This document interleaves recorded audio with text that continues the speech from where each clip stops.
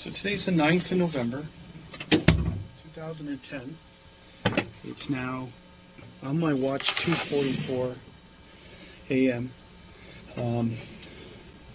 You're in a room right now that's being video and audio recorded.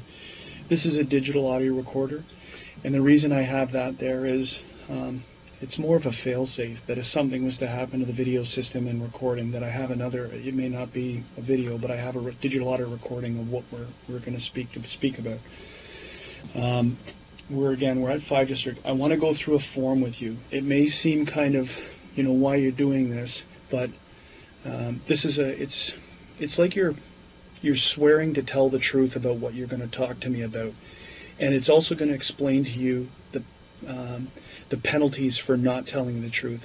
I don't expect you not to help me, but for a homicide investigation, anyone who's very close to the investigation, we do this with. Okay? So this isn't suspecting that you're not going to tell the truth. This is more of a feature that you understand the importance of telling the complete truth. Okay? As much as I can remember. That's all I asked for, but so this form, please don't take it personal. Okay, but it's something we go through with everyone. Okay, if you have any questions about the form, so I'm going to read this form to you.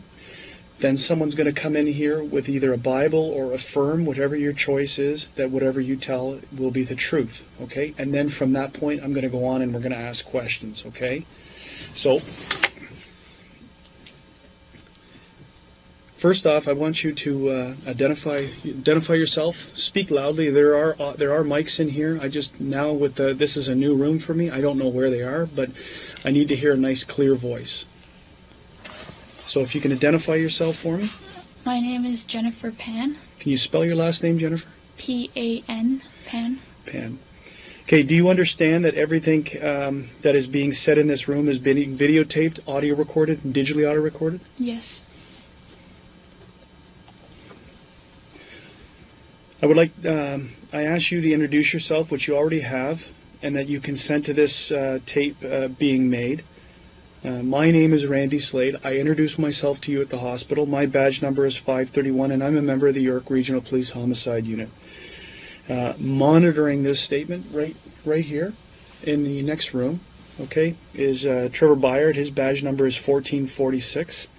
As I indicated when this tape started, that today is Tuesday, the 9th day of November 2010, and the time when I started was 2:44 in the morning. We're presently at 5 District in the town of Markham in the regional municipality of York. Is there anything I need to know in order to understand your statement? And that means you suffer from any physical or mental condition, use of alcohol, drugs, or anything of any concerns that would influence your ability to give me a statement? No. We are investigating a murder, okay? And you're aware of who it is. It's the murder of your mom. And can you tell me what your mom's name is? My mother's name is Big Ha Pan. Big Ha Pan. As a part of our investigation into the offense, I would like to interview on videotape and under oath or solemn affirmation or solemn declaration. It is my obligation to advise you of certain information before we commence this statement. You may be a witness in the court concerning the events you are about to describe in your statement. If at any time you change your statement or claim not to remember the events, the content of this video statement you now give may be used as evidence in court. Do you understand? Yes, I do. I'm going to get you some Kleenex in a second, okay? You have nothing to apologize to me for, Jennifer. It's going to be tough, but you know the importance of this statement, okay? But you have nothing to apologize to me about. I'm here to help you, okay? It is also my obligation to advise you that fabricating evidence, this stuff is the penalties for lying, as I explained to you earlier. Fabricating evidence with the intent to mislead is an offense under Section 137 of the Criminal Code. If you give a false statement under oath, you may be charged with fabricating evidence. If convicted of fabricating evidence, you may be sentenced up to 14 years in jail. It is also an offense under Section 139 of the Criminal Code to obstruct by willfully attempting to obstruct, pervert, or defeat the course of justice. You may be charged if you obstruct justice. If convicted of obstructing justice, you could be sentenced up to 10 years in jail. It is also an offense under Section 140 of the Criminal Code to commit public mischief by causing a police officer to start or continue an investigation by making a false statement that accuses some other person of committing an offense.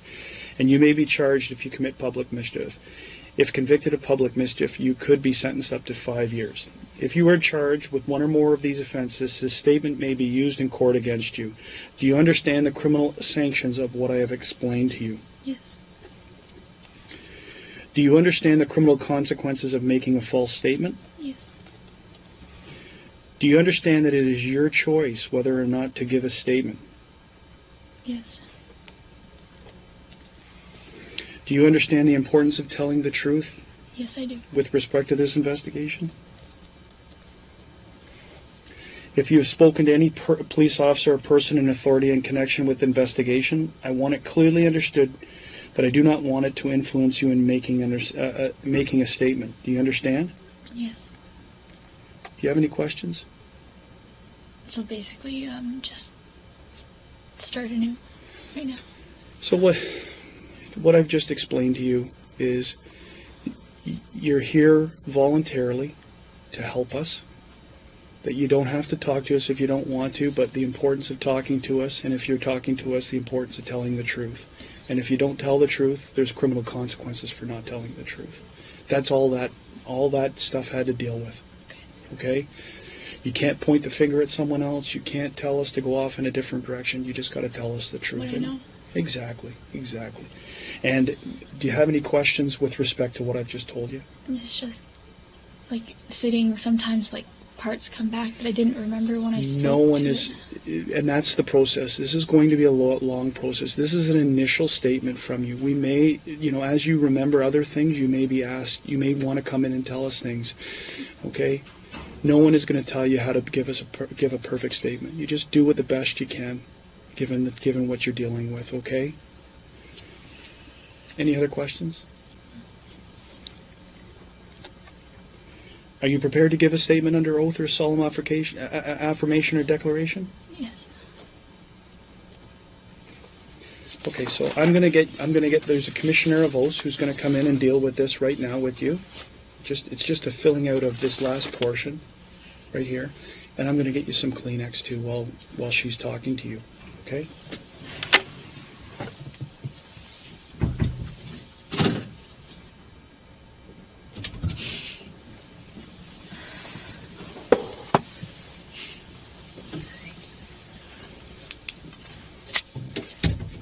You to spell your first and last name for me. JENNIFER.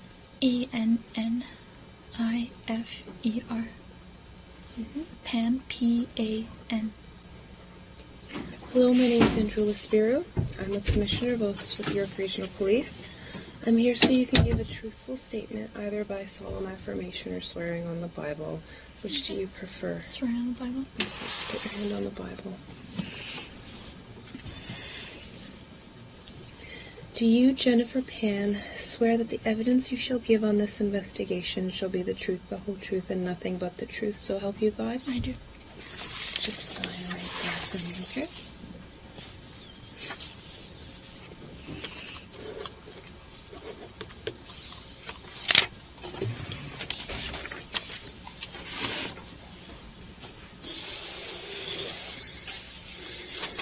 So we're through the forms.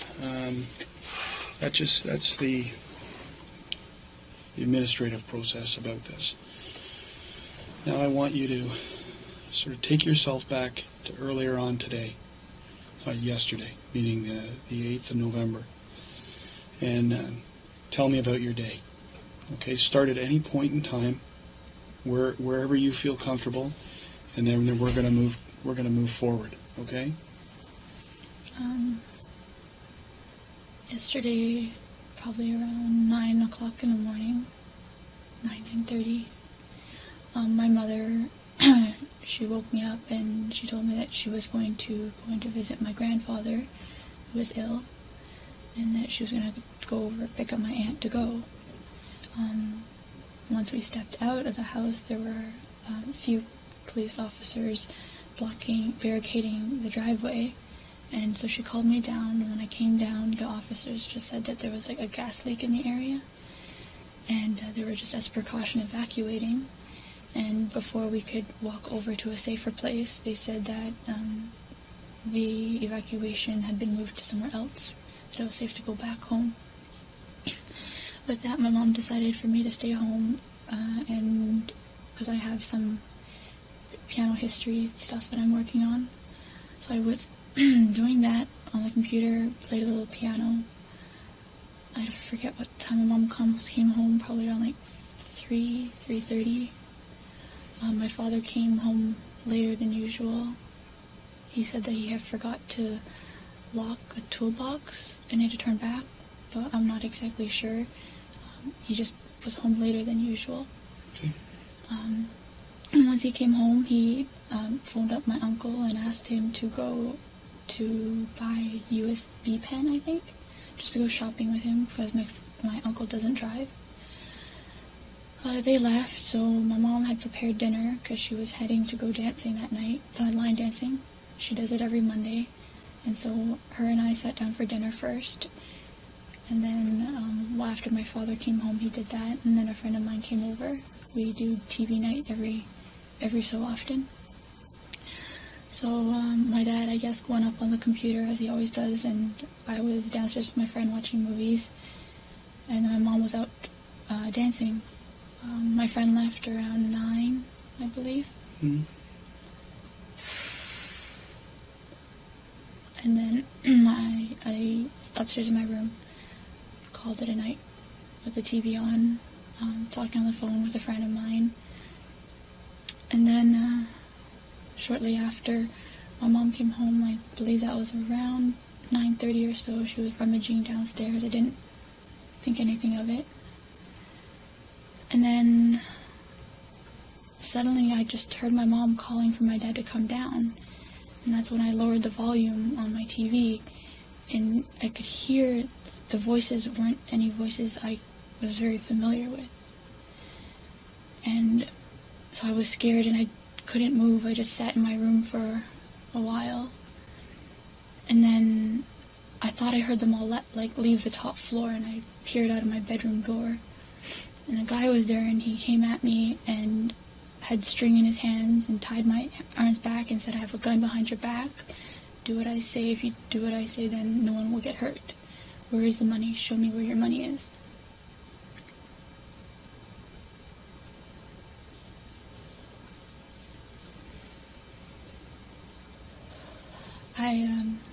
I have still a bit of money put aside from when I was waitressing, cash. So I showed him where it was, and he took it and put it in his pocket, I think. And then that's where they pushed me to my parents' room and asked me where the money was there, and I didn't really know. So they kind of one was right beside me, blocking my way to the door, while the other ones turned over the bed to find some more cash in my mom's bedside table.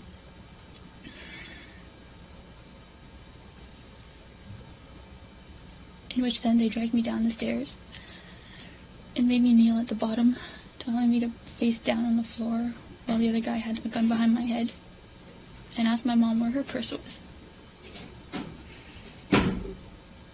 My mom kept trying to get up, and they kept telling her, "Sit down," and so I didn't want her to get hurt, so I told her, "Mom, sit down." They were trying to find her wallet, but her English isn't good, so she kept saying purse. They kept pushing her down onto the chair. Okay.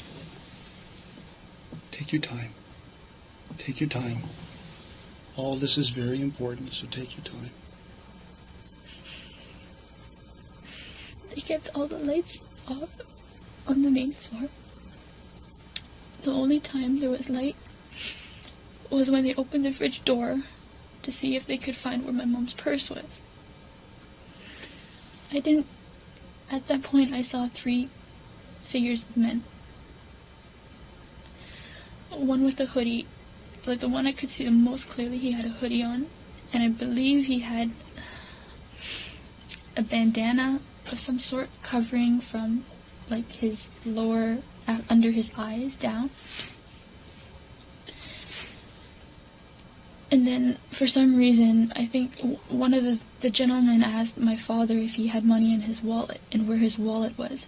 So they took me, because I was next to the stairwell, they took me up the stairs to show them where my father's wallet was. But I didn't know. They had turned the room upside down. I didn't know where his pants were at that time. And then, after they had gotten that, they had taken me and they tied me to the top of the banister. Just with one string, I could still move. But I was afraid to, because the one guy just had that gun. Just...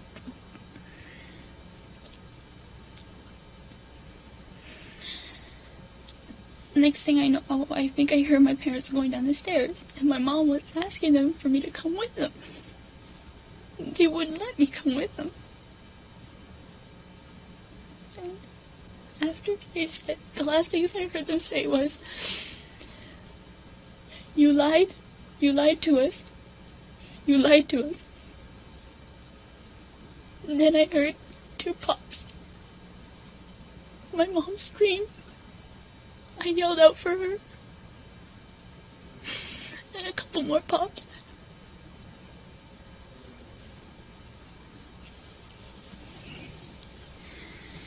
Take your time. Take your time.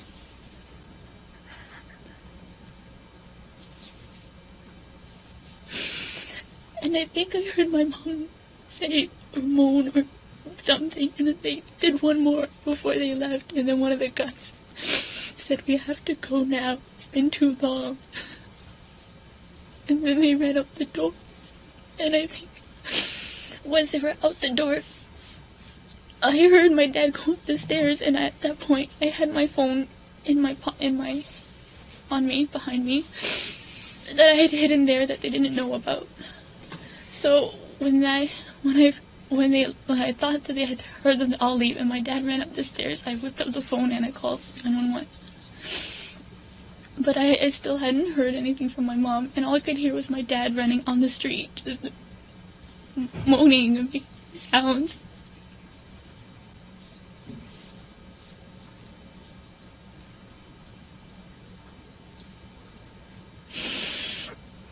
And that's pretty much what I've... So what happens? Continue on from now to the point that the police arrive. I was just on the phone with the secretary, or the operator. I begged her not to leave me alone, and that my dad was outside. I was yelling to him, but he wouldn't come in. I don't know if he didn't hear me, he didn't come in. I think he went to look for help. And I didn't get to see my dad at all until before I left the hospital just now. How did you get free? The cop came and he snipped the two strings off for me. I was asking them for so long, and and they said they couldn't untie me until they knew how to properly untie the string. Okay. So we've gone through a very tough portion, and now we're sort of going to go back clinically. You know, try and I want you to put yourself now as a figure looking down at what you see. Okay. So you go back. You're up in your room at 9:30. Correct? Like 9:30. You're on the phone. Who are you on the phone with? With a friend of mine, an old coworker. An old coworker. Are you on the phone with that person when you hear these voices that you don't recognize? Yes. And do you remain on the phone with this person, or when does that conversation end? It ended when I heard my mother asking my father to come down the stairs. And normally they don't communicate very well sometimes. So what I did was I told my friend, I'll call you back. And I hung up, stuck the phone in the back pocket, and started to go up the door. And that's when I noticed that there were men running around. Okay, so let's back up again. When you hear your mom come, do you hear your mom in the house? She was in the house. I had gone down the stairs. Did you hear, so before this is when did you hear your mom for the first time in the house? When she came home. And what time was that? 9:15. Is there a time period, and where's your father at that time? He's just finishing on the computer, I think, and he was heading to bed. So did you physically see your mom? Yes. And at that time there was no one strange in the house? No, she was on the downstairs sofa. She was watching TV when I last saw her. Okay.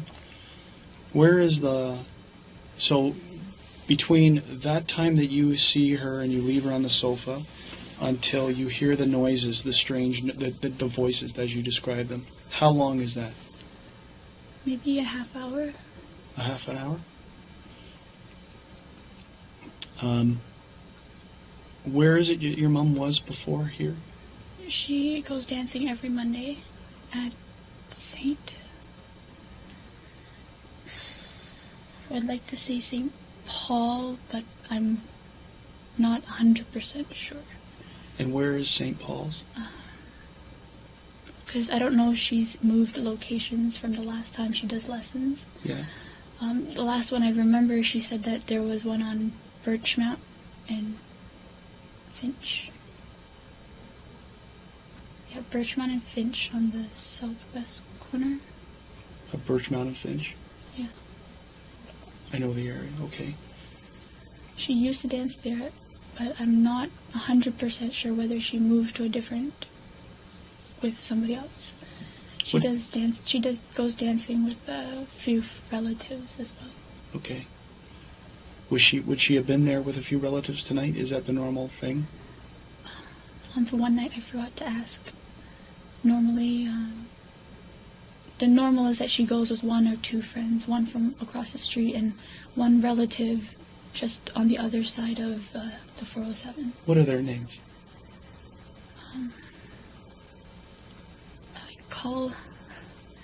I only know their names by what I call them. Okay. I call one Bakmoy, and then the other one is my cousin, and her name is Vong. And the one who lives on your street, what number? The neighbor who lives on that she usually goes with? Across the street, about 2 houses down. I don't know the exact number, unfortunately. Okay, we'll find that out. And so she's been going there for how long? She's been dancing for a long while. A long time? Maybe more than a year. Okay. What does your mom do? What does she do for a living? She used to work for Magna. Okay. But due to the job cutback.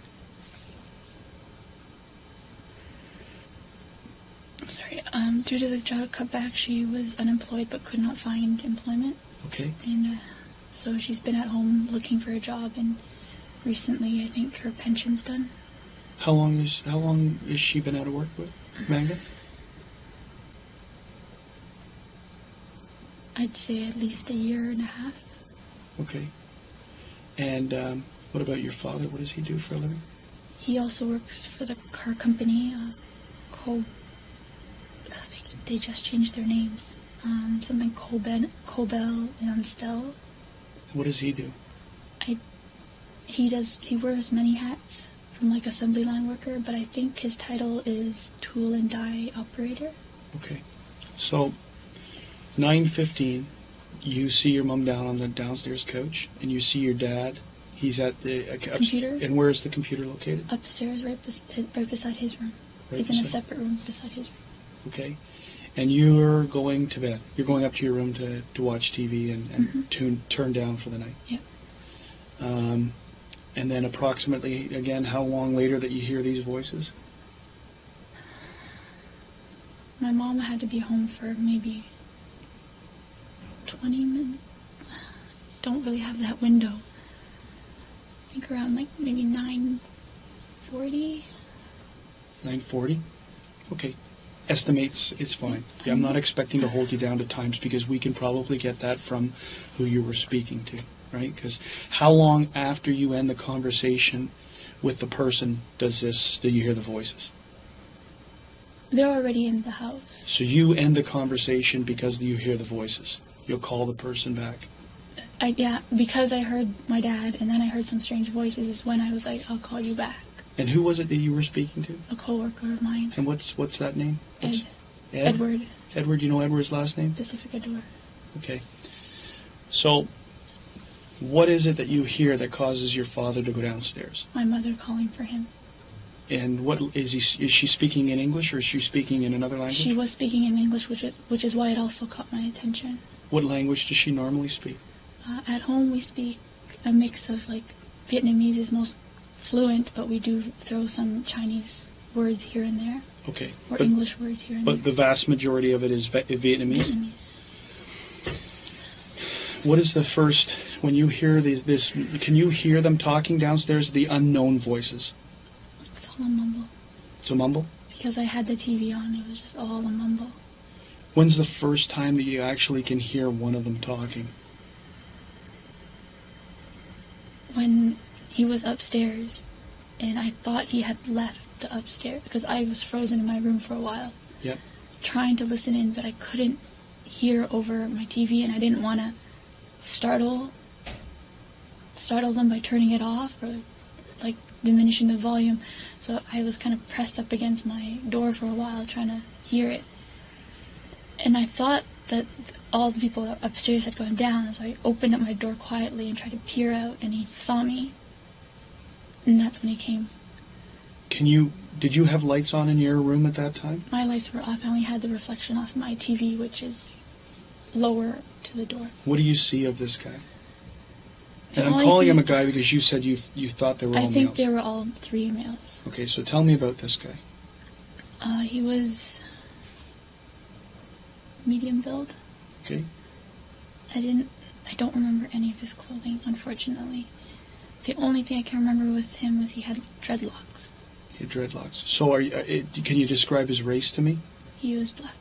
Was his head covered? Was his face covered? Do you remember anything about that? Just that his dreadlocks were kind of like flopping all over the place. I couldn't really see his face, and they kept the lights dark as much as possible. How long were the dreadlocks? Were they like when you say they're dreadlocks and they were flopping all over his face? It's hard. I don't remember 100%. I think some of them were like around his face were a little shorter, mm-hmm. and then in the back there were longer ones. Okay. Now his complexion, there's various degrees of dark to medium dark to actually light. I'd say I wouldn't say he was the darkest person I've seen, but he was on the darker side. Any facial hair?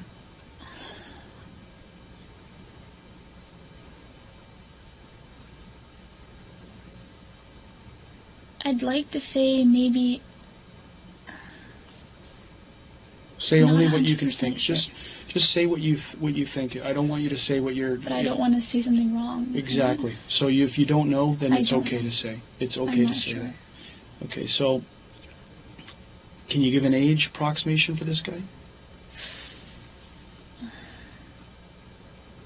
Well, when the other officer asked me, I was leaning along the ages of 28 to 33. So someone who's established in life.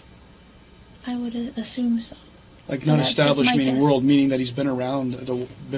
So a 20-year-old talks completely different than a 30-year-old, as you know. He seemed to be the one in charge. He seemed to be running the show? He's the one that had me. Like, he pretty much did not let me go. He was in charge of me. And all the money I showed him, he pocketed. Okay. Did he have a gun? Yes. Did you see the gun? I only saw the top part of the gun. What did it look like? It was black. Yeah. And it kind of, not triangular, but it was slightly wider at the end than it was closer. Do you know the difference between what a pistol and a revolver is? Yes. Okay. Do you know if it was a pistol or a revolver? That particular one that he was holding, I believe, should have been a pistol.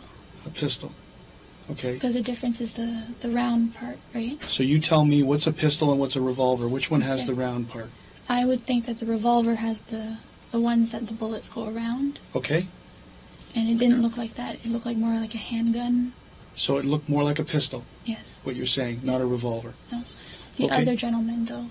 We'll go to the other gentleman. We'll go this in stages so that we're not dealing. We'll call this guy number one, because you're saying that he seemed to be running the show. He was in control. From my perspective, yes. He was in control of you. Yes. Is this the gentleman? Is this the guy who tied you up? Yes. Okay. I want you to But just. he was the one that tied my wrist together. He wasn't the one that tied me to the banister. Okay. So where did he get the shoelaces, or whatever the laces were, or whatever it was that tied you up? I'm not sure. It might have been from my mother's room or the study room, or because my mom has a sewing table next to her bed. So when you open the door, where is this guy? He was just stepping out of my brother's, well, what formula would be my brother's room. So he's already on the upstairs. Yeah. Do you know where the other guys involved in this are? I know one stayed with my parents downstairs. Okay. The other one, I'm not, at that point in time, I was more focused on him, like, he was seeing me and he was coming after me. So you're saying there's three for sure? Yes. That's all? You saw a total of three. At one time you saw three people Yes. together? Yes, when I went downstairs, I Okay. saw 3 shadows. Okay, so this number one guy, and we're calling him number one because he was the one who tied you up, and he's the first one that you actually are confronted by.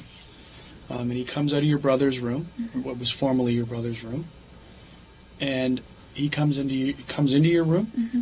and what happens in there? He tells me to sit down, And and, he's- he shows me his gun. So it's not pointing at you, but you see Not it, and yet. where is it? It's like in a holster almost. Okay. And then he showed it to me, and he's like, "Don't move." And then someone else brought him the shoelace. Okay, can you describe the other person who brings the shoelace? He was the second person and the only other person that I encountered with. Okay. I only saw the third guy, but he didn't encounter with me at all. Okay. He had a hoodie and like a bandana over his face. Yeah. His complexion, and it was really dark, but I could tell that he was darker than the first guy, So he's a male black as well, but thinner build. but thinner build. So we got a medium build, thin build, and what about the height? Where are we in height scales? How tall are you? 5'7". So where are they in comparison to you?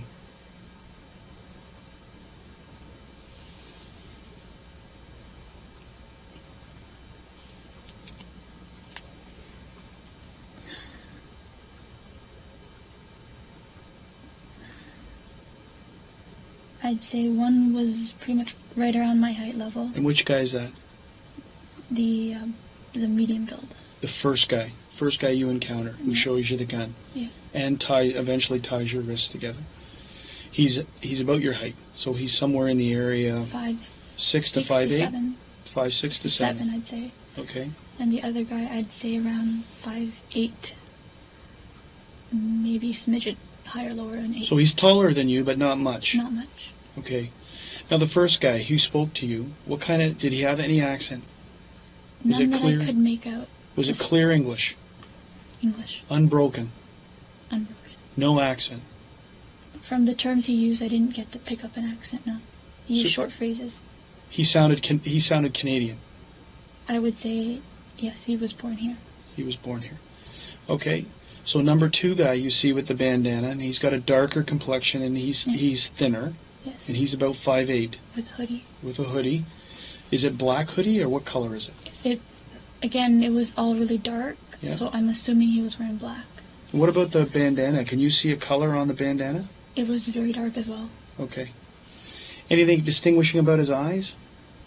I didn't look straight into his eyes, no.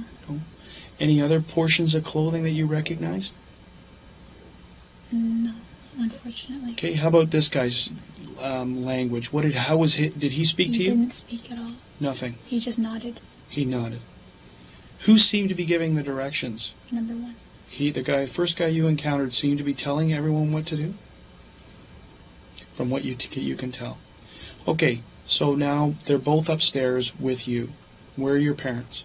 They're in the living room. They're in the living room. And now what happens? They take me downstairs. Have they tied you now? Yeah, the number one has tied me, Okay. and now they're taking me down the stairs. Describe first how he's tied you. He grabbed my arm, and he pulled it to the back and said, "Give me your other arm as well." Okay. And then I was trying to make a wide X so that I could later loosen if I needed it to, but he had pulled really, really tight. And Okay. I guess he felt my flinch, and that's when he quickly tied the second knot, I think. I don't exactly know. All I know is like I flinched, and then it got tighter. So you were bound behind you. Behind me, yes. Okay. And then you're taken downstairs. Tell me what happens down there. They sit me right at the bottom of the stairs, like slightly out, not exactly directly at the bottom of the stairwell, but just slightly over a little. And the third guy, who I didn't encounter, but he was there, he was like, "Where's your money? Cooperate with us." And then my mom's like, yelling, and "Don't hurt us," and my money's in my wallet, just please leave my paperwork. This third guy who you're now describing, do you see him ever? Only as a shadow? Because there's a wall, Okay. partial wall, and he was like right in that vision, over my father, but partially in that vision. Describe his voice to me. It had just a very, very slight accent. Do you recognize the accent? I can't definitively say which accent it was. So it was more like a Guyanese or Jamaican accent. Okay. So it's an island accent. It's not what you'd call. It's not an Asian accent. No. It's not like a Western European German or anything like this. This is something you recognize as being South Asian or Caribbean. Caribbean, yeah. Caribbean. Okay. When the guy upstairs, number one guy, we described as our number one guy with the dreadlocks, or with the dreadlocks, right? When he shows you the gun, do you see anything on his hands? Gloves. He's wearing gloves? Number one was wearing gloves. What about anyone else? The other guy, the second guy? I don't remember. He must have been, but I can't 100% say. All I saw was that number one had gloves in his hands. Do you recognize, or can you describe the type of gloves he had in his hands? Leather gloves? Leather gloves? Okay, so Or they're not like surgical gloves? They're not surgical gloves. They weren't like our skating gloves or like wool gloves. I'm pretty sure they were leather gloves. Leather gloves. Okay. So now you're downstairs. You're sitting in the stairs? They told me to sit at the bottom of the stairs. Are you on the floor or on the floor? On the floor. Your parents are in the living room? Yes.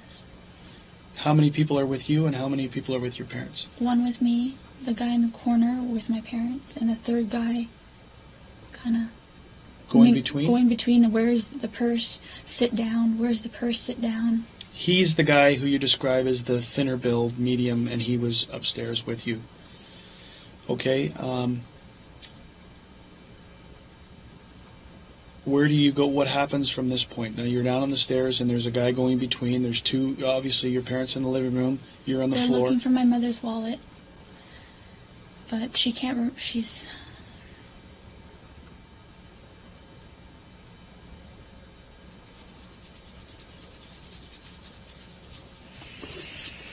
Take a deep breath. Best way to do this, the best way for you to on these parts in here, is to pull yourself out and be like you're an observer in this. Okay, it's not going to help you through or heal you through, but it's going to help you try and remember components, and it neutralizes what your mom said. You just are now you're echoing what your mom is saying to these people. Okay. After a bit, she had realized that she didn't carry a purse. She had just gone home from dancing, so her wallet would be in the bag, and that's where the money would be. And while that guy's searching for her and telling her to sit back down, the one behind the wall was asking my father if he had money in his wallet. And my dad said yes. And they asked how much. I think I heard my dad say $60. And then the one that was with me was signaled, and he said, "Come here, go show us where it is." He had a lower tone. Who's that? Number one. Number one? A lower voice? Yeah. Okay, and this is, and you say the reason 28 to 30-ish, 33 is why? Why do you hear that as being the age of this person that you're dealing with? That he's... It's just the way he, like, his muscular tone. I don't know how exactly to say this, but he wasn't like built like muscular like a young man. What about the second guy you hear when you? How old do you think he would be in? I didn't hear his voice. I didn't get to see much of his face. Okay, so you don't know. But if I had to guess, I'd say younger than that number one though. Okay, so they take you. You're now there, and they're wanting to go to this wallet. Yes. So they're now telling me, like, dragging me by my sweater, get up, show us where it is. Okay. And one kept me at the door while one was inside looking. When you looked inside that bedroom, had it been, you said it was tossed, had it already been tossed? So they were in, so the room had been tossed prior to you opening the door to see? Yes. Okay. Because that's when I figured out what was happening, and I kind of froze. So I heard them moving stuff around. And how long do you think that they were in, that you heard between the time? I guess it's tough in the freeze time, but how long do you hear it and then moving around before you're confronted by one of them? Less than 5. Less than 5 minutes? Okay. It's just time's all over the place. I understand that. It's your estimation. It's about 5 minutes, maybe. Okay, so you're now upstairs, and who's inside the room looking for this wallet? In your dad's. I'm guessing number 2, because by the time I was found, number 2 wasn't on the first floor. He had gone back down. Oh, no. I mean when you're back up. Sorry, back. when you're now back upstairs and they're looking for your dad's wallet. Mm-hmm. Who's with you and who's turning the room? Number 1 has me. Okay. And number 2 is the one looking and flipping, and where is it here? Is it over there? And number 1 keeps saying, "Time, we're running out of time. Faster, it's taking too long." Okay. How long is he in that room for? Maybe just a few minutes, a few moments. Okay. Not that long. Do they find what they're looking for? I don't remember. Okay. What happens next? He decides to tie me down to the banister. Okay. That he didn't want to take me downstairs anymore. So you're now tied to the banister? Yep, he calls for Cuzzy.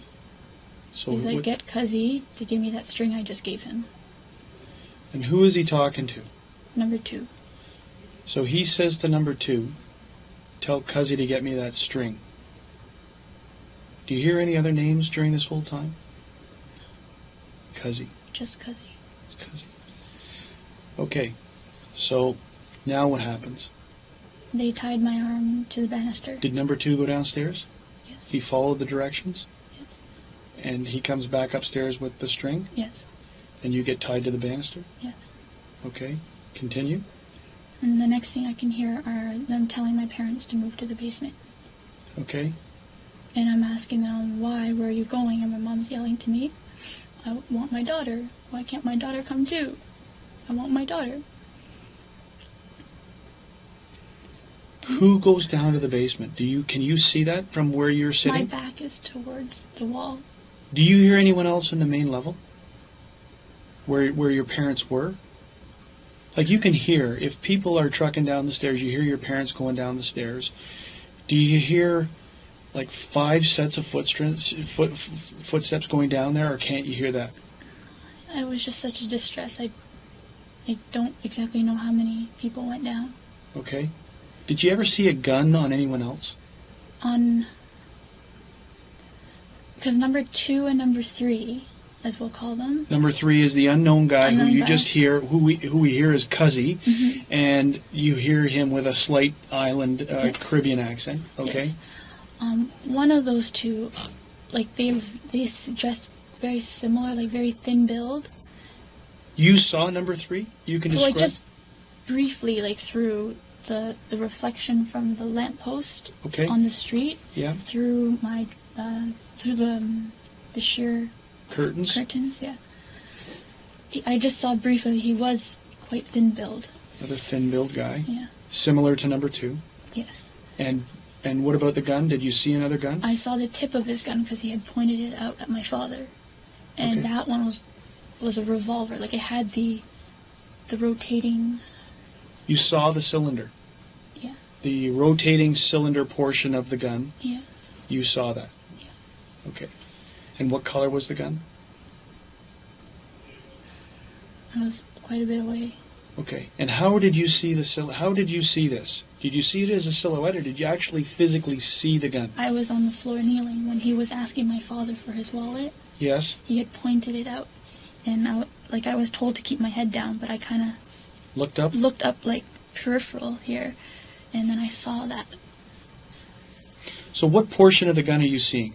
If you're seeing, are you seeing him holding with the handle and the revolver? Because the cylinder portion sticks right. Yeah, like right close by here. Can you see him wearing gloves, or can you see him? Honestly, the lights were all out on that side of the house.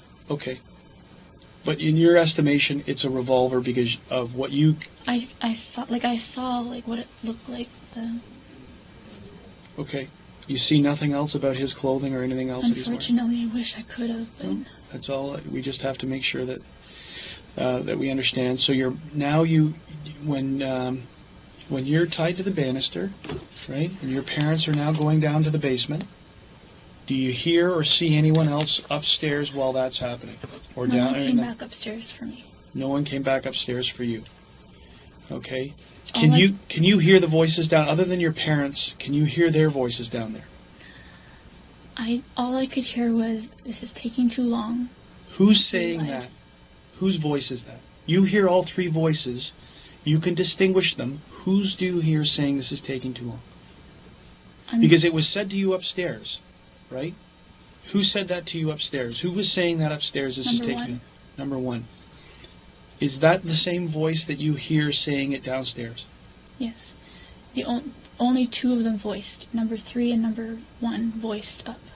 Voiced up. Yeah. Who do you hear yelling, "You lied to us," or to that Number extent? 3. Number 3.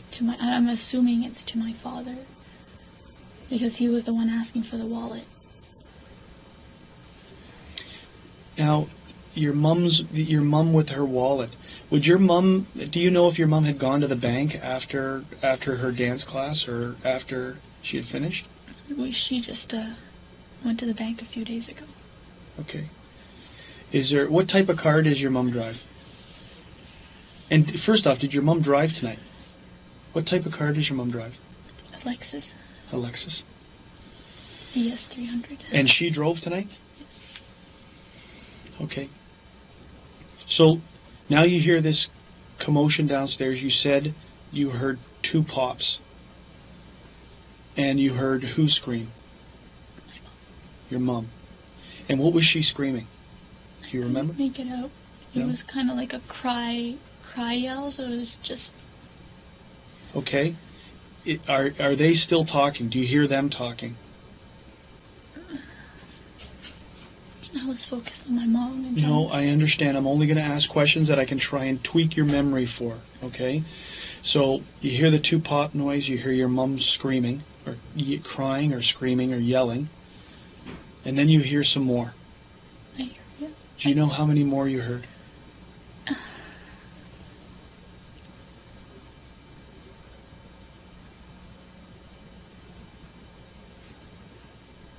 There was a set.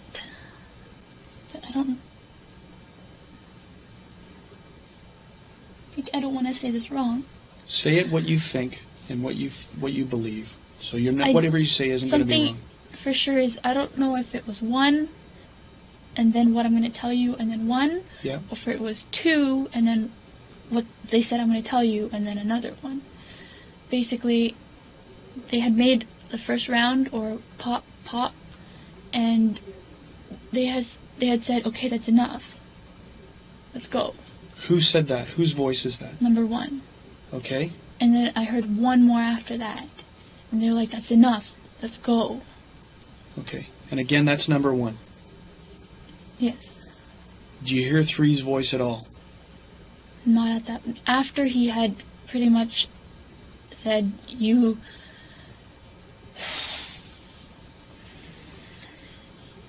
After he said that you lied to us, you just had to cooperate. And then they shot him, and that's the last time I heard of three. Okay. So, how many shots, not putting it in sequence, how many shots do you think you hear in total? 5. 5? Then what happens? And then... Talk about just them all first. You're scrambling. Okay. You're scrambling. Can you see the front door from where you are? No? Okay. Did you ever hear how they got into the house? Doorbell ring, No. kick door, nothing like that? I don't remember how they got in. I don't even know how they got in. Okay.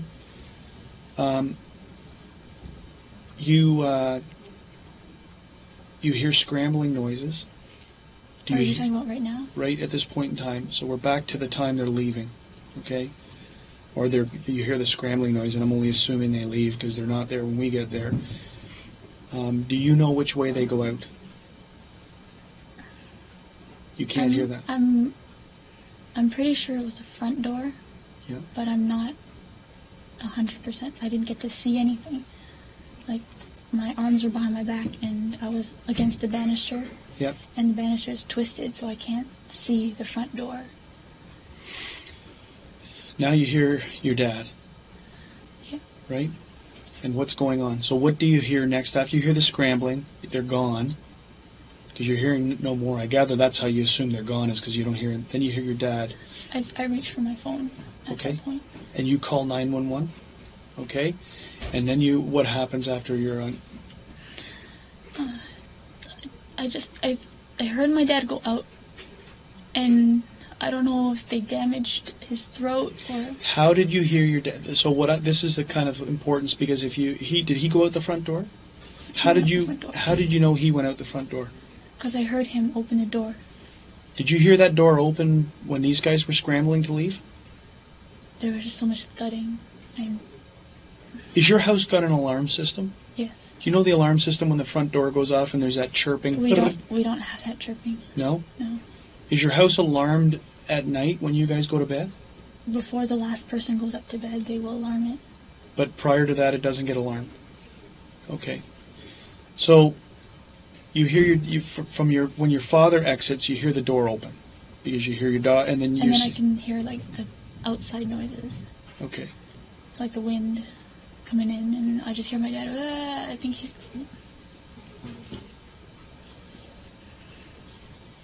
You think that he's sustained some kind of injury because you can't understand what he's saying. Okay. What about, can you hear your mom? Okay. Where does your dad go? Do you know where, you never see your dad again until when we're at the hospital. I think that's what you said, right? I saw him when he was on the gurney, but the officers walked me around, so he really didn't. Okay, so now you're upstairs and you're on the phone with the 911 operator. Okay. You remain on the phone until the police arrived? And the officer is the one who gets you free? He first had to secure the place. Yes. It took me a while to get somebody upstairs. Okay. He And just kept screaming. okay. And I guess they went into my bedroom, and I have a pair of scissors that I cut my hair with. Yes. And they said that they cut it for me, but it was still a while longer until after they cut the string so that I could be free. Do you understand that they of the importance to clear what they were doing? It wasn't to leave you in any kind of trauma or anything like that. I understand. It's just... It's a very tough question considering all the things that you've gone through tonight, Jennifer. Is any of the tying up, any of the binding, any of the things, were you sexually assaulted in any way? It wasn't that. This was strictly, they were after money. From what I saw, they were after money. They wanted it now. How much money did you turn over to them? From my personal, I had about $2,500. 2,500. And where was that? Roughly. And where was that? In my nightstand underneath the TV. Okay. And that was from work that you had done? Yeah. What do you do for a living now? What are you doing right now? I heard you were saying about piano. Are you in school? I recently lost all my students in piano. I had a few Yes. for a while, but they've gone on to universities. That's why as of September I didn't have any more students. So you were a piano instructor? Yes, out of my home. Okay. Just for family, friends, here and there. Also, my family needed me home for a while, and I was doing some piano classes with a very good teacher of mine. Okay. And I'm going back to school in January Two.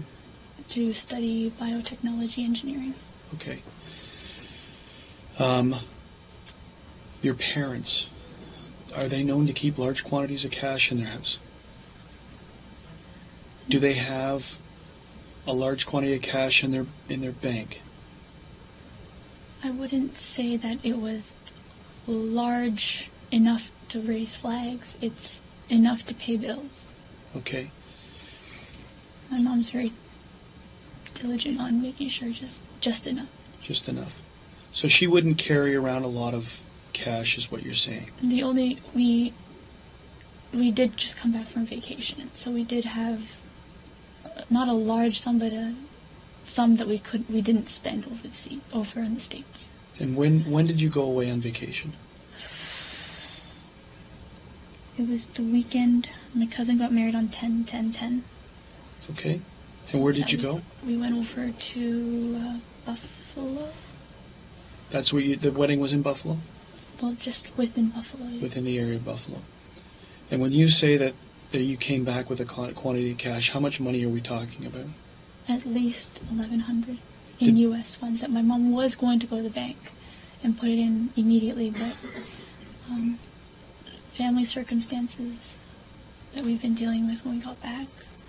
So what are those family circumstances that you were dealing with when you came back? Well, my mom's sister was in town for the weddings, and then my mom, the weekend after that wedding, we took her to Montreal for like one last visit before she went home to the UK to her son. Okay. And then, honestly, I think probably like a day or two after that, my grandfather fell really ill, and he went to the hospital, and my mom and I were the two main people, because my uncle doesn't drive, so we were the ones driving in and out all the time. So is this your mom's father? Okay. So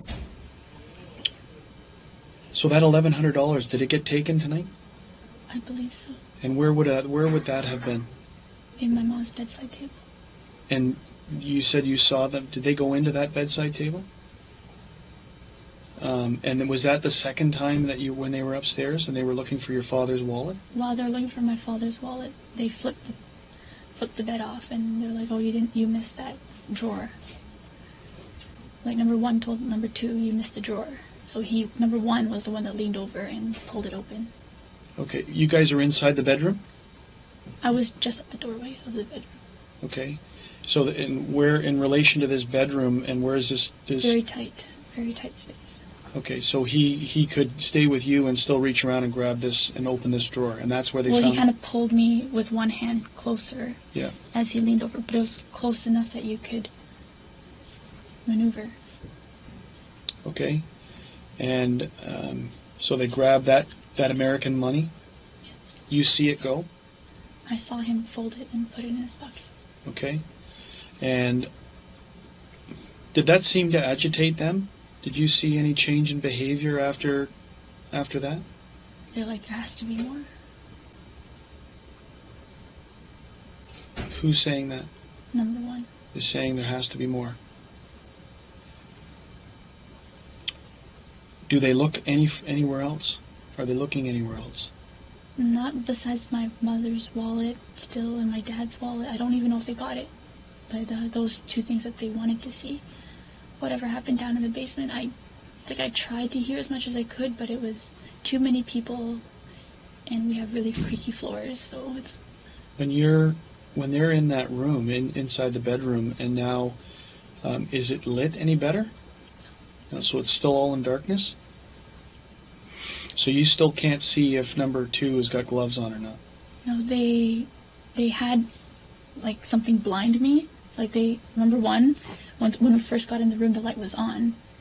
And he's like, hold on. And he grabbed, I don't remember what he grabbed, jacket or sleeve or something, and he kind of, like, shielded me with it. And that's when he took my glasses and he, like, tossed them. So he took your glasses off? Okay. How did you get your glasses back? I asked the officer. Okay. And how bad are your eyes with your glasses off?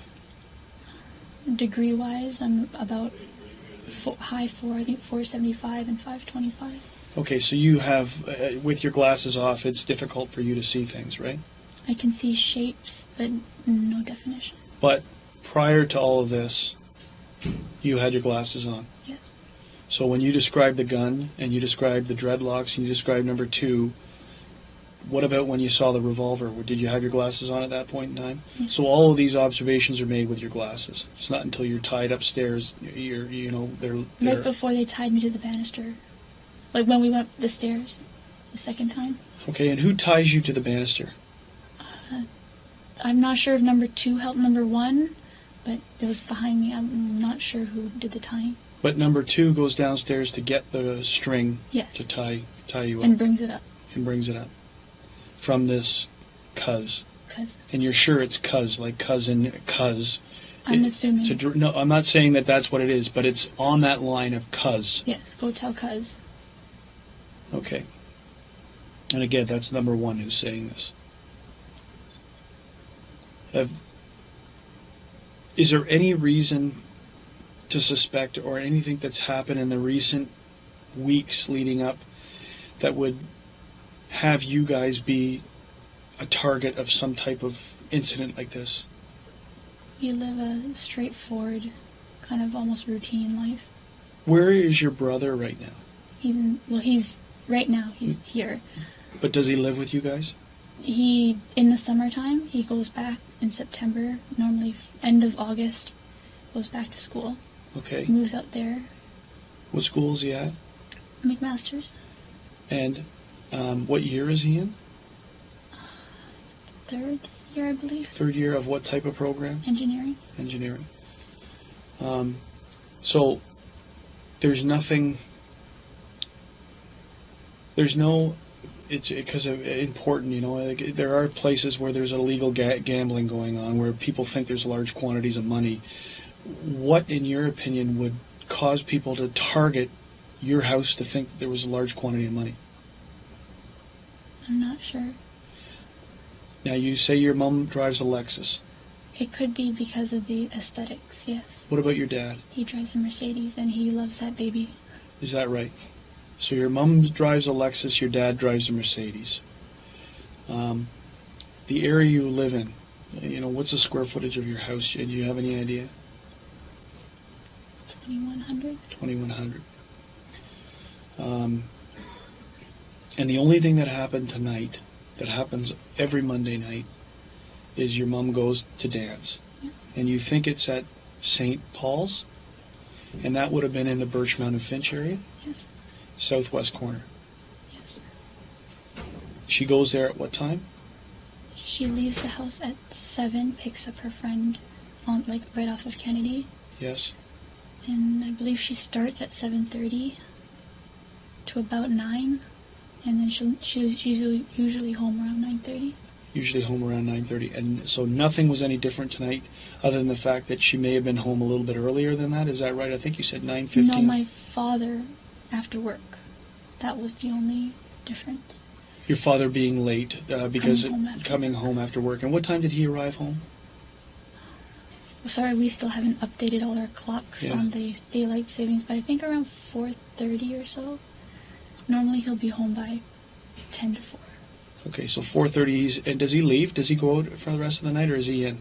Well, he came home, Yeah. and then Oh, he went with his. my uncle. Yeah, he Yes. went with my uncle. I don't know where they went. All I know is that he came back with a heat vent. I don't know. He bought something for the heat. Okay. He said he doesn't like how the draft comes up. He likes it to be focused. Oh, down. so it's like a heat deflector. Yeah. Okay. For the For the floor seating, the heating elements on the floor. Okay. Yeah. The registers. Yes. Yeah. Okay. So, and what time does he get back?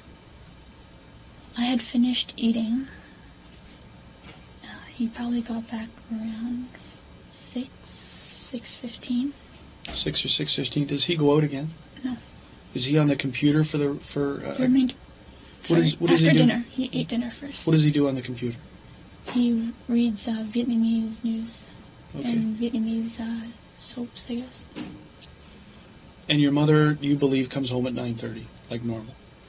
Around that time, more or less, there's nothing unusual about her time of coming home. And it's 10 to 15 minutes later that you hear the noises? You hear the different voices? I'd say. Or Okay. maybe a little later. It could be closer to...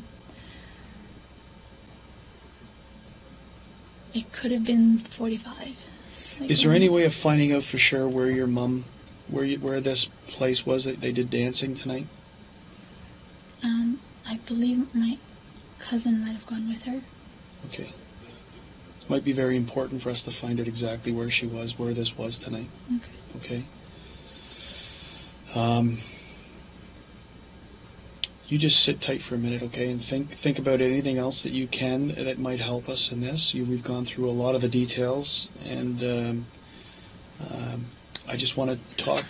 I just want to talk to the officer who's monitoring it, and I also want to talk to the lead investigator just to see if there's anything else I need to ask you about. You've explained the scissors which were found upstairs in the area. They were used that you would cut your hair, but an officer came and brought them to you to cut you free. Okay, is that correct? Okay. Did you ever go down into the basement? No. Well, And where did you go I once? went to the basement earlier in the night when I was with my friend watching movies. No. I mean During that? During the time. And who was over watching movies with you? What's her name? Oh, his name, Adrian. Adrian, and Adrian's last name? Timkovitz. Tinkovitz. And where does Adrian live? He lives on Birch Mount. No, sorry, Brimley. Brimley and Finch. Brimley and Finch. Okay, and how long have you known Adrian for? More than 10, 15 years. So this Like is high a school. kind of a regular occurrence for you guys? Yep. We meet up once a week, if not once a month, depending on how busy our lives are. Yeah. And we sit and we watch our usual shows. Okay. And so that's what happened tonight. Mm-hmm. And what time did Adrian leave at? 9. At 9? 10 to 9, 9 o'clock. Okay. And Edward is who you were on the phone with? Yes. Okay, until you got off the phone because of the noises. Did you tell Edward what was going on? No, I basically just told him, I gotta go, I'll call you later. Okay. Do you know what show you were watching when this was going on? What you had on the TV? Sorry, multitasking. I was watching Gossip Girl, and then I was watching K+8. K+8. It's just the time, what we're doing is to time stamp things, right? Not only the phone and whatever else. Now, as part of the investigation, we have your cell phone right now. Mm-hmm.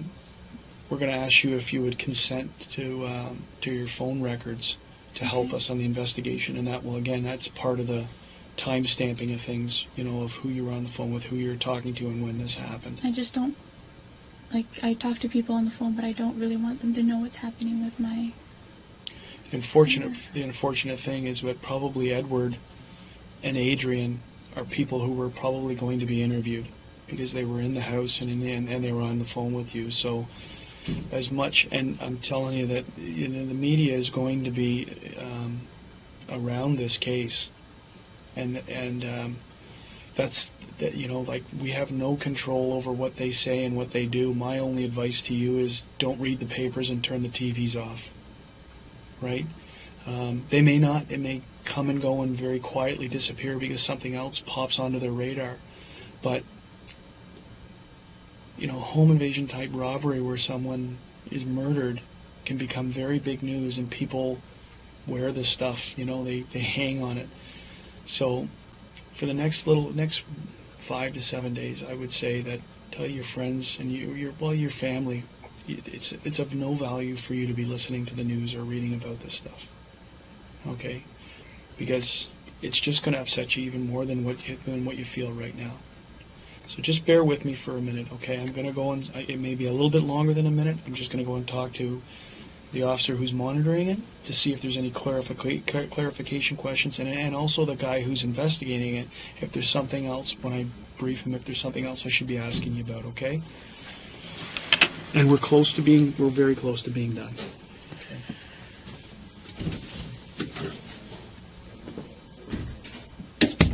Okay, sorry, have a seat. We got just a couple more questions. We're going to give your phone back to you, okay? And your brother is just being interviewed next door. Oh, yes, you interviewed too. Yeah, well, just because you never know, right? Any other fringe stuff that comes up, it's just more of an administration. But obviously, the relevant people to be interviewed, in my opinion, right now, are who your mom was with right after, like when she went to this line dancing or this dancing. So we can clarify where it was, and, Like, I'm 90% sure that it's there. Okay. It doesn't take a rocket scientist to figure out that could she have drawn them here from where she was because of the type of car she's driving and where she's driving to. It's very possible. It's something that we obviously have to explore. So how am I going to find out who she was with tonight? I don't have her number at home. Is there a way on your my phone? Uncle, Can you use your phone to find out who the people she was with tonight? I could phone one of my uncles and ask them for that girl's number. Okay. It's one of his nieces. I'm going to ask you to do that, okay, if you can do that for us. Who are you with? What phone service are you with? Rogers. With Rogers? Okay. We're going to prepare a consent for you for the phone records. And then I'm going to give your phone back. I'm going to ask you to call this uncle, Okay. so that we can find out where she went, who she was with, and where she went tonight. Mm-hmm. Because we need to obviously confirm where it was, and confirm who she was where, and if there was any problems. Okay? The cars. How many cars? Yes? Oh, thank you. Thanks. You want to check to make sure that's your phone? Yeah. Are you the owner of that phone? Are you on the plan? Is it under your name? Okay. I just asked them to put 2 initials on because I just, like caller ID when I call in, it's not my name. It's not your name, but it's still your phone and you use this, and right? I pay it. And Okay, what's your cellular phone number? 647 965 2118. Because these things come in batches, I'm just going to extend the time period.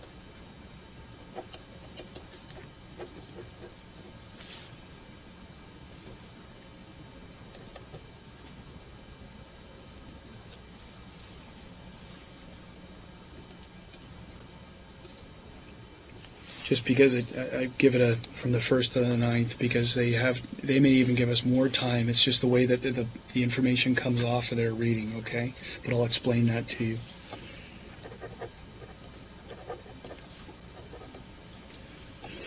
I'm sorry, your mom's first name? B-I-C-H, separate word. B-I-C-H, separate word. H-A. H-A, Pan?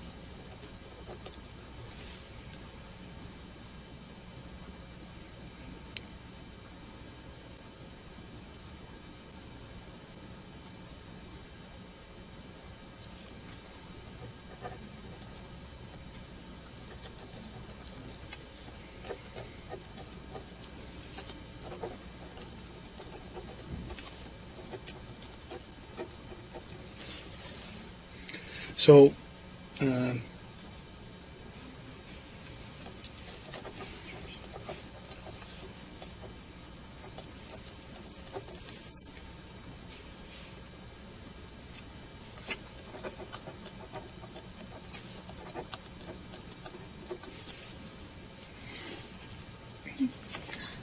question is, how far deep into this will I look for my phone? Just like comment, like regular phone calls to people, just stuff like that? Really, it's just the time stamping of the, we're putting 9 days down because it may come back to you that, I spoke to him, and it may be able for us to be able to identify people that we may need to go back and interview. The interest of us is obviously tonight between 9 and 10, right? But we're just asking for this. We're not asking for months and months and months. It's 9 days that we're asking for. And generally it's because we may come back to you and say, okay, we want to interview this person. And you go, oh, I don't know where they live. But I spoke to them. Or we got the phone records. Is this the same person? And we'll have their address, at least what is registered to their phone. So it's the only reason we're asking for a 9-day period. Okay. There's no, investigatively, it's not of no real significant value other than today, right? It's only because sometimes I phone, like teachers and stuff like No, that. we're not going to go back and interview all those people. That's not our intention, right? So I need you to fill out this portion for me. So owner, subscriber, it's the same person as this. So it's you and you, your address, the telephone number, and today's date, and then your signature. And what it is before we go into it, this is all being recorded again. So it's just that you consent to giving us the records for cell phone number 647-965-2118. And you consent to allow the York Regional Police to access the phone records, the said cellular phone company authorized Rogers,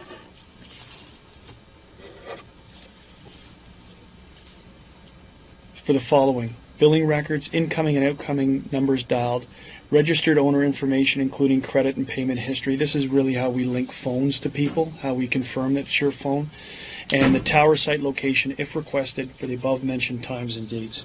And towers now become, I just dropped that. Towers become relevant in this case because of where you are when the phone call comes in on today's date, right? Is that it firms your story to saying that I was in my room when the calls came in, and that will show up on the tower site information. That's the relevance of the tower site information. It also may turn out that maybe during this time period you were targeted and you were in an area, and this it enables us to go back and try and look for cameras and other things through the towers. I'm not saying it's going to happen in your case, but it's why we ask for tower sites, right? Tower sites always show, when you're on the phone, they show you where you are when you're on the phone making calls. And that the above-mentioned records are to be released to the York Regional Police for the purposes of an investigation of murder of your mum, and for the time period as stated, November 1st to November 9th. This is the part of the consent. I am voluntarily giving consent, and I know that you don't have to. You don't have to do this. This is you volunteering to do this. You may withdraw your consent at any time. I understand that these records may be used as evidence against me and may become any part of a criminal proceeding. Now, if you were lying on this, as a part of this whole process that I explained, telling us fictitious information, it comes back. Now the records can also be used against you. If you're telling the truth, really, point 3, it means nothing, okay? But we have to let you know by law that we could use these against you if you're lying to us. And in consideration for Rogers Wireless, disclosing the records of the identified person above, I hereby release and discharge Rogers and its employees from any liability whatsoever in regard to disclosure. So this is what the phone companies have asked us to say, that because we're giving you this thing, the people who we got it from can't come and sue us. So it's a preamble, a legal preamble.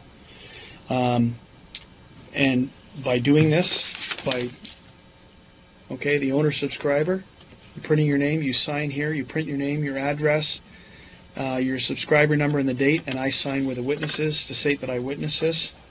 And then I'm going to ask you after this to try and contact that cousin to get us the name of the people who were with your mom tonight.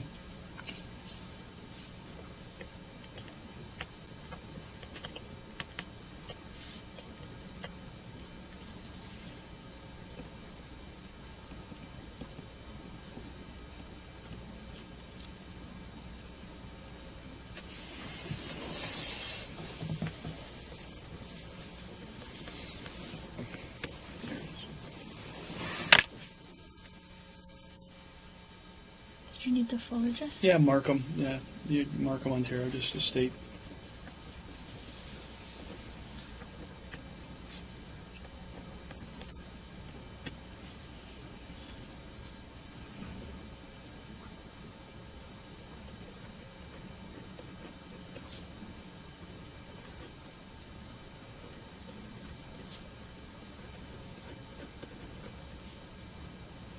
Today is now the 9th of November.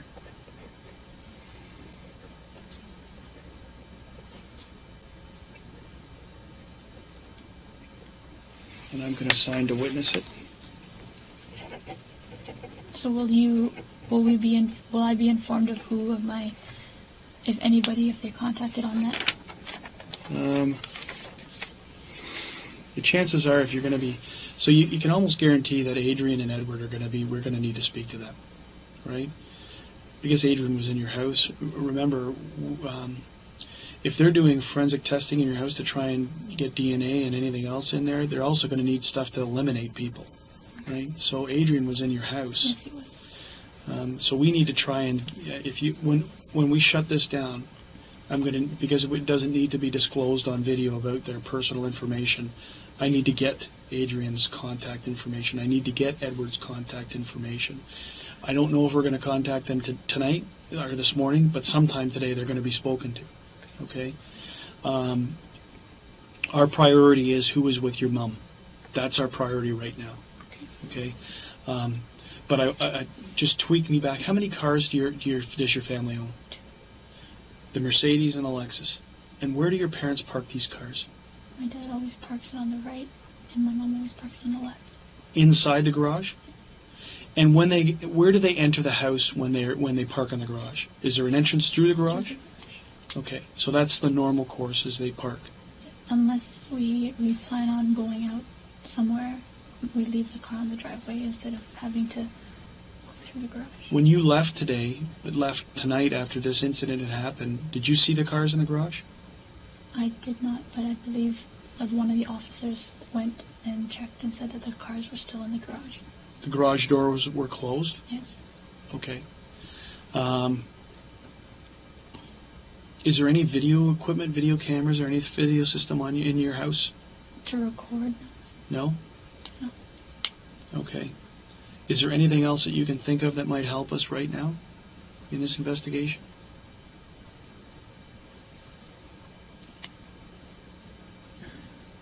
Not off the top of my head. Okay, so Okay, so you know what you told us has been under oath. Yes. I'm just making sure. Did you swear in a Bible? Yes. It was under. Is there anything you want to change? No. Is there anything else I should know to fully understand your statement? Suffer from. This is one of those things that people say, well, I'm schizophrenic, I just didn't tell you, or I suffer from mental illness or delusions, or I'm actually an alcoholic, and none of these things affect you. None of those that you said. You're competent, and this was completely voluntary, and you've told us everything you need to the best of your ability. Best as I can. Okay. So what I'm going to, it is now 4:30 in the morning, I'm going to shut everything off. And then we're going to have you try and find that information for us, okay? So the recordings now are turned off. I'm going to make sure that that next door the recording's off. Of course you can use the washroom. Okay, Jennifer, I'm going to explain this sworn video statement form. And as we're now being recorded, this is not new to you. We've done this once before, okay? I want to before we get this, try and take that first interview that we had, which was, hours after what had transpired, put it aside. It's almost like we've never spoken before, okay? So we're starting afresh. We're starting from new. That way you're not going to say, I think I already told him that. Don't worry about what you've already told me. So, this is a statement of Jennifer Pan, and the incident number is... for the murder investigation is 310188 of 2010. Jennifer, do you understand that everything that's being said in this room is being videotaped? Yes. Okay, my name is Randy Slade, and I'm a detective with the York Regional Police. My badge number is 531. There's no one else present in the room other than you and I, and monitoring this statement next to us is Deborah Gladding. Today is Thursday, November the 11th, 2010. The time on my watch is 9:43 in the morning. We are presently videotaping at 5 District in the town of Markham, in the regional municipality of York. Is there anything... We're back to this question again about, is there anything else I need to know in order to better understand your statement? And that is, do you suffer from any mental illness? Have you been drinking? Did you take any drugs? No drugs, no drinking. So there's nothing that's going to influence your statement? I'm just a little nervous. Don't be nervous. Okay? I know that's tough to say, but don't be nervous. The truth is always the best way to relieve anxiety. Okay? We are investigating an allegation of murder of your mom, Pan. As a part of our investigation of this offense, I would like to interview on videotape and under oath, solemn affirmation or solemn declaration. It is my obligation to advise you of certain information before we commence this statement. Just want to... Redundant. Remember me telling you about that? So just to reiterate, we're in the middle, or starting the middle portion of the video KGB. I've just turned on my digital audio recorder just in case for fail-safe measures. It's now 9:45. We began the video statement portion at 9:43. And I'm just at the portion of the video statement form. Jennifer, can you spell your name for me? Jennifer. And last name? Pan. Okay, so it's my obligation to advise you of certain information before we commence this statement. You may be a witness in court concerning the events you're about to describe in your statement. If at any time you change your statement or claim not to remember the events, the contents of this video statement you give now may be used as evidence in court. Do you understand? Yes. And for the audio recording, just to date it, it's the 11th of November, and I already said 9:45. These are the criminal code sanctions. Remember I told you the explaining of the facts of that there's certain penalties for not telling the truth or misleading the police. It's also my obligation to advise you that fabricating evidence with the intent to mislead is an offense under Section 137 of the Criminal Code. And if you give a false statement under oath, you may be charged with fabricating evidence. If convicted of fabricating evidence, you could be sentenced up to 14 years in jail. It is also an offense under Section 139 of the Criminal Code to obstruct by willfully attempting to obstruct, pervert, or defeat the course of justice. And you may be charged if you obstruct justice. If convicted of obstructing justice, you could be sentenced up to 10 years in jail. It is also an offense under Section 140 of the Criminal Code to commit public mischief by causing a police officer to start or continue an investigation by making a false statement that accuses some other person of committing an offense. And you may be charged if you commit public mischief. If convicted of public mischief, you could be sentenced up to 5 years in jail. If you are charged with one or more of the above offenses, this statement may be used as evidence against you. Do you understand the criminal sanctions I've explained to you? Yes. Do you understand the criminal consequences of making a false statement? Yes. Do you understand that it's your choice to whether or not you want to give a statement? Yes. Do you understand the importance of telling truth in regards to this investigation? If you've spoken to a police officer or any person in authority in connection with this investigation, I want it to clearly understood. I don't want it to influence you in making a statement. Do you understand that? Yes. Do you have any questions? No. Are you prepared to give a video statement under oath or solemn affirmation or declaration at this time? Yes. Okay, I'm just going to bring the commissioner in, and then we can get on with it.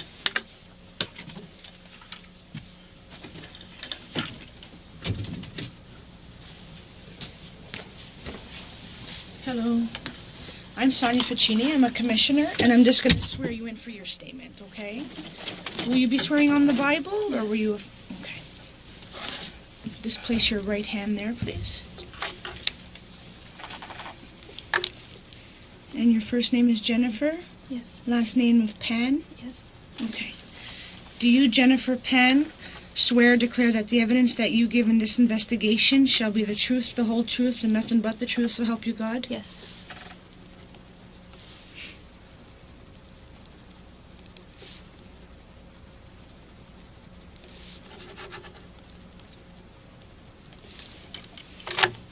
Okay, thank you. Thank you, Sonia.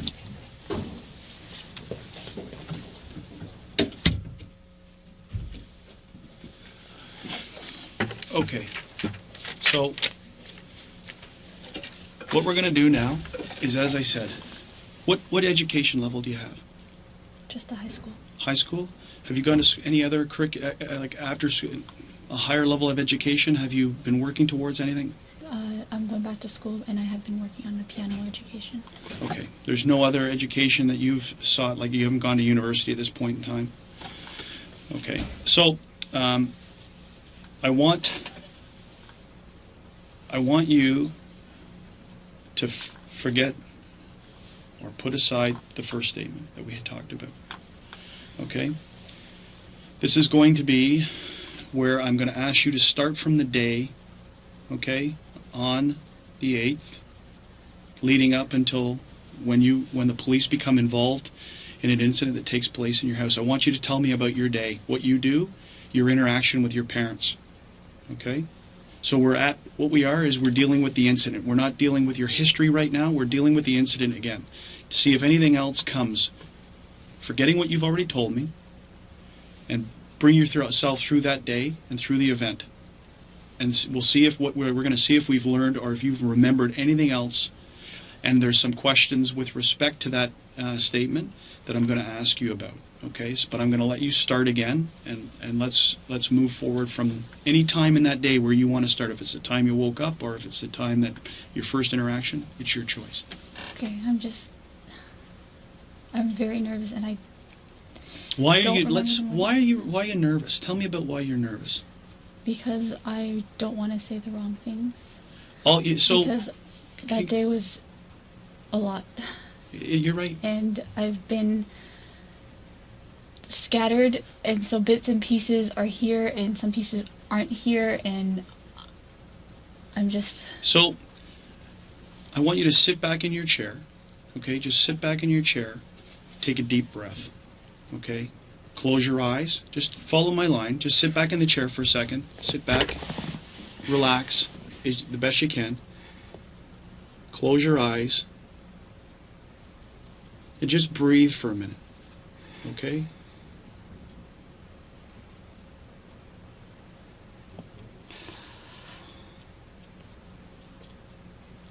We're not in any type of danger.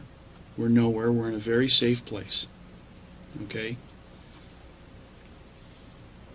And we're going to work through this. And don't worry about what you forget or what you mix up or whatever you're doing. Is you start and push the play button for that day. And if you stick to everything that you remember happening that day, it will come out in sequence. Okay? And I'm going to show you a technique after we go through this that will show it to you. Okay? So let's just start. You've taken a deep breath. You've relaxed. You're in a good position right there. Let's start from the beginning of the day, when you wake up, and let's start moving forward from there. What I can remember is when I woke up, I had some breakfast, and I went upstairs to do some piano history, and I was on the computer. What time is that around?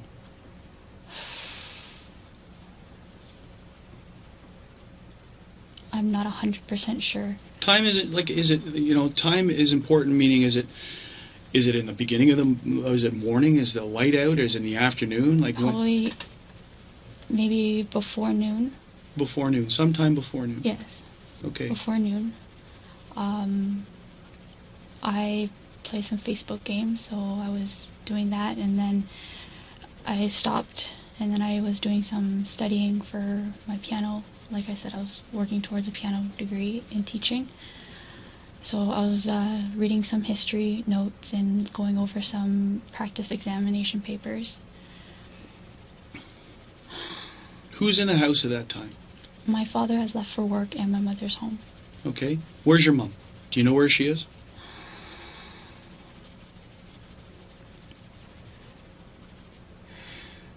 Don't remember at this point.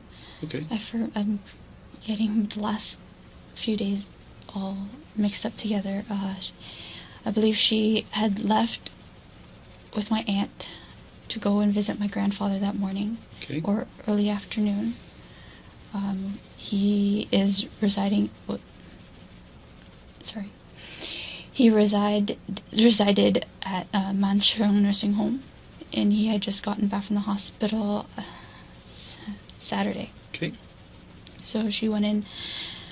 I don't remember if she took my aunt, but she went in to see if she could see how the nurse got any updates on him and see if she could feed him.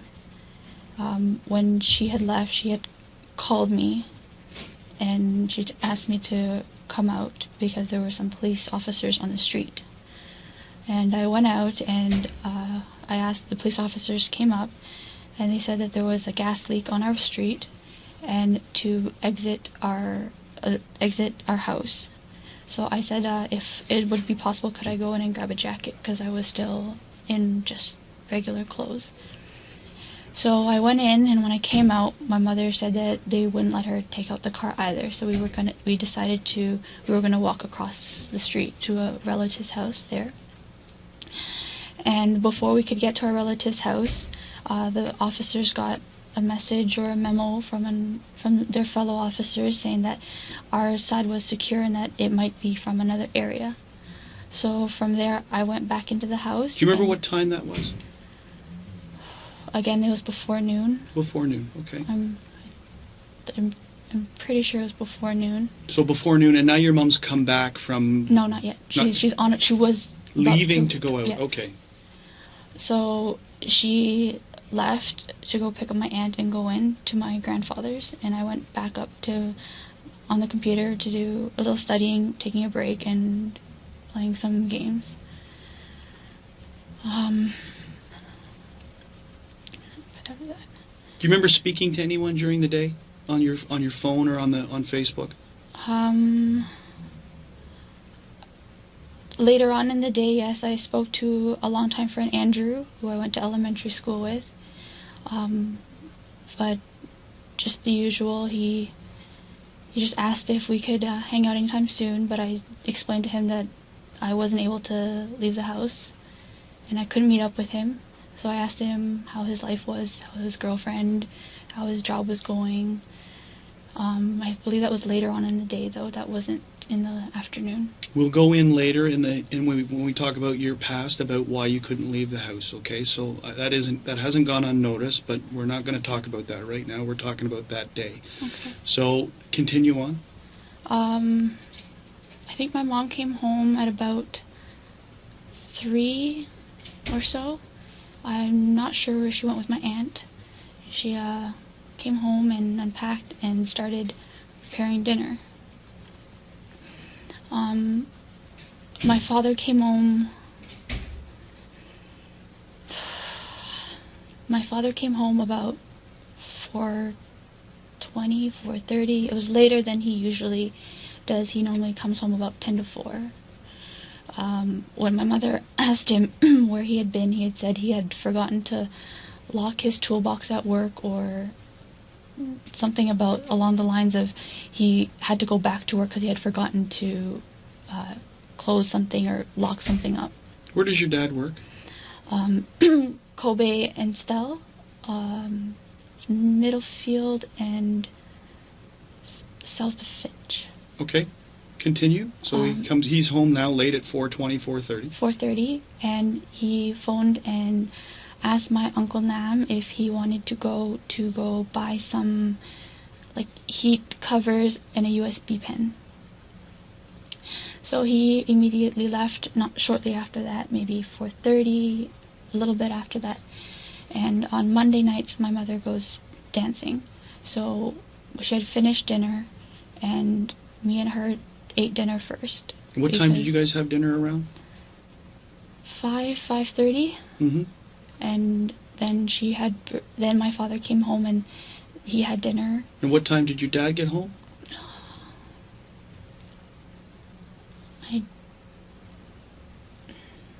I'd say sometime between 6 and 6:30 because my mother was able to clean up before going out to dancing. When your dad comes home, do you remember seeing what type of bags he was carrying when he came in? I wasn't downstairs when he came through the door. I had gone upstairs already. Okay. So you don't know where he went shopping at? All I know is that when I came down to greet him after he'd come home, he had shown me this heating cover that he had bought for the house. Didn't have a label on it. You didn't He see? took it out of the bag, or he just showed me the cover itself. He didn't. Like, Did you see the USB stick? I believe the USB stick was for my uncle. If they bought it or not, Don't know. I'm not sure. Okay, so it's now 6 to 6:30 because your dad's now home and eating, and your mom said you say your mom cleans up. Yeah, and then she leaves at 7, and my father goes up to his computer like he normally does, Yes. and he's on the computer watching like news. I'm not sure what he's doing. I'm in my room. Well, I believe at this point I had called my friend. Hang on, let's make sure. I got to make sure that the tape recorders didn't just click off, okay? Because we had a bit of a power flicker. So just give me a second.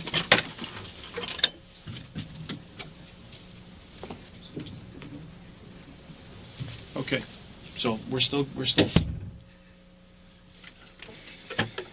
Okay, so we're at 7 o'clock, right?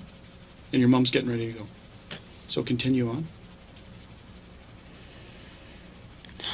So she leaves, and my friend Adrian had asked if we would do our movie night like we normally do. He comes over with TV shows, some of our favorites to watch together. So he had come over. I'm sorry, the timeline's a little off. Yeah. He had come over around. I think I told him I messaged him around 6 o'clock. He came over about 6:20, 6:30. And when you say message him, was it Facebook or was Text it your phone? messaging. Text message? Yeah. And what was the phone? Which phone is it that you use? Which phone number? My Rogers phone. Your Rogers phone? And Yeah. 647? 965-2118.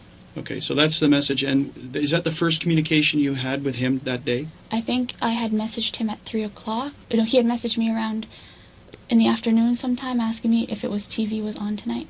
Okay. And then I had messaged him, I'm done, you can come over whenever. I think that was the gist of the message. So what time does he arrive again? He arrived around between 6 and 6:30.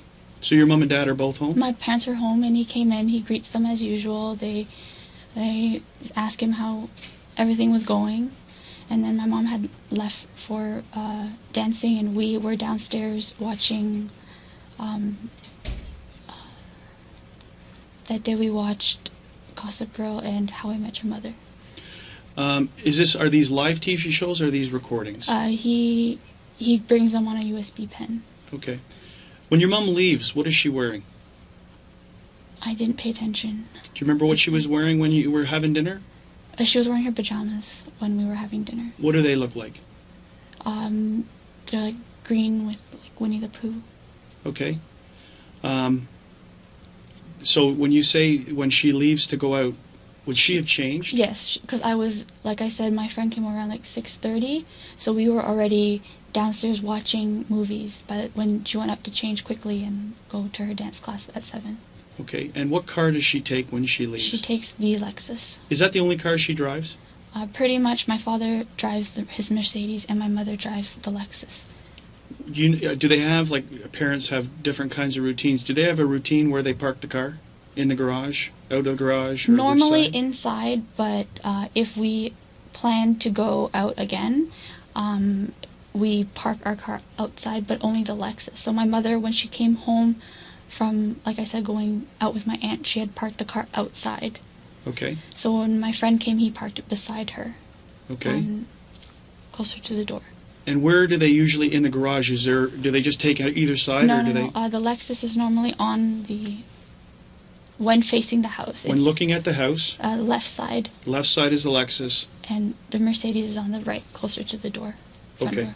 No other cars in the house? No, Or just the that two belong to cars. just those two. Okay, so your mom's goes. Did you see her change her clothes? Unfortunately, I was watching. I was just watching my TV shows. And where with were my you friend. watching? In the basement. In the basement? Yeah. So when you say that she's wearing her pajamas and she goes upstairs and change, is that something you know or you're speculating? No, for sure she has to change into regular clothes to go and Okay. to go dancing. Okay. That's something that I didn't see it, but I know for sure that that's what she does. Okay. So your mom goes, and where's your dad at this point? He is, well, like I said, around 6:30 he was just finishing up dinner, and after he finished dinner he goes upstairs and goes on the computer. So let's talk about the layout of the house before we move on any further here. You're in the basement, Yes, okay? And it's just the two of you, you and Adrian. yes. The main level, the ground level. What's Okay. on the ground level? What we call our living dining room with my piano, Yes? and then behind that is my family room, Okay. and then beside the family room is our kitchen. So are they in separate locations, living room, dining room, or is it dining room, dining room? By more than a half, there's a wall, but there is a way to walk from dining room, living room are combined, sorry. Okay. But to go to the family room, there's like a wall. But there is like not a doorway, but like An archway? opening Yes. to go Okay. through to the And family the kitchen is where? room. In the front, back, side, The back of the house, the back of the house? yes. Okay. You go up the stairs. What's on the stairs? What's upstairs? How many bedrooms are up there? 4 bedrooms, but one we use as a study. And where's the study located?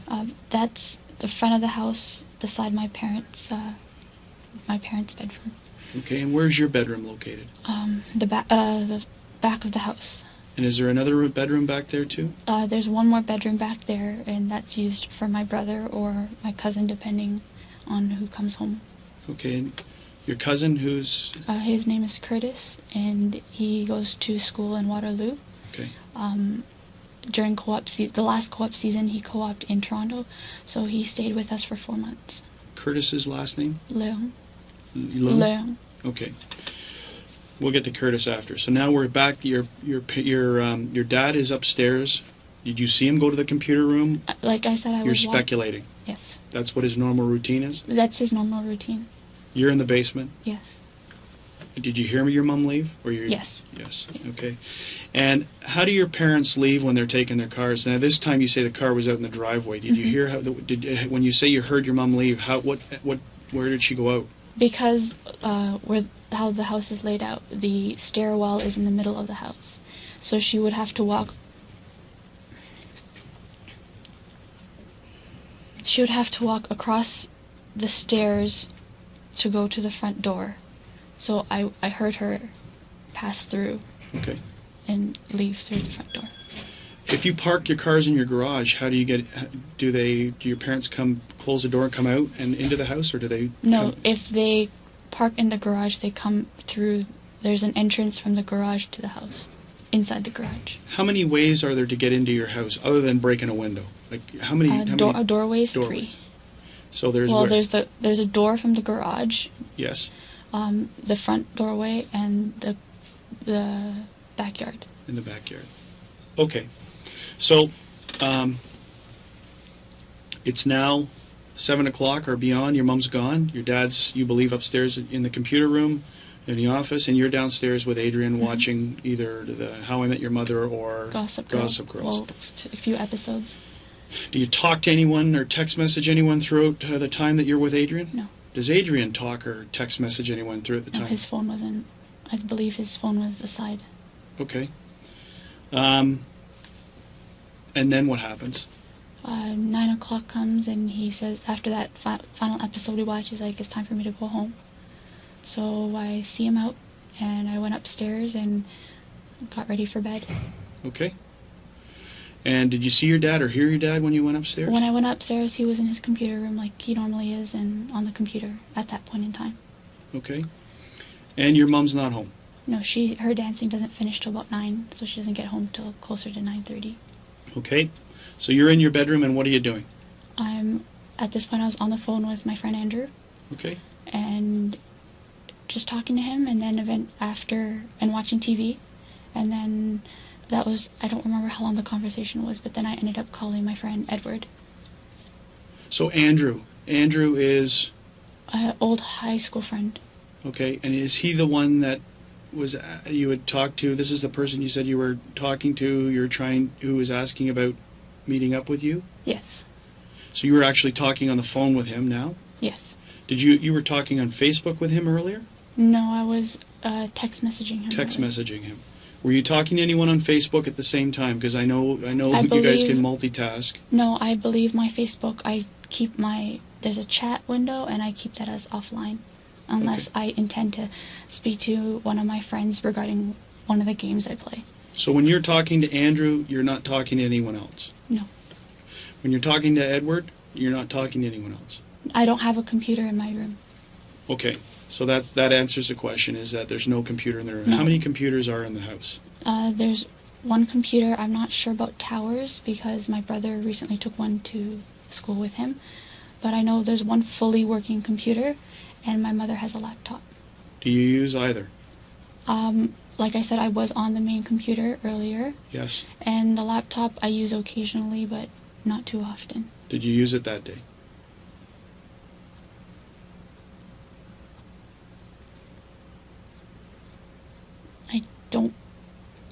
I don't remember, to be honest, but I don't believe I did.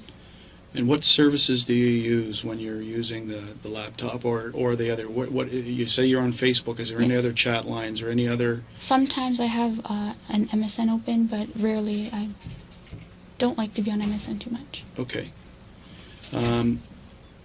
So now we're at 9:00, and you're into the conversation. You've finished your conversation with Andrew, and now you're speaking to Edward. What time is it, do you think? 9:15, 9:30. When you're talking to Edward, have you heard your mom come in yet? I heard my mom come in, so I asked him to hold. Okay. He had hung up. So when I went down, I was like, "Hi, Mom." And then I saw her. She had changed into her pajamas, and she was downstairs watching TV. like she Again, normally- so when he let's does. stop it right there. Just hold it in check. Is that when she came in, did you see her? I didn't see her come in. Okay, no, when you heard her come in, and you say she changed into her pajamas. She went up the stairs. You heard her come up the I stairs? heard my mom come up the stairs and go Okay. into her bedroom. Okay, And then when I went down, she went back down the stairs, and that's when I went out. And I went down the stairs, and that's when I noticed she was in her pajamas and just watching TV. okay. Did you see your dad? He had gone back to his bedroom to call it a night. His door was closed, but he wasn't on the computer. You could see in the computer room that he He wasn't was there? not there. So this is after your mom arrives home, you've heard her come up the stairs, go in the room, you're suspecting she's changed because by the time you follow her down the stairs, she's I in her didn't pajamas. follow her. She went down, Yeah. and then I went after. Sure. You went down to talk to your mom. Just to make sure she was Okay. Mhm. What like kind normal. of what kind of pajamas is she wearing at this time? Green Winnie the Pooh. She changed back into her green Winnie the Pooh pajamas. Okay.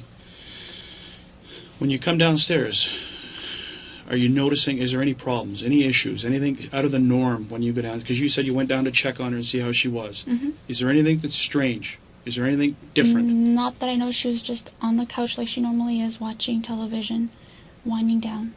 Okay. And that's now, you're saying 9:15 to 9:30 she gets home. That's after that, obviously. Just a little bit after that, yeah. Okay, and then what happens?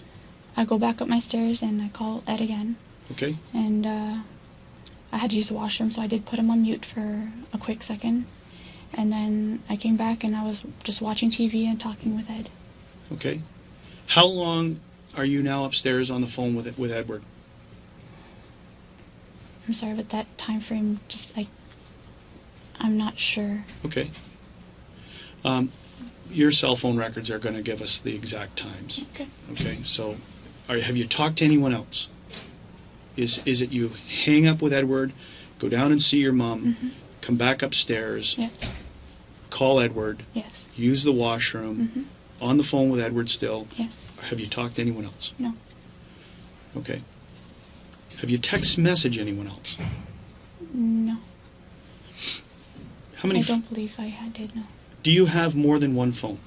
I had one, but I just keep the SIM card. Yes. Again, we will go into the history. Sure. But my cell phone gets taken away from me sometimes. Okay. And so I had a friend of mine, Daniel. He got a SIM card for me to use sometimes. But I take the SIM card out when I finish it, and I normally keep it in my pocket so my parents wouldn't find it. Yes. But I don't remember the last time I used it. Okay, but you didn't use that SIM card that day? No. I did not know. You did not? I don't remember the last time. Maybe it was a few days before that. The last time I remember using it was when my grandfather was in the hospital. And I had messaged him, and he asked me how my grandfather was. And when is that time frame that your grandfather went into the hospital? He was in the hospital for about 10 days. 10 days, okay. So that's the last time you remember using that SIM card associated from what your friend had given you. Yes. Was about 10 days earlier or even 12 days earlier, because I believe you said your grandfather had come out of the hospital, or was he still in the hospital? Yes. No, he was in the hospital for 10 days. Yes. On Saturday, he had gone back to his nursing home. And this is Monday we're talking So about. it's about 12 to 14 days earlier that this happened, that you used the SIM card, you're guessing? Probably more within a week. Yeah. Within a week? Yeah. Because I messaged him Give or take 7 days, is that what you were saying? Yeah. Because I would message him when my grandfather was in the hospital. Okay. Yeah. And where's that SIM card now? I'm not sure. I don't remember. I had it in my jacket pocket, but I don't remember where it is now. Okay. So, we're now back to, you're on the phone with Edward. And Yes. again, the history stuff, you're right. I don't want it to get convoluted in here, but we need to, we'll talk about that stuff after. So we're back on track here. It's now, you're back on the phone. You've come from the washroom, taken the mute button off, and you're now on the phone with Edward. Mm-hmm. Where's your mom? Have you heard your mom come up the stairs? Is she still downstairs? She's still downstairs. She's still downstairs. Okay. Continue on. I had my TV on because I was watching TV. Yes. I don't remember what show I was watching. I believe it was Amazing Race. I'm not 100% sure at this moment. But I was watching TV, and on the phone with Ed as well. Okay. And then the next thing I remember is my mother calling down for my father. What is she saying? She's calling him by his name and to come down. Okay, so give us verbatim. What do you hear her saying? Is it in the Vietnamese Chinese, or Yes, is it in English? It's in Vietnamese. Okay, and what do you hear her say? In Vietnamese, she's like, Han ơi, xuống đây. And what does that translate to? That's my father's name, Han. Come down here. Does she say anything else associated with that? I can't hear clearly because, I was on the phone and the TV was on, Sure. but that's what I heard. Is she yelling? Or is it normal? It's a loud, she's not yelling, but it's a loud tone. Okay. And normally that tone means that I need to go down and see what's happening, usually. So that's when I told Edward, I was like, okay, I gotta go, I'll call you later. And I hang up the phone with him. Have you heard anything else at this point in time? As I'm hanging up the phone with him, I hear footsteps going up the stairs. Okay. But they're heavier footsteps than what is to be expected from my parents. Okay. And then I hear mumbling, and someone's in the master bedroom, and I hear the bed being tossed, and I just froze where I was. I have to say, I don't know how long they were in there, but I heard somebody go down the stairs. So at this point, I opened my door.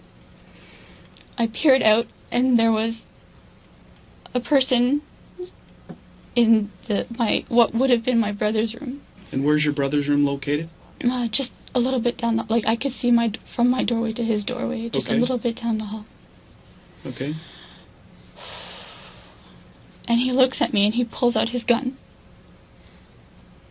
And he walks towards me and sits me down on my bed, because my bed is within a step from my door. And he's like, "Where's the money?" Do you have any money? Give me your money.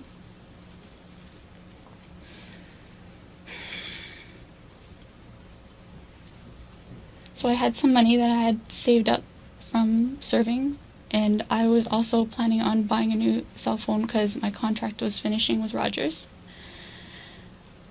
And the phone I'm currently using has not good reception, so I had about $2,000 saved up.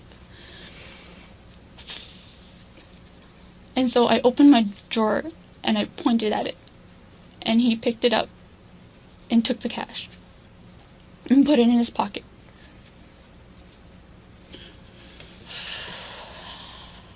At this point, he ties my hands behind my back. And he walks me out. Okay, so stop right there for a second. Okay, I want you, now that you've got him right there, I want you to describe him to me. What you can remember, every little detail.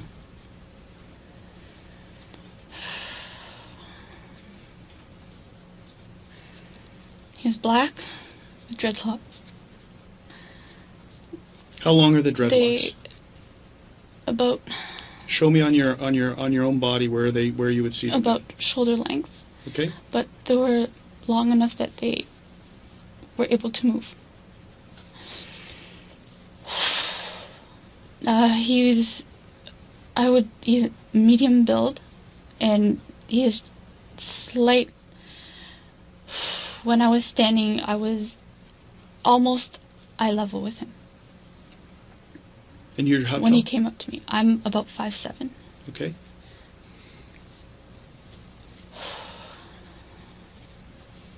Clothing? All I could remember is dark clothing.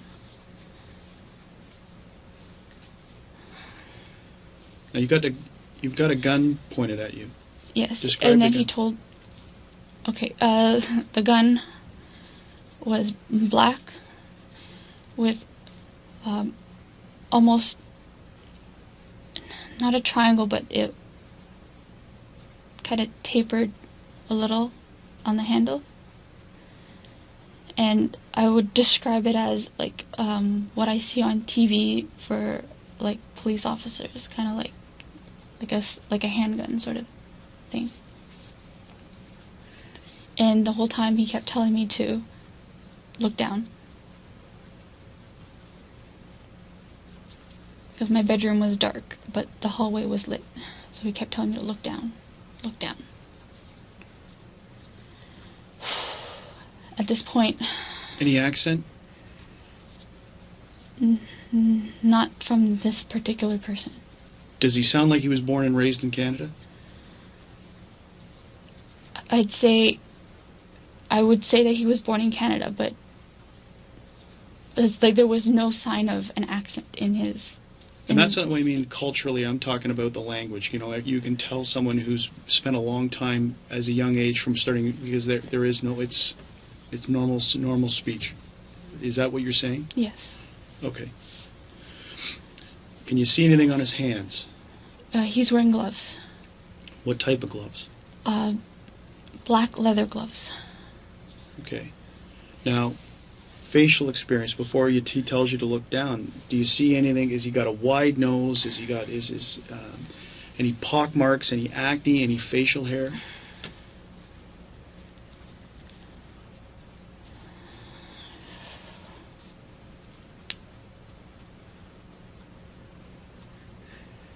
The only thing I could really make out is just the general shape of his face. Which is? Because the only thing the thing that caught my attention was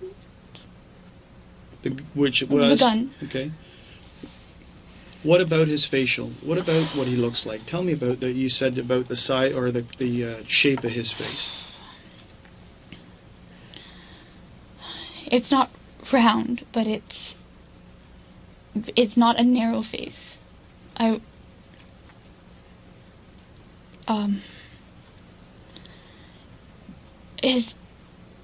He didn't have, like, his cheeks were protruding, but they're not like the normal people.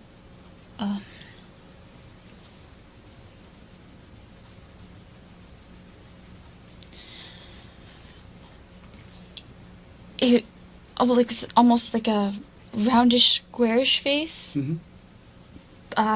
His cheeks, he had cheeks. It wasn't like what they call the defined the cheekbones. Yes. Like it was almost like round. A full, like there was some meat there, right? Like I wouldn't say fat. Like it wasn't like a Yeah. protruding, but there was no like definition. Okay. And now this guy's age, and I know it's very difficult to define, but people age differently and they have different appearances. Where would you put this guy?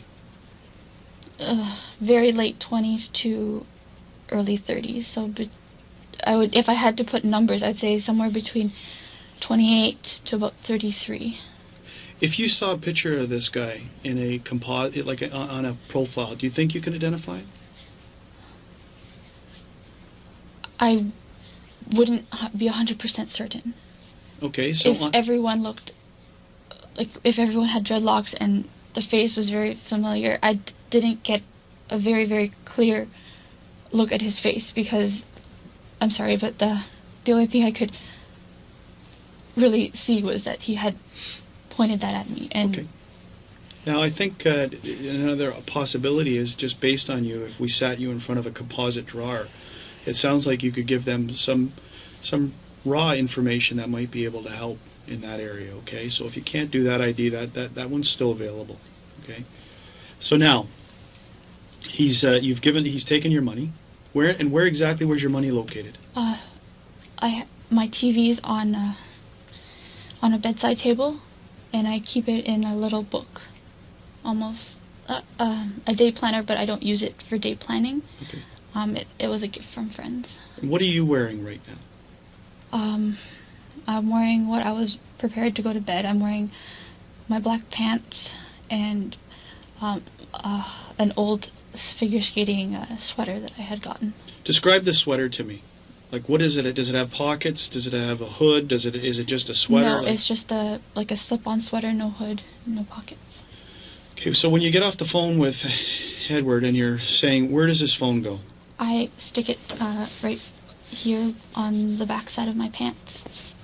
Back side of your pants? Yes. So in the waistband? Yes. Okay. You open the door, you see this figure, he's come in, he's taken the money. And the nightstand is on what side of your bed?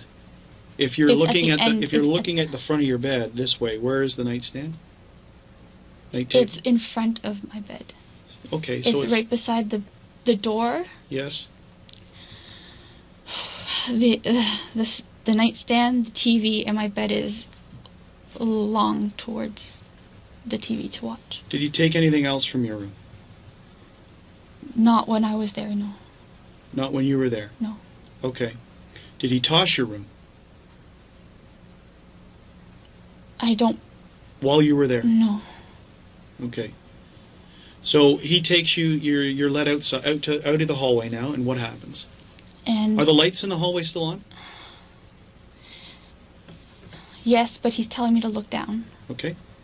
And at this point now he's behind me. He had grabbed me at the shirt and he had pulled me in front of him and was pushing me towards the stairs. Okay. What does he say? He keeps yelling, hurry up, hurry up. Do what we're saying and no one will get hurt. Okay.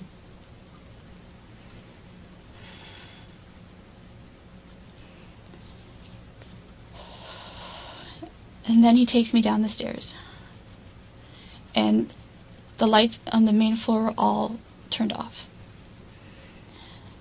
We take... My stairs are a little curved, and we just went... He made me, pushed me down by my shoulders and told me to sit on the floor. Do you feel the gun? Is he using his hand? He's using his hand to lead me down the stairs and force me to sit down. Only one hand. Okay. You see the gun again? At this point, I'm looking down and he's behind me, so okay. I don't see his gun. but I can see there's 2 other shadows, and I can see from where I was standing, my father was sitting on the right, and my mother was sitting on the left. Sitting where? On a couch, on our couch. Sitting on the couch. Are they looking out towards you? No, their backs are towards me. Okay. And you're now on the ground level? Are you on the floor? Or on the I'm sitting on the the stairs? floor. I'm sitting on the floor. All right, where are your hands? They had tied my hands, So let's as go. I said. Let's go back up to the stairs. Remember, we said take the other statement and whatever we said before. No, I said it earlier. Okay, then we must let's get back to that area. I think you might have touched on it. We went back into the description. So where do you get your hands tied, and where does the string come from? I'm not sure where the string comes from, but he had the string. Okay. And after I gave him my money, that's when he tied my hands. And how did that happen? Where were you, in the room, in the hallway? Where did that He happen? told me to sit down on the edge of my bed. Yes. And that's when I opened. Showed me, and I pulled open my drawer, my dresser, and he saw the money, and he picked it up, my book, and then he opened up the book and grabbed the cash, put it in his pocket. Okay. At this point, he still has the gun pointing towards me, and he.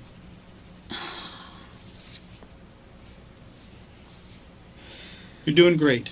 You're doing fabulous. Okay? So he's got the gun pointed at you.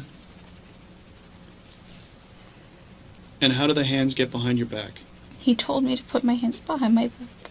Okay. Continue.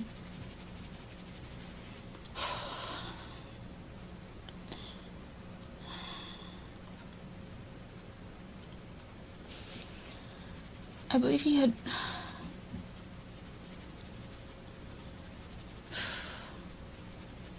I'm sorry, I'm just trying to be 100% certain. Mm-hmm. And it's pieces that I'm. Then roll through them. We'll put the pieces together.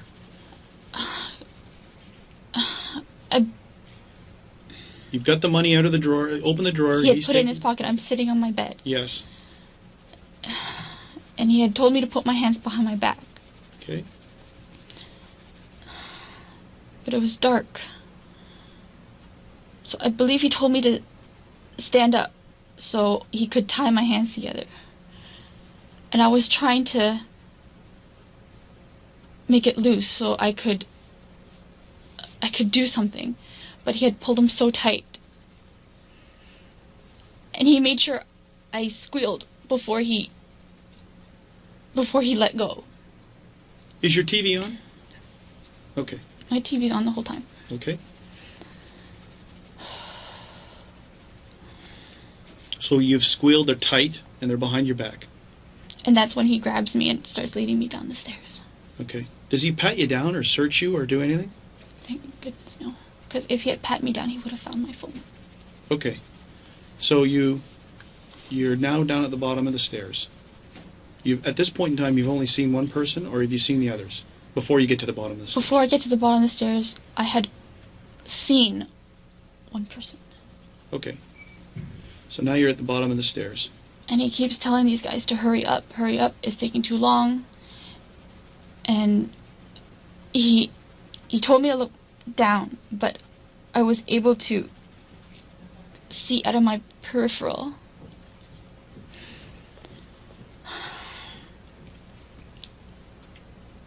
A man that I will call number 3 because I associated with him the least.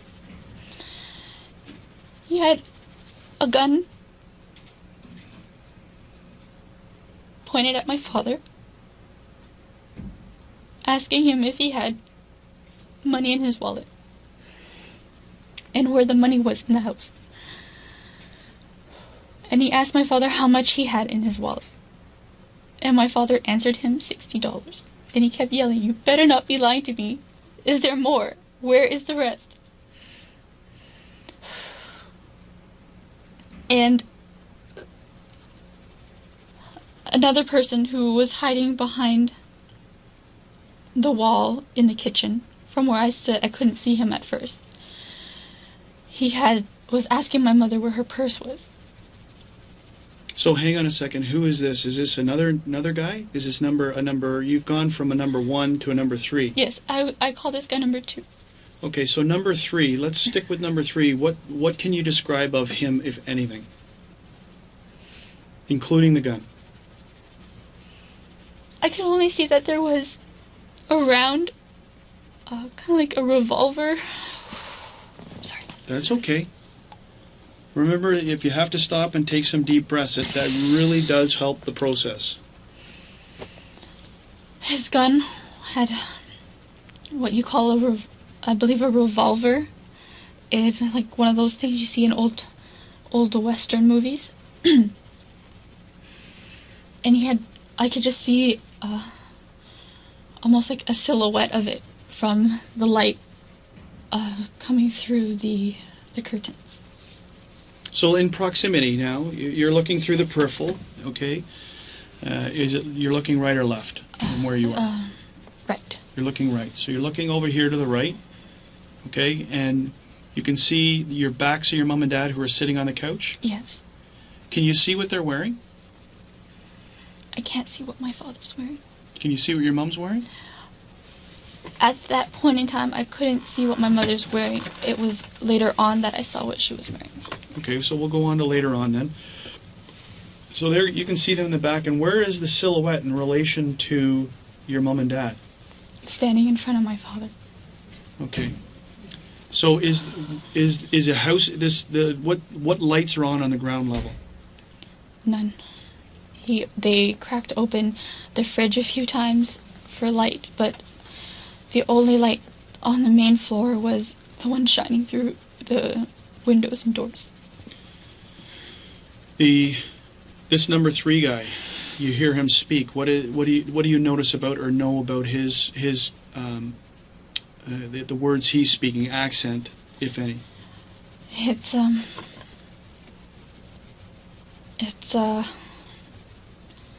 he's not from, well, he wasn't, the accent's not what I normally hear. It was almost Caribbean, like Jamaican or Guyanese, or like that kind of accent. Yep.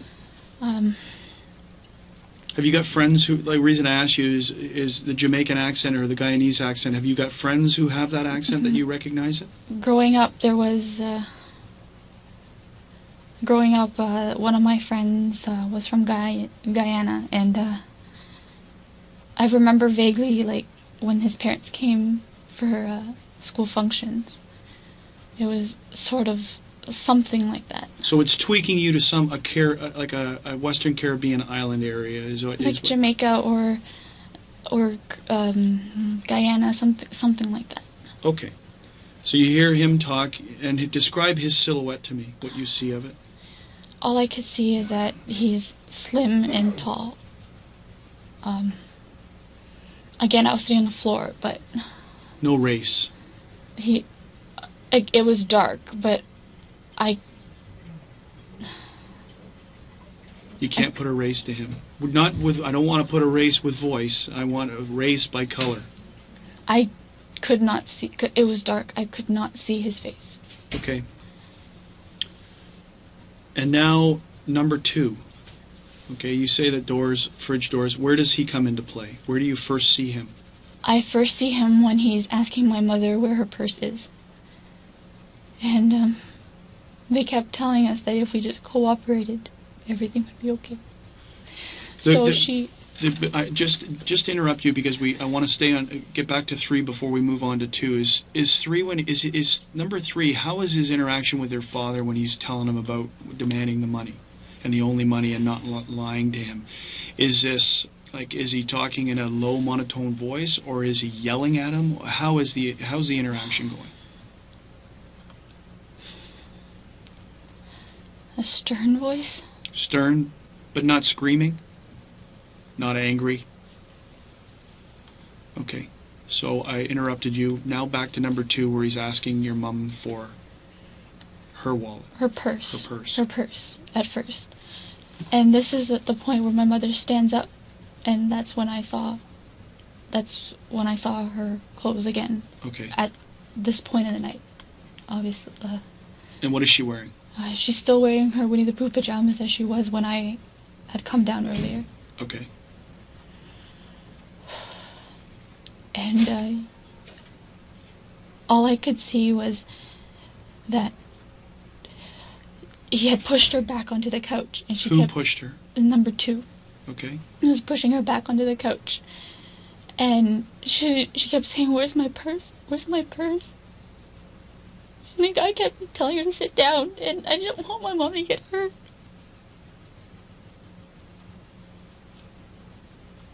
How many times does she get up and get pushed back down?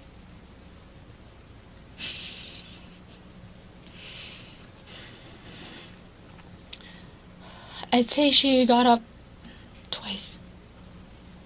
And then they told it. The first time she stepped back and sat down, but the second time she was pushed back onto the couch. This is only by number 2? Yes, because number 1 was standing behind me. Is he saying anything during this process? He keeps uttering that we have to hurry up. It's taking too long. And at that point, he kept saying, "Hurry up. It's taking too long." Is there any other demands from either 2 or 3 or 2. 1 about wallet or purse? Is there any other? 2 was the one talking to my father, asking about his wallet. And number 1, and he kept saying, "Where's the rest of the money?" And "Where's the purse?" was coming from number 1. Number 1? Yes. Behind you? Yes. I thought. But number 2 didn't speak. Okay, well, you just said number 2 is the one who's making demands of. No, he's the one looking. Okay. He's the one looking. So number 2, as we're stepping back to, because I don't want to confuse this thing. I want to Okay, slow it I'm down. sorry. No. Don't be sorry. We're just going to slow it down. Okay, you're getting agitated and you're anxious. So we're going to slow things down again, because it's very important in this area, right? As you had said, that number 2 talks to your mom and says, "Where's your purse?" Okay. and pushes her down. So now you said that number 2 didn't speak. So let's clarify that. Okay. What I meant was number 1 had asked her where her purse was, and she was mumbling, "Where's my purse?" And number 2 was the one that pushed her.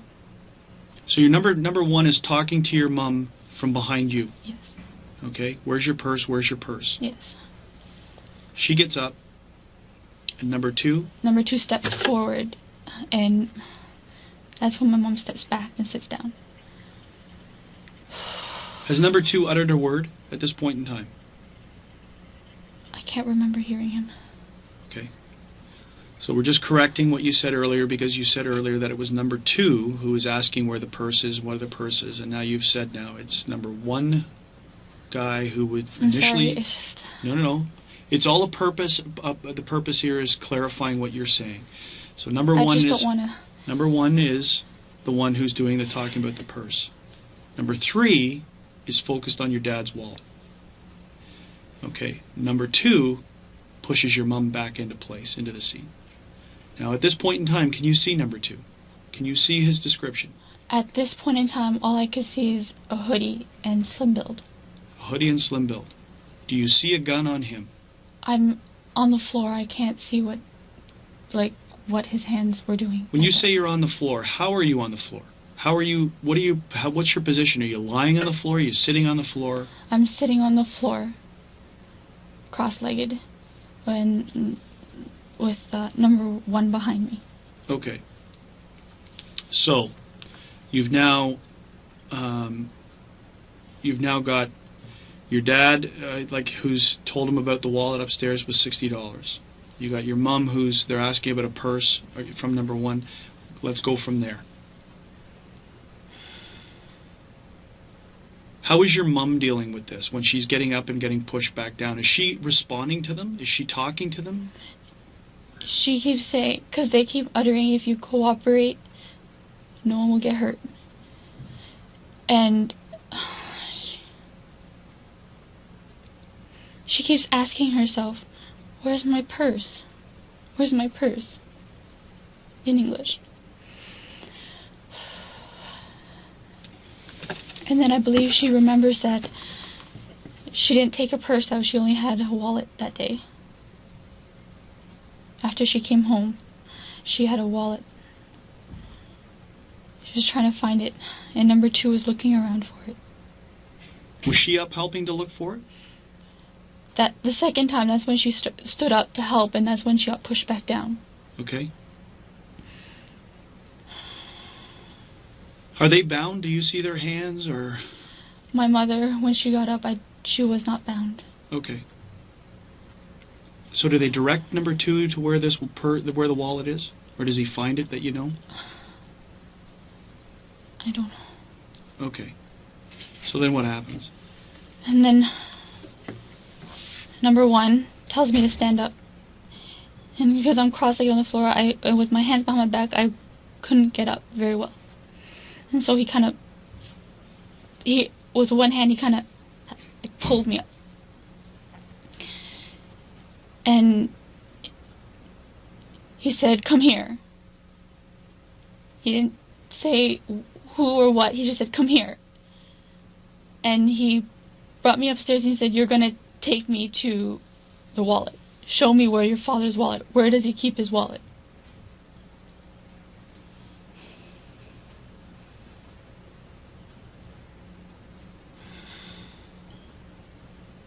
And at this point, number 2 had come upstairs. And since he was upstairs... I'm just turning this off because it's going. Number 2, sorry. So let's start there. Hang on a second again. Come with me. Come with me. They take me to my parents' room, and I can see the bed is turned over and everything's awry. And you're with... Number 1 is still behind me. Yes. And number 2 at that point is on his way up. Okay, so he's not up there yet. Okay. Do you hear any interaction going on between your parents and number 3? Can you hear anything?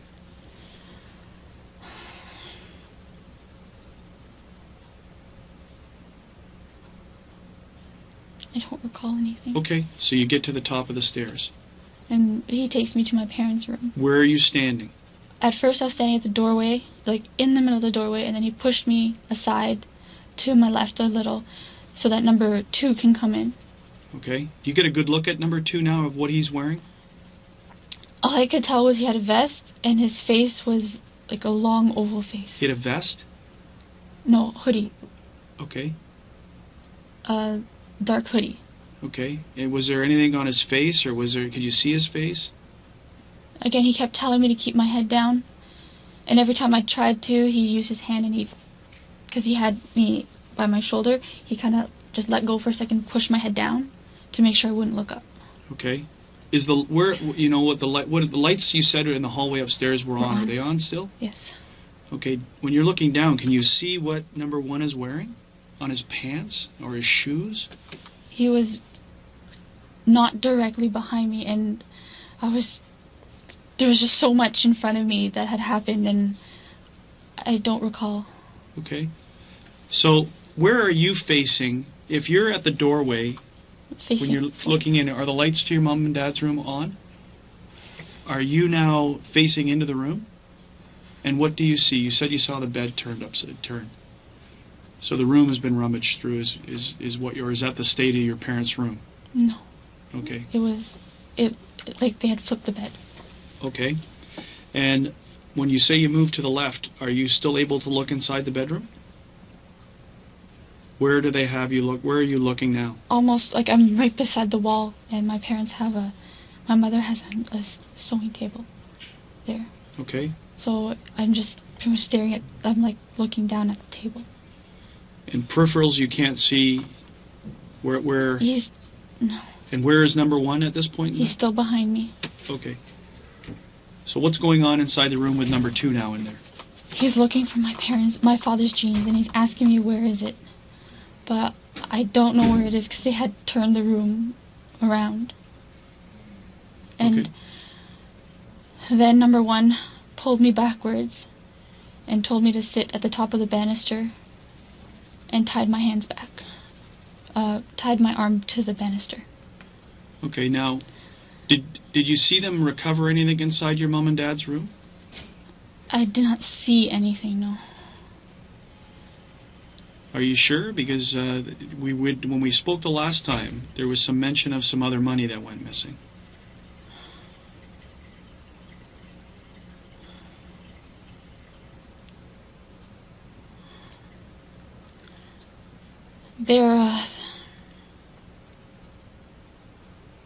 Yes, the U.S. currency. So how did that get found?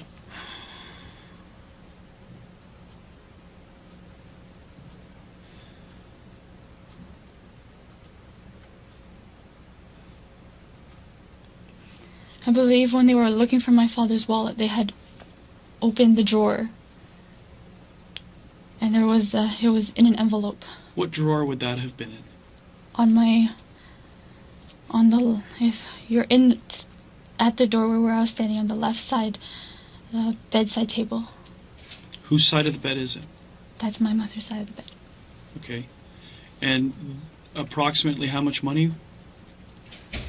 I'm not sure how much she took out for our trip, but I can only estimate about a few $100s. Few hundred, because at the last time you told me, you were pretty adamant about $1,100. So I'm curious to know how you came up with that number.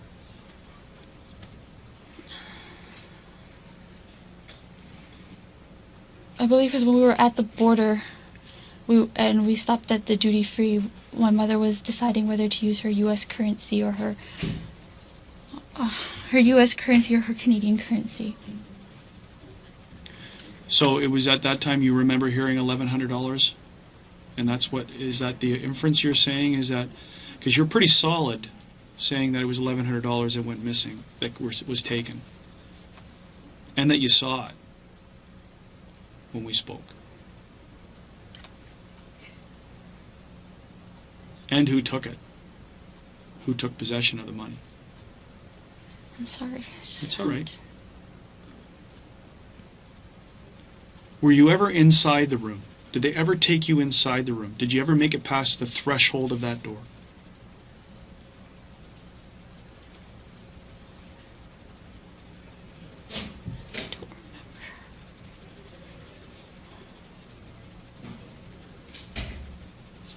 Okay, so let's come back to now. You're being taken to the banister in the upper. Sorry, I Don't remember. apologize, okay? I'm going to try and ask you questions to try and clarify points, okay? If you don't remember, you don't remember. Okay, so there's no apologizing. The only reason you would apologize to me is if you've lied to me. No. Okay, No, so then in this Okay. case, then don't apologize to me. It's okay. Okay, I'm going to ask you questions to clarify points. Okay. So you've been taken back to the banister. Who is there? Number 1 took me back. Okay, where's number 2? He was still in the bedroom. Okay. How do you get tied to this banister?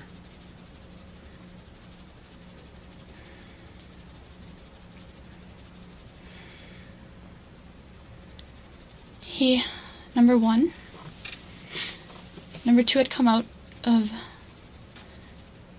the room, and he had told number 2, go get Cuzzy for the string. No, it was go get Cuz.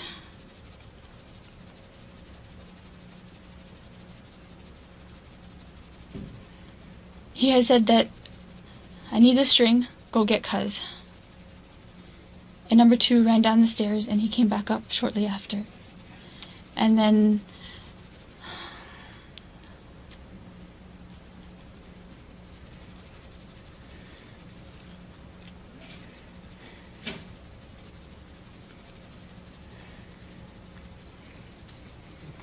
I believe number 2 was the one that tied me up, because number 1 was still holding the gun in front of me. So number 1 is now in front of you? He has been in front of me since he pulled me out of the bedroom. Okay. And he sat me down, and he was in front of me, making sure I was down. So on this gun that you're looking at that's in front of you, can you see what type of gun is it? Does it have a cylinder or a round thing like an old gun, or does it look like more? It just reminded me of the television police, the handguns. Yeah. Yeah. Okay.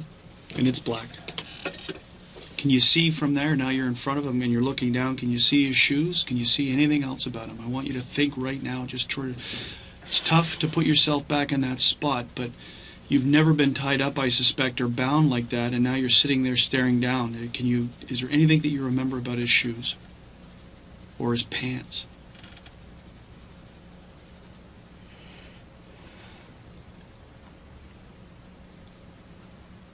Any idea where this string came from? Does it? Well, you're seeing it come around because it's now lit. Does it look like it's come from clothing or from shoes that you might have in your house? Or you don't know? It just looked like a black shoelace. Okay. Any interaction, any communication going on between you and number one and number two while you're being bound? My mother's calling for me, Okay. and they keep saying that to shut up. Who's saying that to who? Number 3 is downstairs, and she's telling her to shut up. She's telling him to shut up. What's your dad doing? I can't hear my father. Okay. You're now bound to the railing. Can you show me? Can you stand up and turn around and tell me? Just show on the camera how your hands are bound and how you are against the railing. You don't have to sit down. I just need to see how you were.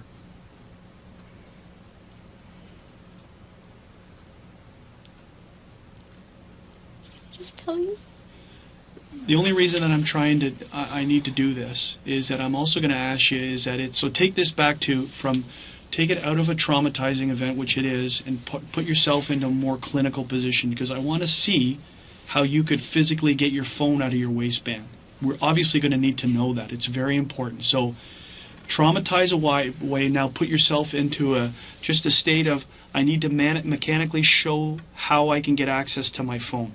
Okay, because that's obviously very relevant. We know you made the phone call, but questions are going to obviously raise is that if my hands are bound and I'm against the railing, how do I talk to a 911 operator?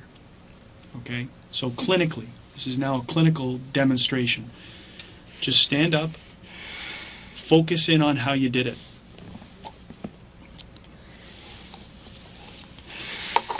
And I want you to stick that in your waistband as an example.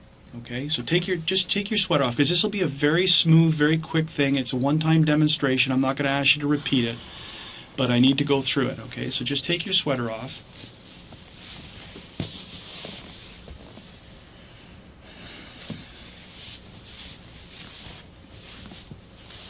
Stand up and turn around. Put this in the side that you believe it was in. Great. Turn around. So that you're looking away from me. You're looking exactly like, now here is where the banister is. Put your hands back behind your back, exactly how you remember they were. Okay? Now, are you restrained from movement? How far can you move your hands from the banister? They tied my upper arm. Yes? Around the banister. Yes? But my hands were bound together. So your hands bound together, and this is the arm that's the strings wrapped around against the banister? Mm-hmm. Okay, so now how can you get to the phone? And how do you make the phone call? 911? Mm-hmm. And do you talk down like that? Yes, I'm yelling at the phone like this. And how can you hear? I turned the volume on max. Yes? So that's exactly the way that you're talking to her against the railing. Mm-hmm. Okay, that's good enough. Sit down. Put your sweater back on. You just put your sweater. Yeah. You want some more water? I'm okay. Okay. I really appreciate that. Obviously, it's very important to see it because we can't put you. It would be absolutely physically impossible to put you back into the same position, but we just needed to see how you get the phone out and make the call.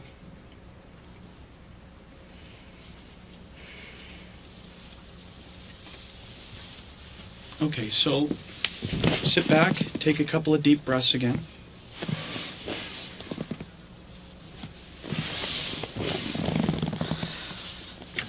When you're up against the railing and now you've been bound, and is number 2 and number 1 still there, or are they gone? Number 1 was there for a little bit. Number 2 ran down the stairs. What is number 1? Is he saying anything to you? He's saying, "You obeyed, and just shut up and don't move." And he continues yelling downstairs, "Hurry up. Hurry up. It's taking too long. Hurry up."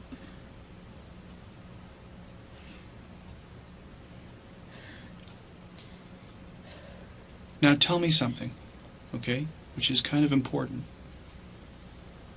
There's a safe in the house, is there not? Safe is in a fairly visible place within your parents' bedroom, is it not? It's inside their closet. Fairly visible, at least from the pictures. Was there ever mention of wanting the combination to that safe? Through any of the interaction of 1, 2, and 3, did they know that there was a safe in place? I'm not aware if they knew. Okay. I didn't. So you never heard any of them demanding the safe, the combination to the safe?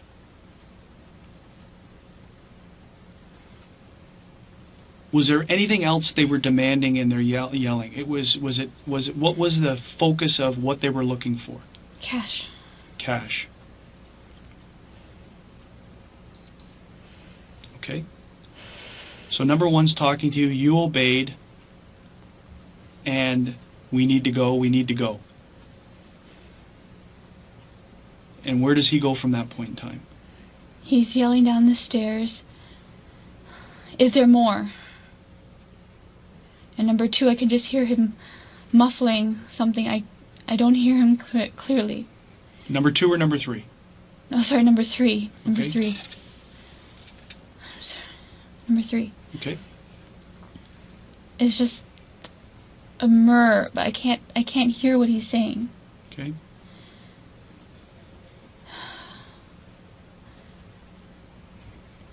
At this point, I start hearing my parents get up.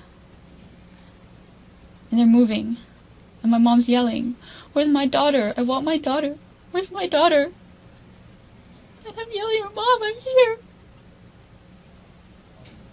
Are they saying anything to your parents? I know she's yelling to you. Okay, she's yelling to you. Are they saying anything?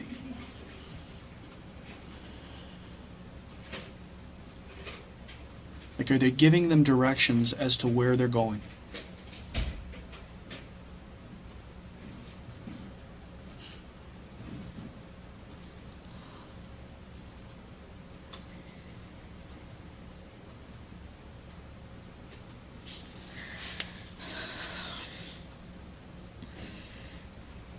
Or can you remember? All I can hear is my mom right now. Okay. So you hear them get up and you're moving, and they're moving in what direction? Towards the basement. Okay. Are you still hearing 1 and 2 or 1 and 3? Are you hearing all 3 of them? Number 1. And what's he saying? Hurry up. Is there more?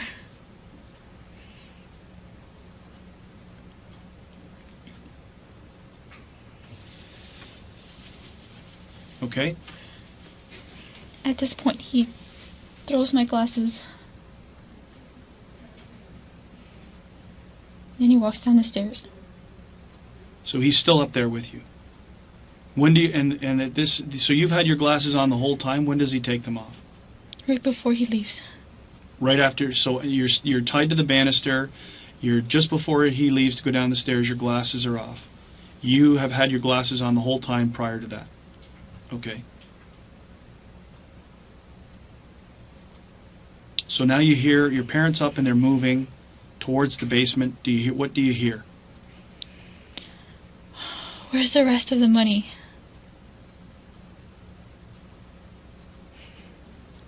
Whose voice? The one with the Caribbean accent. Number 3. Who we've called number 3. Yes. Where's the rest of the money? Is that as you hear your parents moving? I can hear them stepping down the stairs. Okay.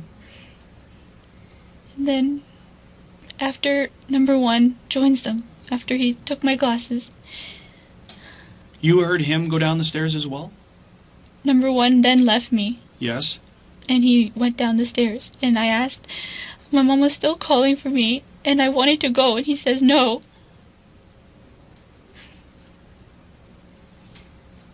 He should have taken me. Okay, hang on a second. Hang on. So you hear number 1 say no to your response, to your demand of wanting to go. Do you hear the questions coming, or your mom saying, where is she, where is she? Are they starting to go down to the basement? Are they on the stairs leading to the basement? Can you hear, I'm going to ask you to focus in, because it's very difficult. I'm going to ask you to focus in. Are you hearing all of them going downstairs? Can you hear that many footsteps? That's 5 sets of steps.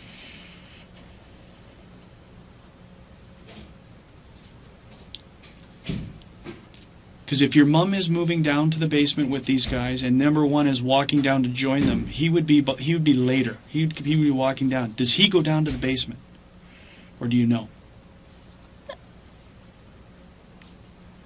Can't tell. Here, Jennifer, take a Kleenex and just take a minute.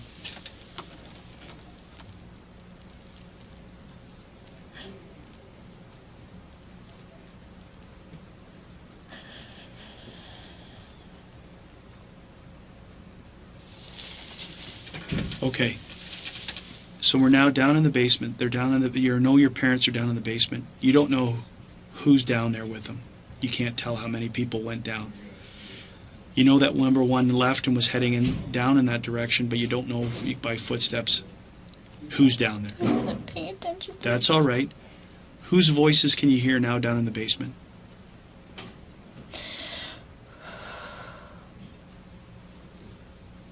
I can just remember number 3 saying, you lied. There's more. Where is it? You lied. You're lying.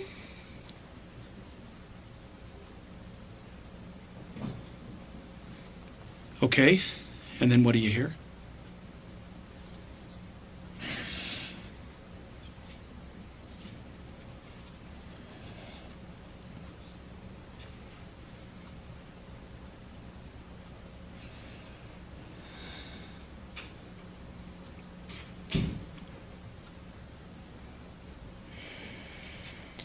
I heard pop. And then my mom, I heard her squeal. So do you hear 1 pop, or do you hear 2? Next, I can't remember. Then don't. It's 1 or 2? Okay, and then you hear your mom squeal. And then what do you hear?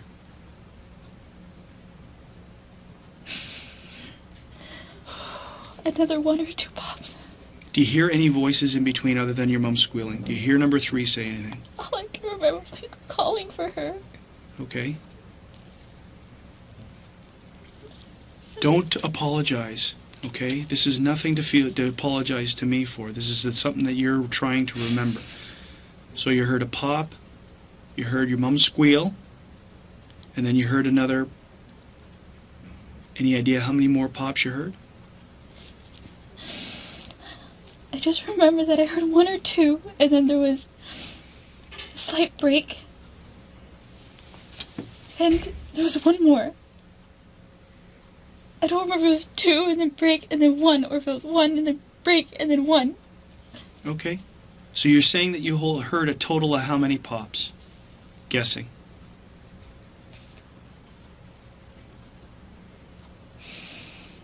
4 or 5. 4 or 5. Okay, so you hear, after those popping noises, what do you hear? After the last popping noise you've heard, what do you hear? That's it. too long, let's go. From number 1. That's it? It's too long, let's go? Okay. And then I just hear a bunch of foot's going. Does it sound like they're obviously coming? Does it sound coming up the stairs? Do you know where they leave?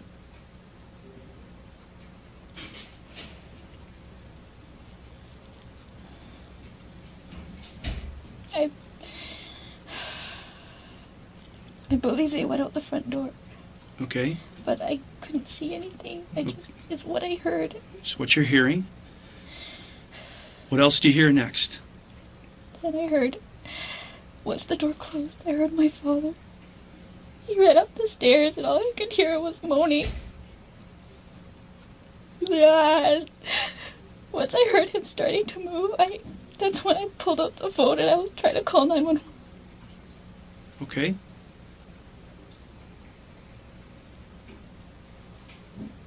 Did you hear, after you hear that's it, let's go, do you hear any more communication between the 3 guys?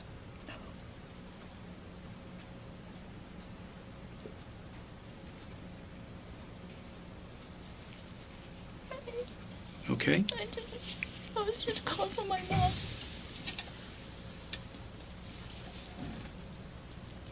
Okay, so you're dialing 911, you've called the police, you know, you're on the phone with the dispatcher, you're updating him as to what goes on.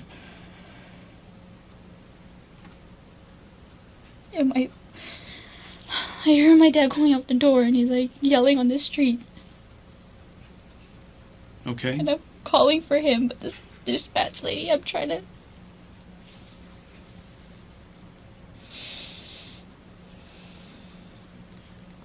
So when the officers arrive, how do you get untied? Do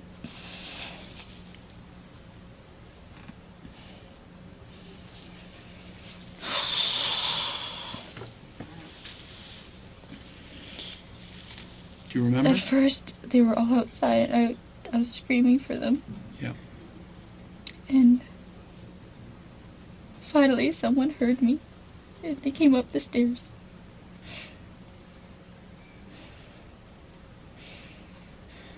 First, they had to check all the rooms first, but I just wanted them to get me out. Yeah. I didn't want to be sitting there anymore.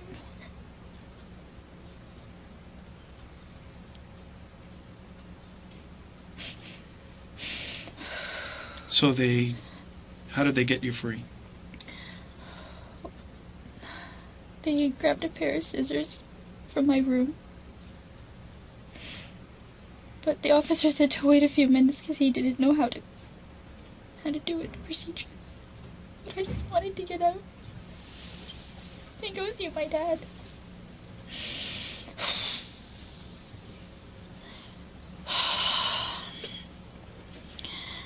He cut me. He let me go. But he cut the...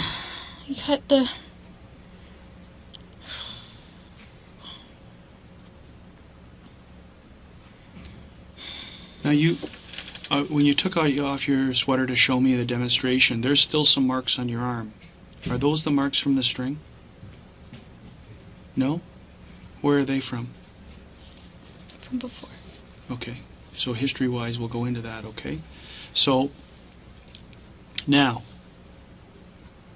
as an event, as to try and see, this is the little technique that we use to try and see if there's something during the course of what you've told me that, boom, I trigger something, another memory, okay? We're going to start right now. We're going to start at the point that the officers arrive. Okay? And we're going backwards.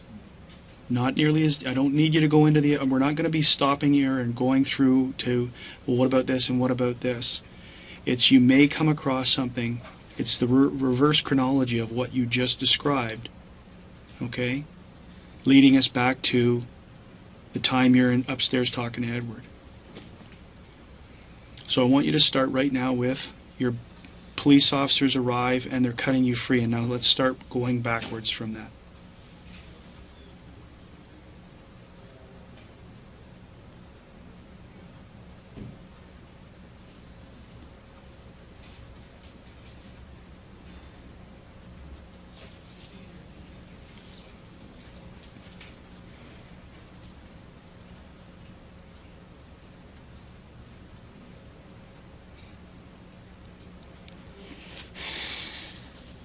Okay.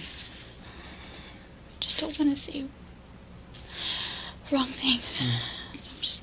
Don't worry about saying wrong things, because you'll be correcting them as you're moving backwards. Okay. It's a very well practiced technique to help in memories. So especially in traumatic events.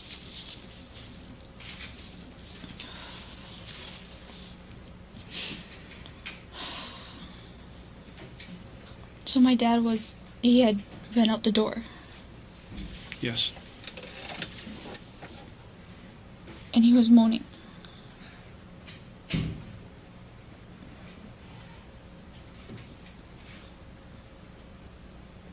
And just before that, they had left. The people had left.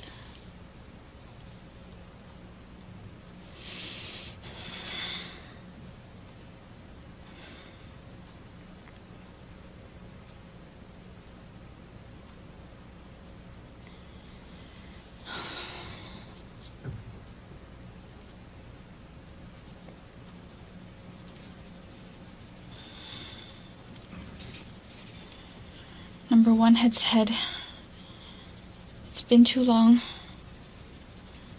Let's go."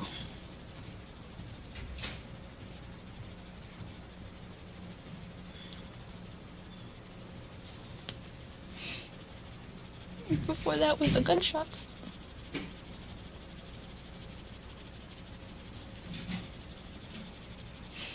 Before that, they were scolding my dad for lying because there was more money and he wasn't telling them where it was.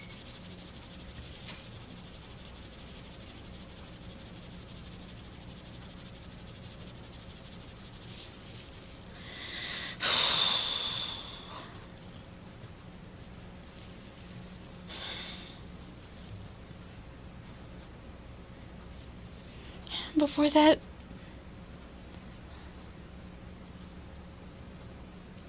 they were going down.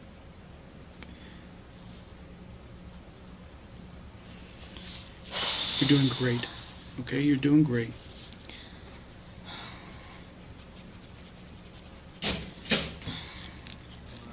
Just before that, they were going down the stairs. But I could just hear my parents' footsteps and my mom. So I don't know how many of them went down. But I know for sure number one was upstairs with me while they were starting to go down.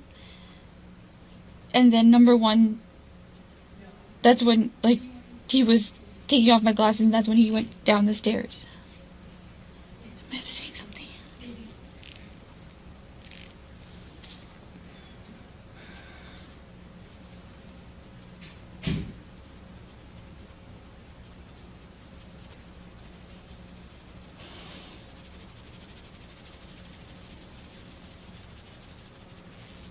Before that,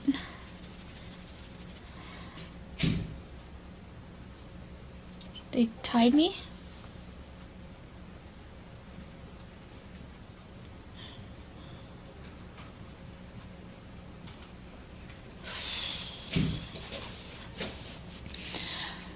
Before that, number two was upstairs as well. And he was helping number one tie me to the banister. Before that, number one turned to number two and said, get me the string, go get Cuz.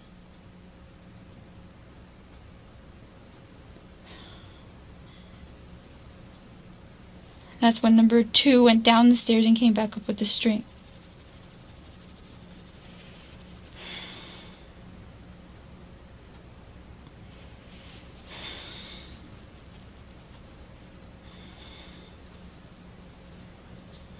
Before that,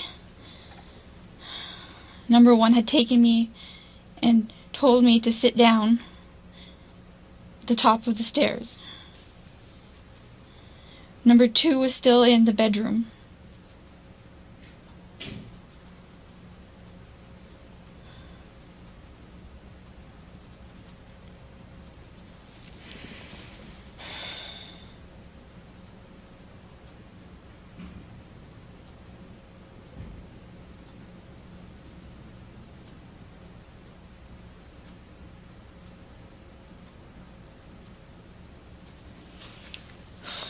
Before that,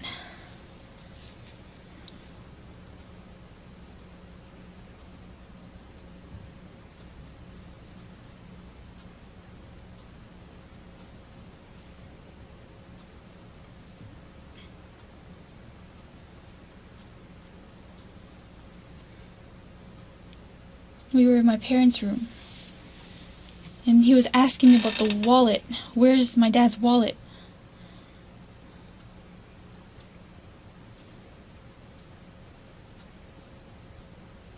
I don't remember how they got the money.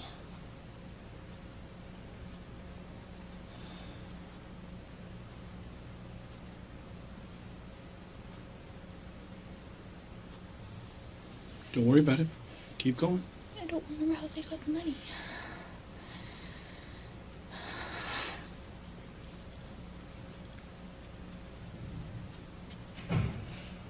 Before that, I was downstairs. And they were looking for my mom's purse. Number 3 was asking about the wallet. Number 2 was looking for my mom's purse. My mom kept standing up and sitting down, and they pushed her.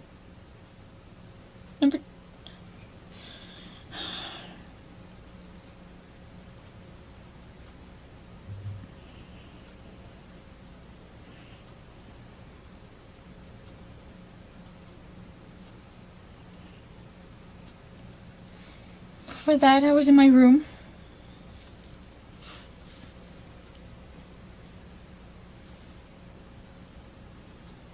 That's when he tied me up.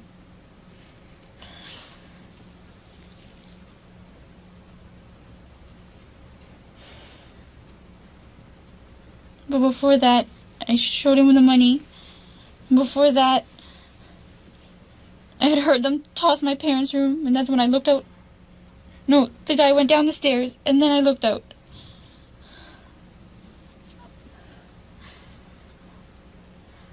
That's when he came, and he pulled out his gun and told me to sit on my bed.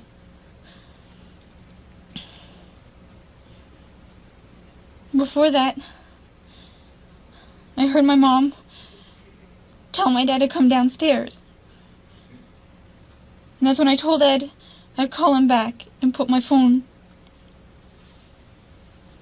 in my bag. Is that okay? Yes. When you said that you saw during this process, you heard the steps of someone going downstairs, did you hear your father going down the stairs?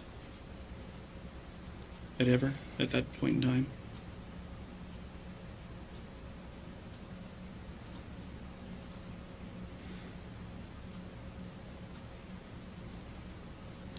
I heard him get out of his room. But then that's when I was telling Ed that I'd call him back. He was responding to your mom's command? Yes. Okay. In your kitchen,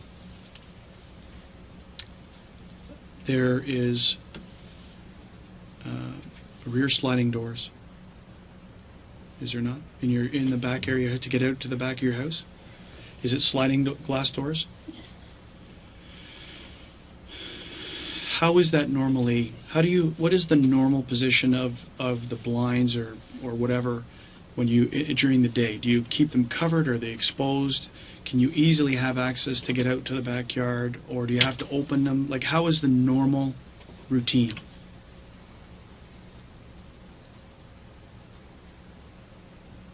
It differs from time of day and time of year. My mom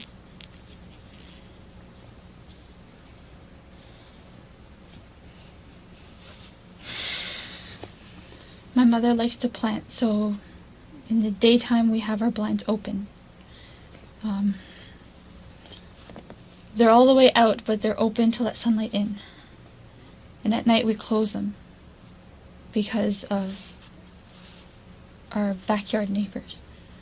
Okay. The sliding glass door, is it locked all the time? occasionally it's forgotten to be locked. But for the most part, we do check it before we go to bed. Before everybody. The last person is supposed to check everything before turning in.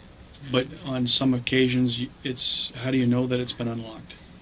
When my mother goes out to water the plants the next morning, it's open. And she makes a comment about that? She comments to my father that he had forgotten when he went out to water his grass the night before. What about your front door? What is that when you guys are home, or when you guys are home in the house? Do you lock your front door, or do you keep it open, unlocked? Occasionally it's left unlocked because the way our family is, we have family that come over after dinner. So sometimes we leave the door unlocked, but it will always be locked before bed. The last person going into bed. The last person always locks it. Yes. And you said something about activates the alarm as well? We activate the alarm before we leave the house. So it's not activated when you're in the house and you're going to bed. It's only when there's no one in the house. Yes.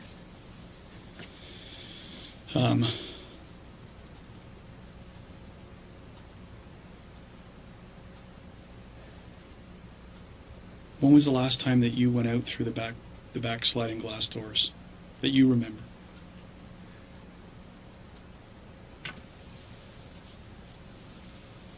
Oh, a while, I'd say.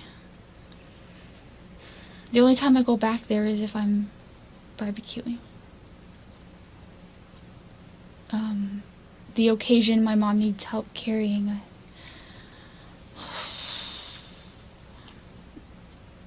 if she needs help carrying something heavy. Okay. What about if strangers knock on your door?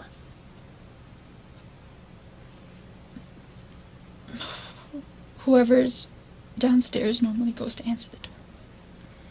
Will they look out, or will they just open the door? No, they tried to look through the sheerness of our curtain. Have you ever heard your mom or dad, like if there's someone at the door who they don't recognize, to go away and they won't open the door? Or will they always open the door to find out who, even if they don't recognize someone? Well, they try to go as quietly as possible. And if they don't, like a telemarketer or something, they just walk away. Okay. So, I think if there's something else that pops into my head or when I go out to talk to them later, if there's something else that they want to ask me, I'll come back to it. What I want to do now is I want to go into your past, okay? And start talking about things that have been going on with you in relation to your life, okay? I'm not going back to childhood. That's not my interest. Is obviously in the last few years is what's going on. Do you have a boyfriend? I had a boyfriend, but no, I don't have one. What was your boyfriend's name? Daniel. Daniel what? Wong. Tell me about your relationship with you and Daniel. It was a really tough one. We went to high school together. He helped me through a really difficult time in high school when I have asthma, but it wasn't a concern. It was only a concern when I was younger.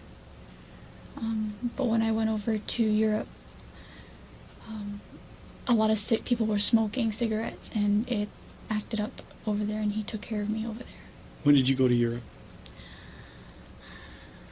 2003. Okay, and how long were you there for? Under 2 weeks, I think. Okay. So this is 2003 when you and Danny started dating? No, later on in 2003. We were just friends at that point. Okay. What grade were you in at that point? 11. 11. So how does your relationship with Danny develop? Where does it go, and how long does it last? It lasted about 6 years. It began in the summer of 2003, before my grade 12 year. We were just really good friends, and I guess it just happened. Like, we just started going out. Well, saying that we were going out, but I didn't really get to see him much. Let's talk about that. Why didn't you get the chance to see him much? I wasn't allowed to have a boyfriend. And that was when you were 18? I was 17. 17, turning in your 18th year? Maybe Mm, grade I 11 just- or going to grade? No, going into grade 12. Okay. And so who was against you having a boyfriend? My father. Your father? How was your mother in this? She took a back seat to his opinion. She would tell me that I gotta find someone who was devoted to me. But at that time, my father was the one that enforced the rules. And what were the issues your father had with a boyfriend? Was it Danny in particular, or was it just No, a boy? Just any boy at Okay. that point. So, what happens? How are you saying that you're not allowed to see this? I know that there's certain ways that you can still get around your father not allowing you to see it. In grade 12, we went to school together. He transferred out, but he'd come over to our original high school, and he'd come see me. Okay. And once in a while, I'd go and skip class and go see him. So you were dating him essentially without your parents' knowledge and consent. Yes. What would they have done to you if they found out? And did they find out? Not in high school, no. Okay. So you finish high school, and then what do you do when you finish high school? I wanted to do kinesiology, but my father was very adamant on doing something in the medical field that was a little bit more, in his opinion, more like a more successful, I guess you can say. He knew I didn't have the stomach for being a doctor, so he wanted me to become a pharmacist. Okay. Did you go to school for pharmacy? Did you get into university for pharmacy? So if you finish your grade 12, you go to your OIC year? Like grade 12 is you finish your OIC year. I didn't have OIC. I finished my grade 12. And then what do you do for the next few years? While your dad's wanting you to get into the medical field, what do you do? I was trying to get into piano. What school? I was still taking classes at a school, but it's still recognized in the community as a teacher's license. Through the Royal Conservatory? Yes. Okay, so how is this interaction, how is this going with your dad? How is your home life with you're not living up to his expectations? He didn't know. I lied to him. What did you lie to him? What did you tell him? That I was going to school. For just not pre-med, sorry, science. For science. Bachelor of Science. You would have had bills for school. How is that coming up? How are these bills being paid for university that you weren't going to? I was working at Eastside Mario's, and I took care of myself. So financially, my father was never took hand in bills, so he didn't know anything about bills. Did your mom know that you weren't going to university? No. So both your parents thought you had gone to university? Yes. Okay. And how long did they still to this point in time think that you had gone to university for sciences? Yes. And how did you feel about that? How did you feel about having to lie to your parents? I felt guilty, but every time I tried to bring it up, there was just so much expectation. Did you have any resentment towards them for this? I chose what I chose, but in the end, I chose my family. Okay, so now you're not allowed to see boys. How do you continue your relationship while you're supposed to be at university working at Eastside Mario's? Are you working during the day at Eastside Mario's? Sometimes, but not all the time. So how do you maintain this relationship with Daniel? I'd bus down to see him, or my parents would drive me down to Toronto, and they thought I was going to school, but I'd go see him and I'd come back. What school did they think you're going to? Ryerson. Okay. Was Daniel aware of what was going on with the issues in your life with your parents? Not at first, but eventually he found out. Okay. And what would your parents do find out? Did they ever find out that you were dating Daniel? Eventually, Well, how long into the relationship was that? say 5 years. 5 years? So that brings you up to 2008 or 2009? 2008, 2007, 2008. 8. And how do they find out? My mother saw him dropping me off at at Pacific Mall, where they come to pick me up. And how did that go over? Not well. Explain to me what not well means. My mother, she said at first she was like not supportive, but she said, "You need to tell me." And she basically gave me the sex talk, which basically was, one moment could ruin your entire life. But once my father found out, without even knowing him, he automatically put judgment. What kind of judgment did your father pass on him? He blamed my lying and even racial profiling on him. And what does that mean? I don't know about the racial profile. He is half Filipino, half Chinese, Yes. and my father associated him with Filipino and said that, he wasn't a good match for me. He wasn't going anywhere in life, and that he wouldn't be able to support a family. So tell me about Daniel. We've interviewed Daniel. Okay. So tell me about Daniel. He was, I believe, selling Selling? some marijuana, I believe. Okay. You weren't aware that he was up to this type of business? No. Is that what you're saying to me? Yes. So when your parents find out, what happens to you at home?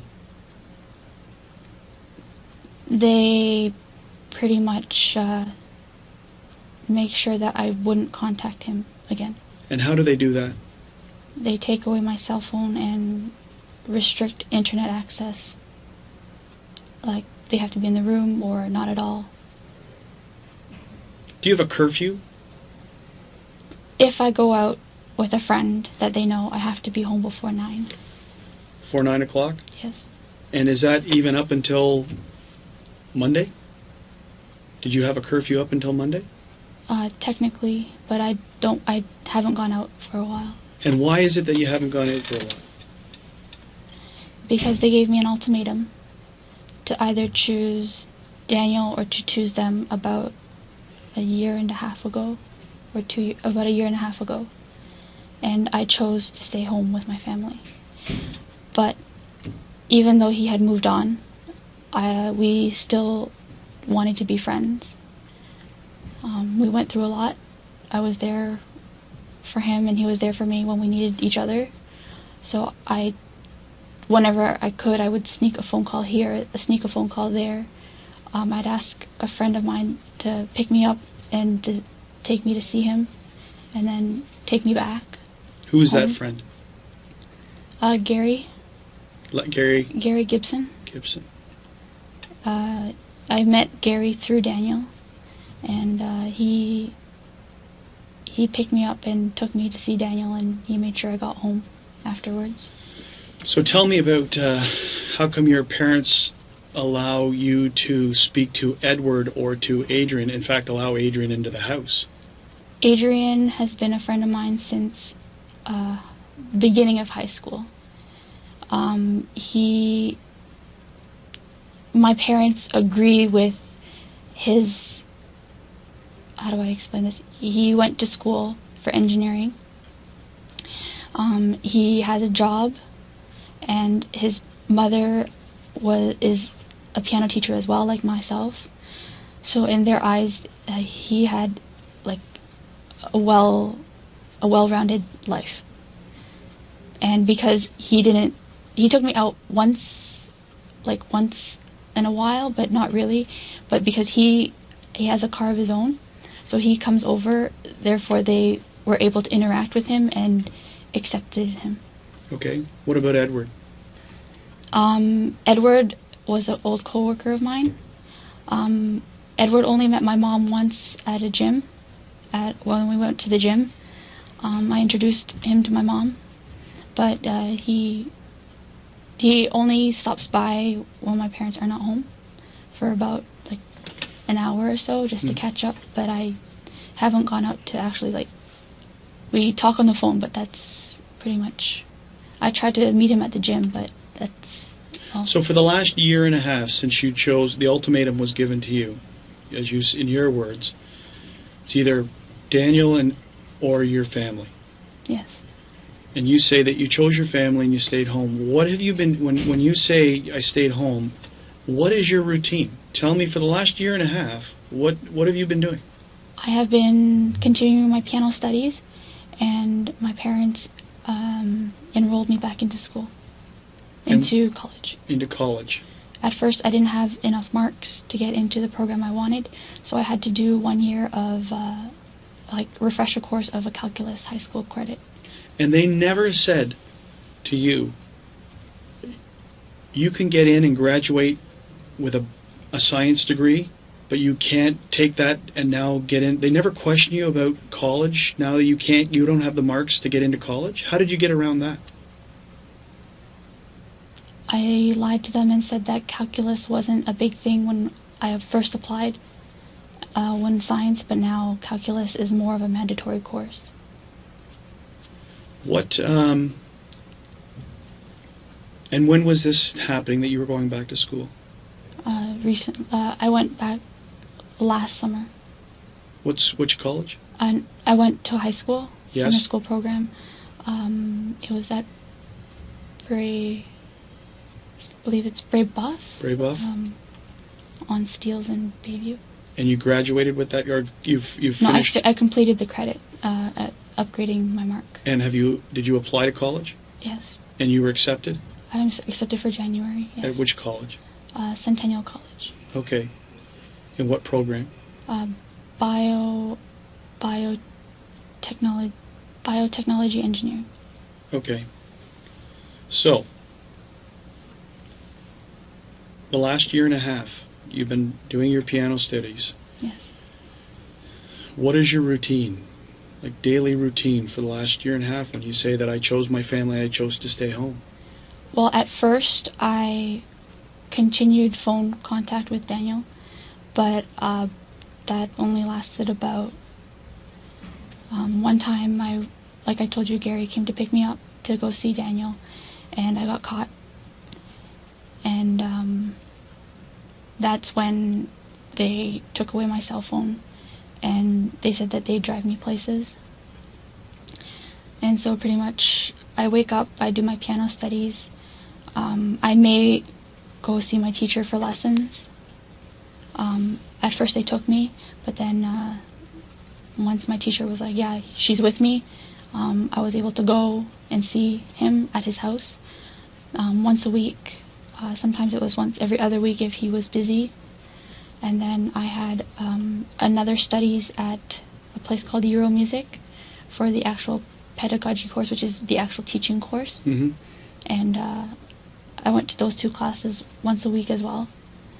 And pretty much it was home, help out with housework, and practice my piano, and just wait for the college application, college acceptance. And did you go out? Were you allowed to go out at night? I don't go out, no. The only time I went out was... last time I went out was for my for my birthday, and I was able a week ago to go see my friend on the night of Halloween. My mom went out to a dance thing. Sorry, it was Saturday night, not Halloween night. It was Halloween weekend. Saturday night, my friend Topaz and I had made plans, but my grandfather, we wanted to go skating because I love to skate, and since they know Topaz and they confirmed that she was in fact going with me to skating, and they have her number to call her to make sure I was there, and that I'd call when I got to her house. I got there, and because I had let my friends know that my grandfather was ill and that I wasn't 100% sure, she has a child, so she couldn't make plans to get her child a babysitter. So we just stayed at her house with her husband for about, I was there for maybe an hour, and then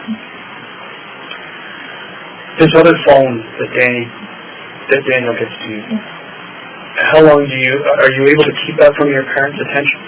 yes, And how long do you have that phone? I've been 2 months, You've had it for 3 months? The last 3 months? 2 months. And when do you switch from just using the phone to just pulling the SIM card out and using it? Just pulling SIM card, texting him, and then taking it back, putting it back in my jacket pocket.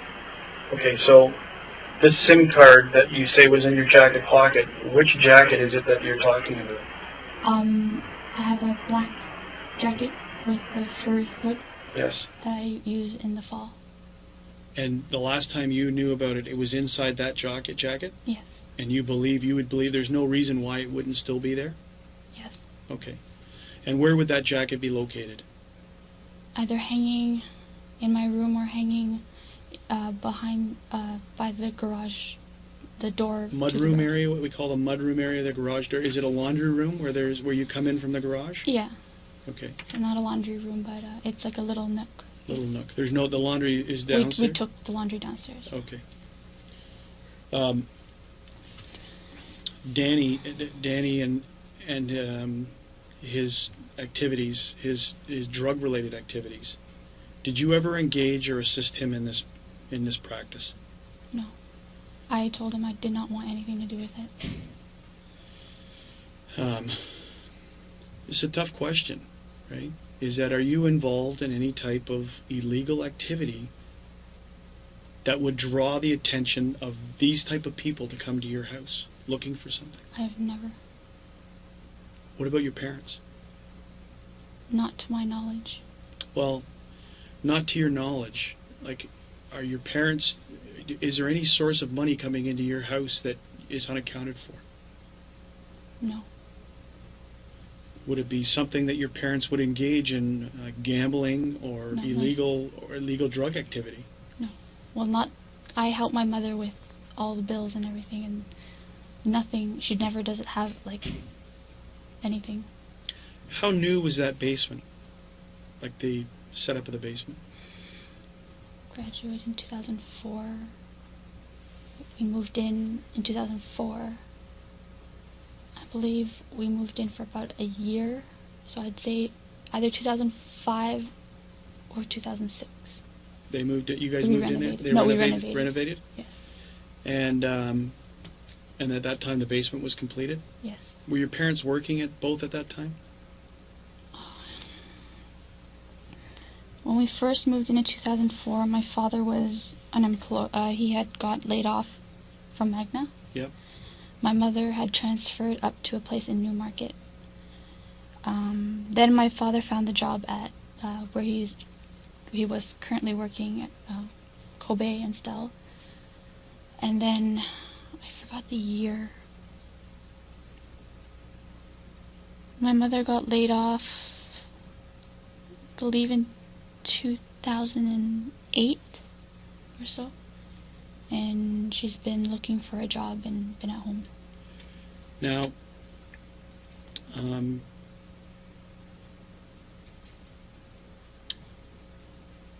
after talking to Daniel, and when's the last time you text message or communicated with him? was when my grandfather was ill. Have you been experiencing anything what you would call in the last little while of any type of threats or threatening behavior? Yes. Tell me about that. He says it's just a friend, but everyone says it's his girlfriend. She has messaged me telling me to back off, to leave Daniel alone. And he's messaged me and he's like, "Is that you calling?" But I wasn't calling. Or I'd be on the phone with him and he's like, my Rogers line, because I called him on the phone that he gave me. Yes. And he'd say that my Rogers line was calling him. And when I looked into it, it was like on my bills, those phone calls were made, but I know I didn't make them. So I couldn't explain it. And I did get a letter in the mail saying that you're a dead person walking. Now, why didn't you tell me about that when I spoke to you the other day? Everything had just happened. I wasn't. Was it just simply a letter? Yes. It was cut out. Where is that letter? It's garbage. It's in the garbage? Yes. I didn't think too much of it at the time. And what did you equate it to? Just jealousy. You still are equating it to the friend or the girlfriend? Well, I don't want to, I don't know 100%, so I don't want to point fingers. Why, so if you're not 100% and you don't want to point fingers, why do you believe it's her? Because she has personally messaged me on Facebook telling me that I'm stupid and to back off and to leave Daniel alone. Okay. And sometimes when I text him, she texts me using his phone, telling me that he's with his girlfriend Christine and to leave him alone.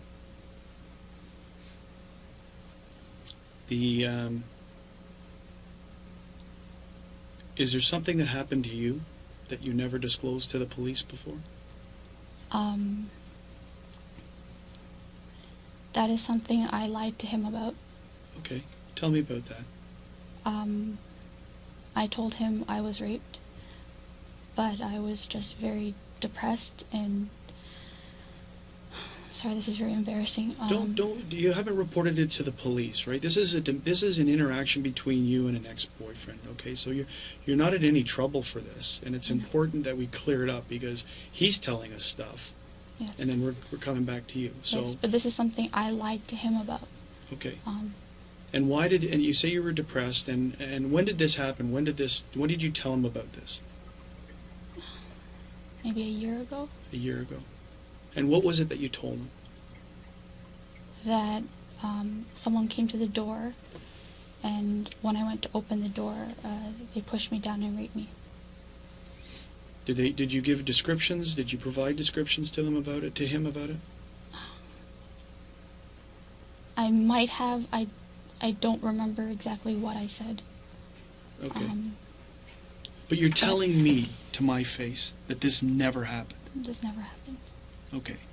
So this isn't something that we need to be looking at as something that's tied to this. No, that was my lie to him. Okay. For attention, isn't. Now, what was his reaction to that? Report it. But it wasn't real, so I didn't report it. Okay. Now, did you ever have a figure if Daniel stopped being a drug dealer or engaged in, or is he still dealing with that? Again, this is not criminal. It's more in lines of, what would link someone to think that they're coming to your house for a large quantity for money, which is an obvious question. I've asked him what he's up to, and he just says running, like doing runs. But I don't ask him into detail. So when he says he's doing runs, you're equating that to he's still running drugs? Running errands, running drugs, seeing people. You just didn't ask him? I just kind of went blind ear because I'm not with him. Okay. Did you ever receive, again, coming from, we're going to ask it, did you ever receive any other type of threatening text messages that, more than just words of what a person says, don't see him or don't, did you ever receive anything that was Threatening? Yeah. I did get some, but I couldn't, what's the word I'm looking for? It said that we have people that can erase this message. But it was just words. It was just stay away. What were the words? Just stay away. Stay away. Chrissy and Danico, one life, one destiny, or something like that. So it was more in line with Danny and this, more in line with the relationship. Pretty much just leave, for me to stay away. There was never any threat to you from any other anonymous. It always seems to you to have the air of Danny's girlfriend or friend that's sending these threats. He says that it's not her, but from all the messages are pretty much just to leave him alone so he can be happy. Okay, but there's no phone number that these things are coming back from? No. Being sent from? No. Did you ever? I know it's absurd, but I couldn't explain it. No, well, I don't. With the technology today, anything is possible. I'm not.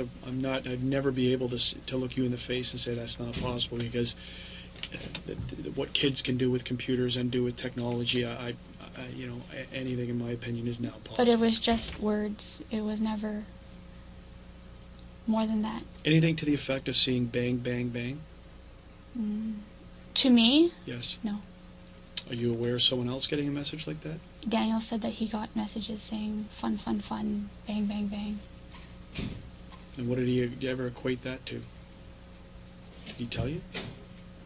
He just said these messages basically kept telling him to make sure I stayed away from him and to make that girl happy.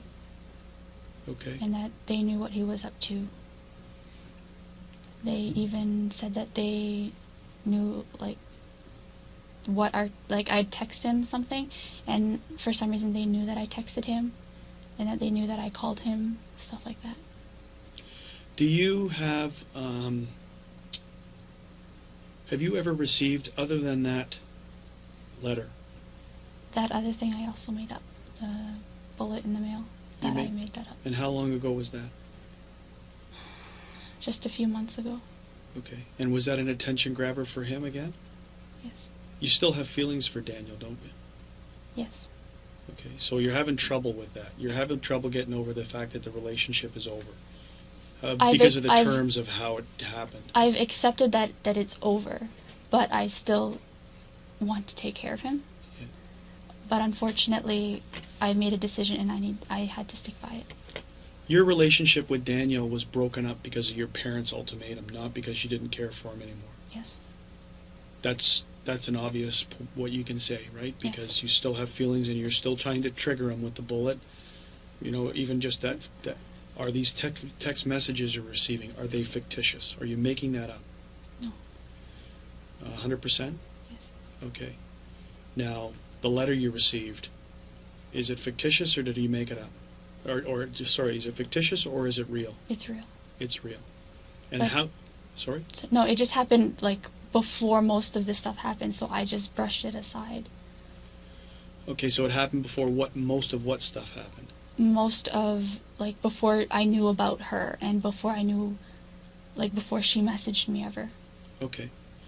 Now, how often did you use this other phone? You said it was back when your father, that's the last time you used it. But how many times would you, from the last year and a half? Maybe once a day. Once a day? Or usually, once a day. Who was paying for that? Daniel. Daniel was paying for that.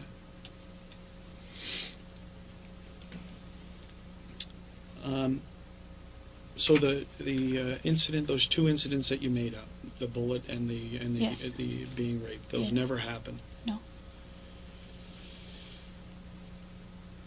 Is there anything else you can think of in this? Were you dating anyone else? Did you see anyone else during No. this year and a half No. layoff? Dating, no. No? No. I saw Adrian because he came over, but I wasn't seeing him like romantically or anything. I saw just my tight-knit group of friends, which are my girlfriend's Topaz. Topaz? Yes. Topaz's last name? Chu. Topaz Chu. Her husband, Chihei Tong. And where, okay, we won't say where they live because it's being videoed, but I need to get an idea. If we haven't spoken to them, we'd like to speak to them. Okay. Who else? Adrian Chung, he lives away, but sometimes he comes into town and he'll come to my house and ask my parents to take me out just for a coffee to catch up about half hour, and then he takes me back home. Okay. That's 3. Who else is Adrian? Adrian, whom we talked about earlier. Tinkovitz, you've spoken to. Yeah. We've spoken to already. Edward Pacificador. And yeah. So he's in that loop of tight-knit friends? No, he's separate. Okay. Who else is in this other tight-knit group of friends? Well, we're tight, but I don't speak to them often. Cecilia Pang and Jerome, we fall in and out like periodically, like maybe a couple months where we talk almost every week, and then sometimes we go a month or 2 without talking. Jerome Liu. Okay. So that's Adrian, Topaz, Chihei, Cecilia, myself, and there's one more, Carson. I forgot his last name. He's more like him and myself aren't that close, but he does hang around all of us if we go to, for example, when my friend had a baby, we were all there together. Now, what about, again, I apologize for the name. It's okay. Gary Gibbons or Gibson. Gibson? Gibson, yes. Where is he in this? I haven't spoken to him in a long time. I'd say about a year, but prior to that, we spoke quite a bit. Yeah. But he was your link to Danny, right? To get to Danny yes. to drop you off. Well, he'd call Daniel if he didn't answer my calls, and we hung out on our own as well. What do you know about Daniel's girlfriend, Christine? The only thing I know is that she's living with her father. When we were in high school, she lost her mother. I believe she has a child, and I don't know where the father is in that. Okay. Daniel's told me that, this is just what Daniel's told me, that she's going through a custody battle, and that every time I ask him, like, what are you doing? He's like, making runs with Christine. So. Making runs with Christine? Yeah. And I'm sorry, when you say what runs, for me, listening to making a run, would you draw the inference that that's back to the drug business? I would, but I didn't go more into that. Don't go more into it. What do you take that as just hearing it at face value? That he was going to meet somebody for drugs, or... And Christine's along for the ride? I was told, like, in his words, that he was the one taking her to go see people that she knew. That she knew? Yes. Okay. And that everything was at her house or something like that. Okay. I want you to sit tight. Do you want me to get you some water? Yes, please. Okay. I want you to sit tight. I'm just going to go talk to Deborah. Deborah Gladding. She's been monitoring. I'm also going to talk to the primary investigator. Okay. We're going to get you some water.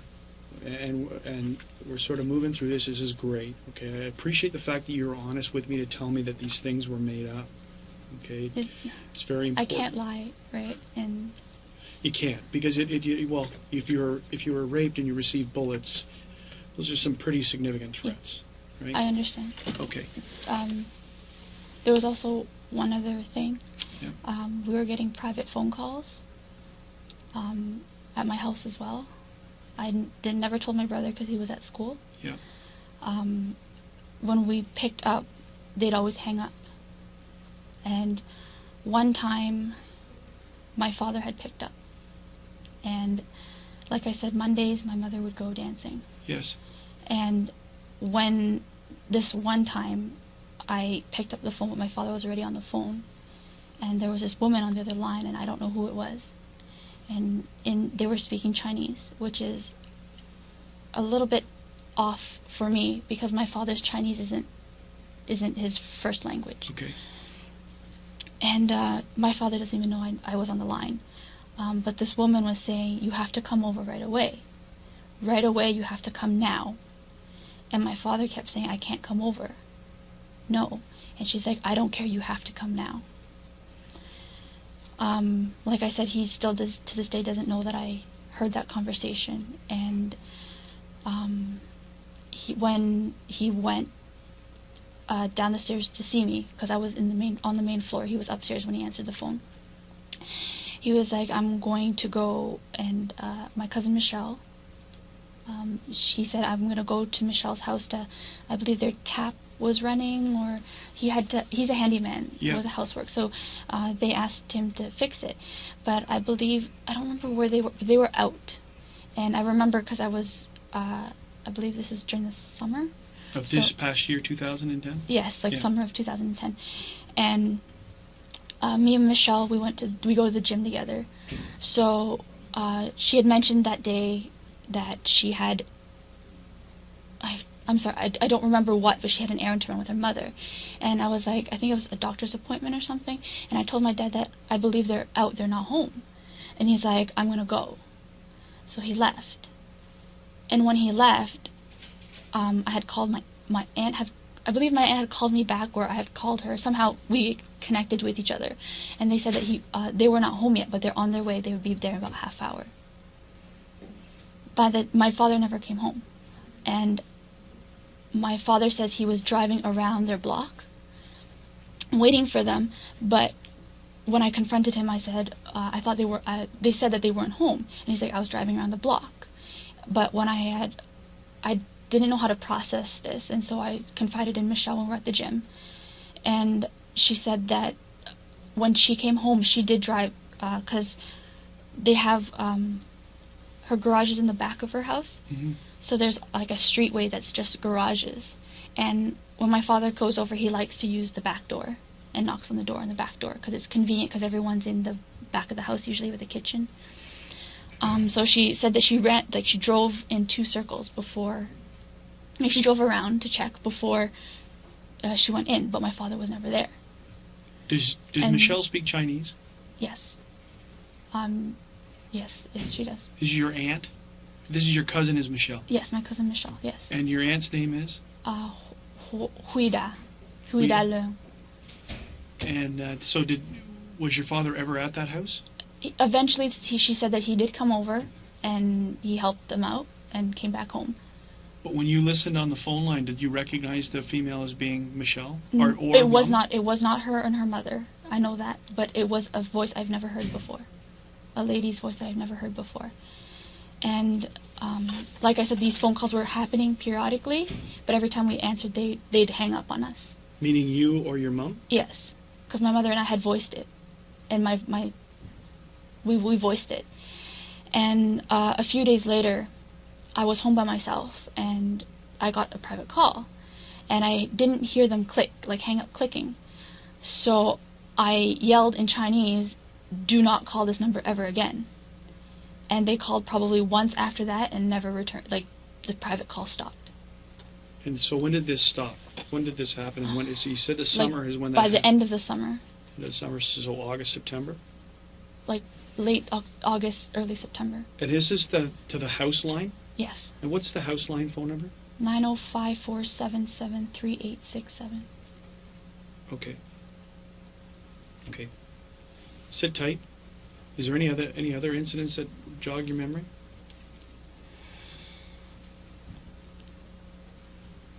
Any other boyfriends in between this time period? No.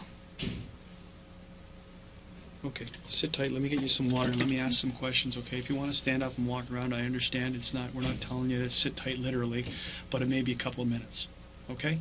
Okay. Do you need to go to the washroom? No, I don't like being by myself right now. I'm going to leave the door open a little bit, okay? Okay. Does that work for you?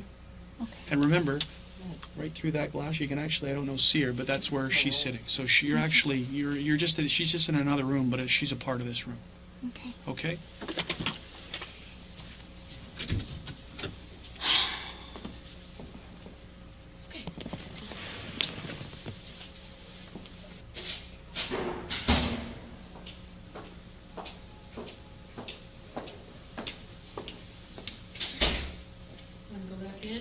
stand around here? Do you want to just wait out here, or do you want to just wait inside?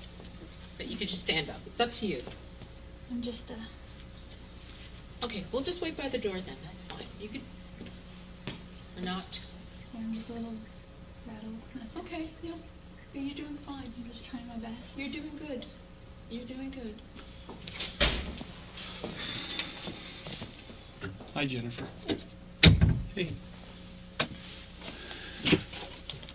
Here. Take some Kleenex. Take some Kleenex. Tell me what you're feeling right now. What's going on?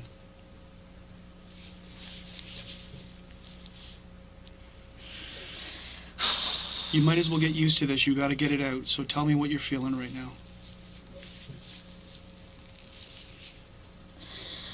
I'm just kind of like, if it makes me feel like I should have. It's a thing called survivor's guilt, okay, that you're going to go through. That you're gonna need, and this is the stuff about the therapy and getting to speak to someone, because there's stages of grieving that you're going to go through, okay, and this is the only way you're going to go through this is with help. I think victim services is engaged, right? They're trying to help you, so just stick with that.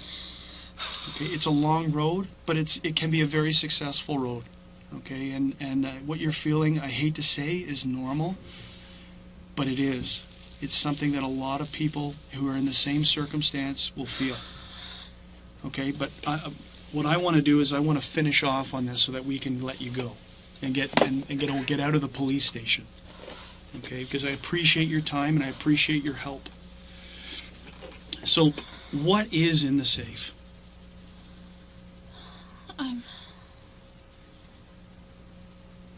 The last time I opened it, my mom took out our passports, and she has the combination. I don't have the combination. You don't have the combination for the safe? No. Just your mom? Just my mom. Okay, and so there was passports, no large quantities of cash in there.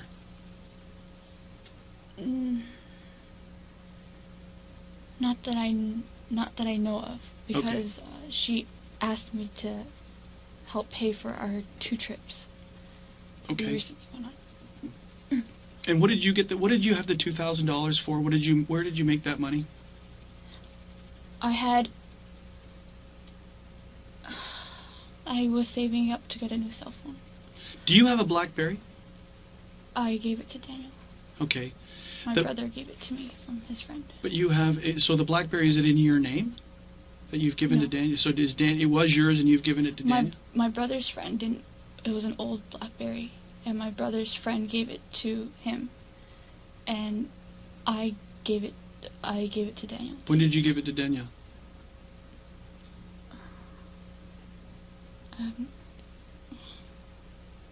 I gave it to a friend to give to Daniel. How long ago? Maybe a week. A week ago? Maybe a week and a bit. What's the PIN command for that? Do you have a personal identification number for security reasons? Have you ever been given that by BlackBerry? No. No? There's no lock that I know of. Okay. So, Daniel was, and likely still remains to be a drug dealer. Self-admitted when he was in there the other day.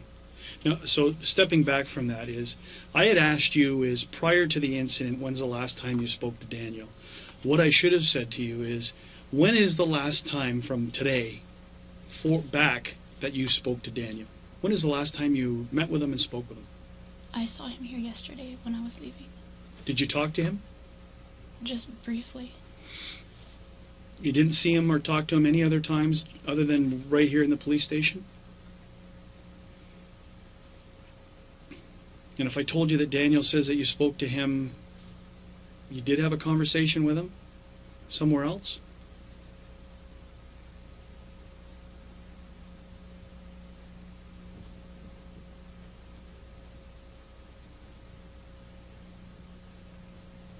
He would be lying?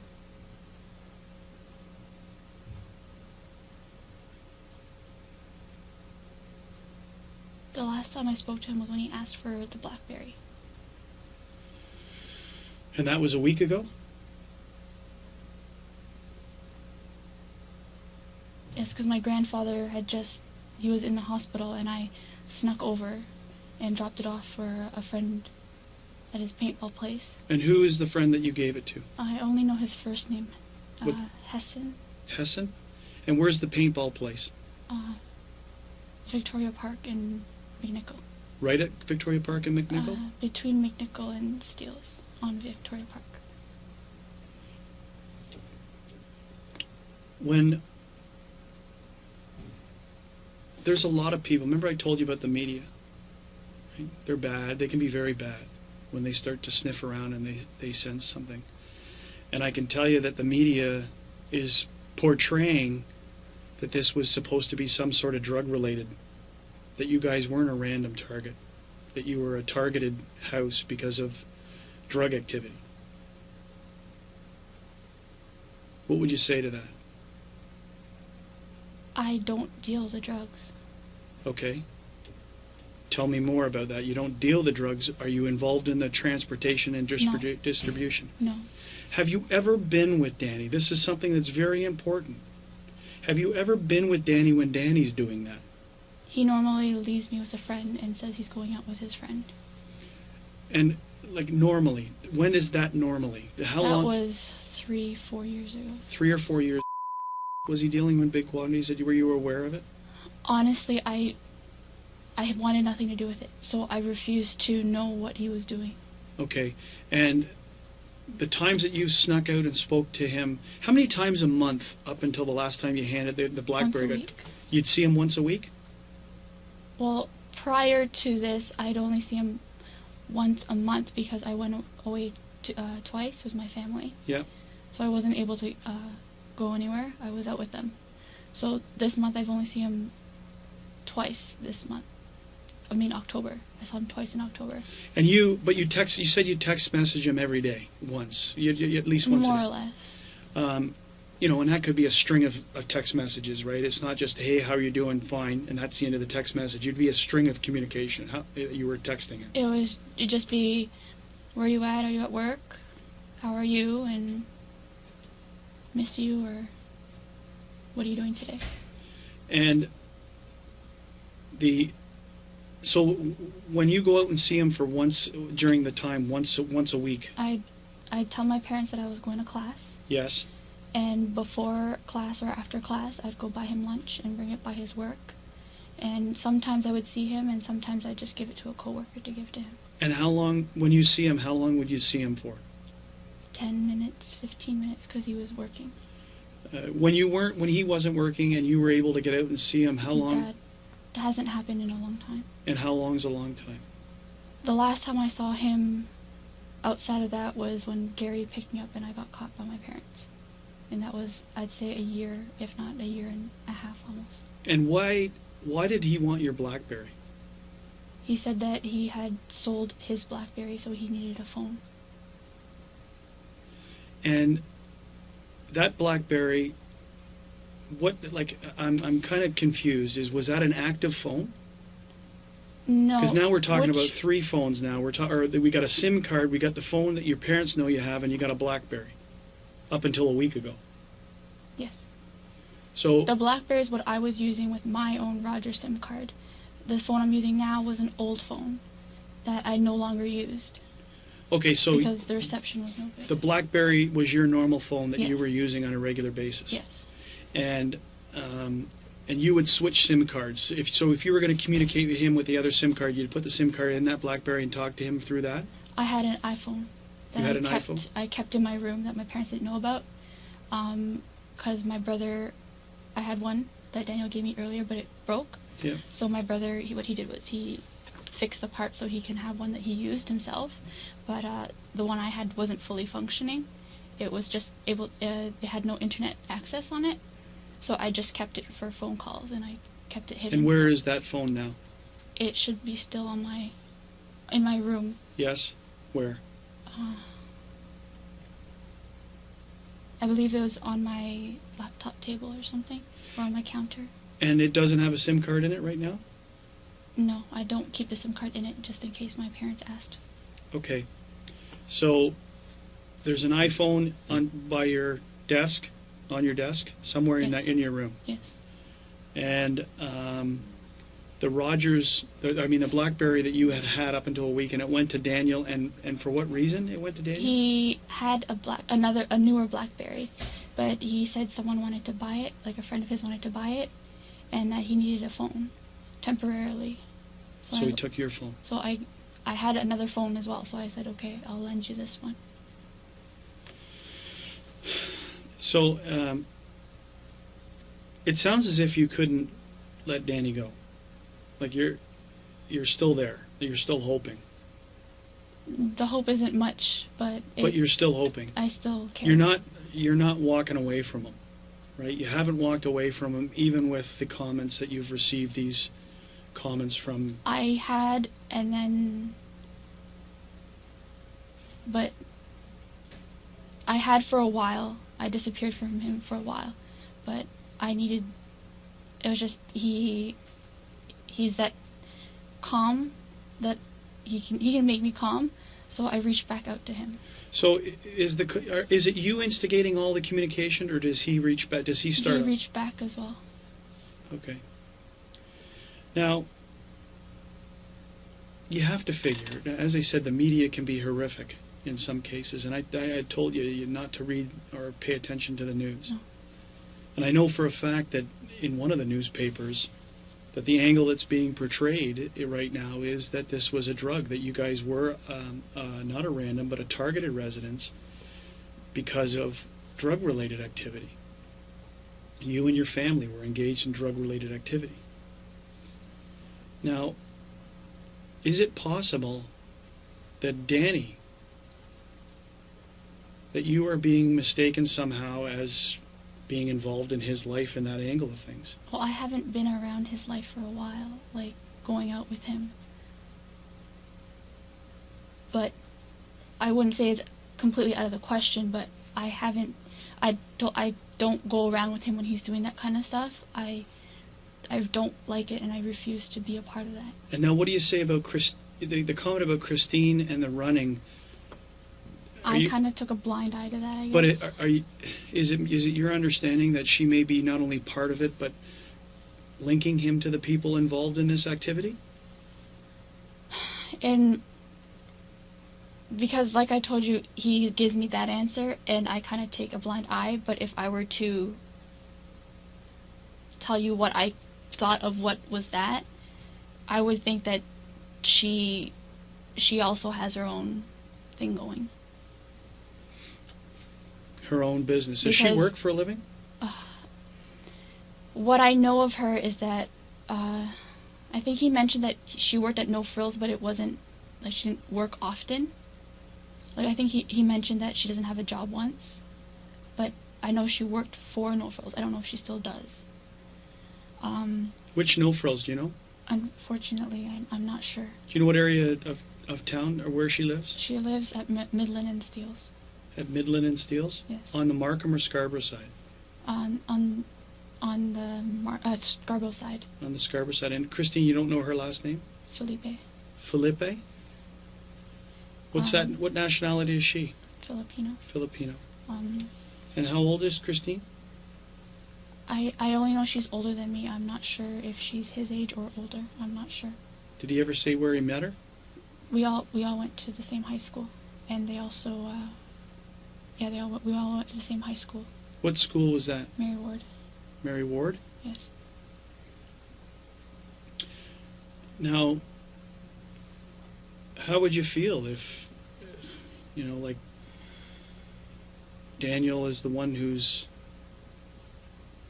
through whatever activity that he's engaged in, and you've been around, but not necessarily having an understanding because you're seen with him, that he's brought this back to you?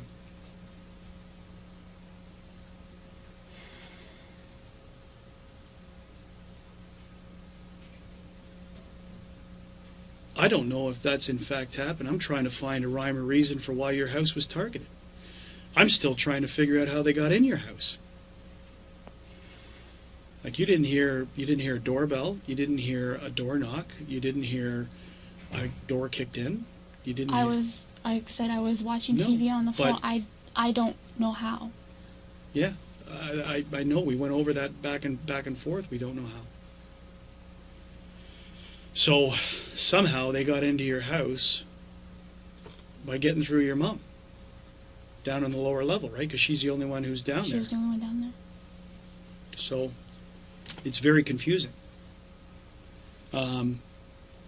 We do have surveillance cameras from the area, right? That explain that. Well, hopefully, but that's still in work in progress.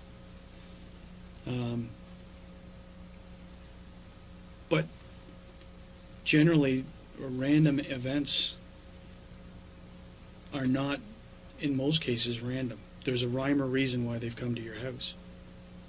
But from what you've told me inside the house, the only thing that you hear them saying to you is they're looking for money. They're not looking for a specific quantity of money? No. Do you ever hear number one telling number three about the quantity of money that he's recovered? No. I don't hear that. All the comment you hear from number one really is it's time to go. We've been here too long. We've been here too long. Yes. And number 3 was the one that says was my father, and what I heard from him was basically, "Where's more? You're lying."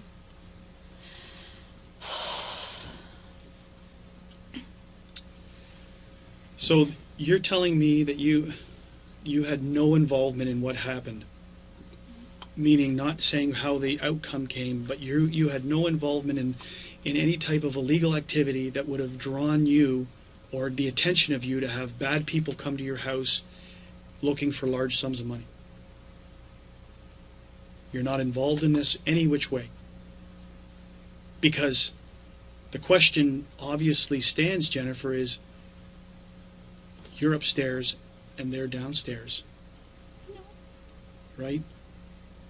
So it's a natural concern why would they leave you alone? Why would they not do the same to you?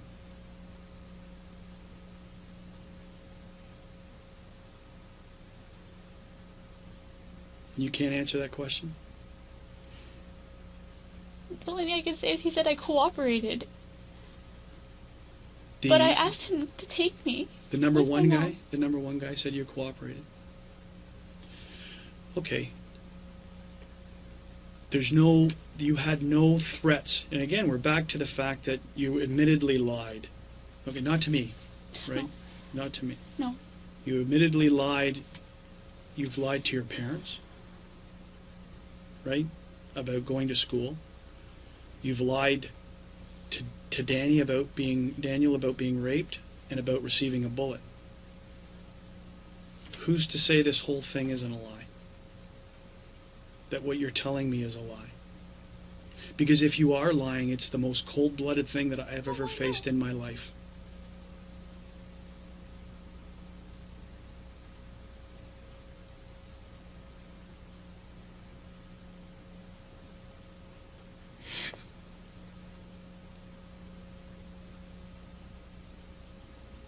There is nothing that you've said to me today is a lie. And I want to just put a little preamble. Nothing in here that you might have mistaken because of order of events. I'm saying to you right now, is there anything throughout the course of your statement today where you've lied to me?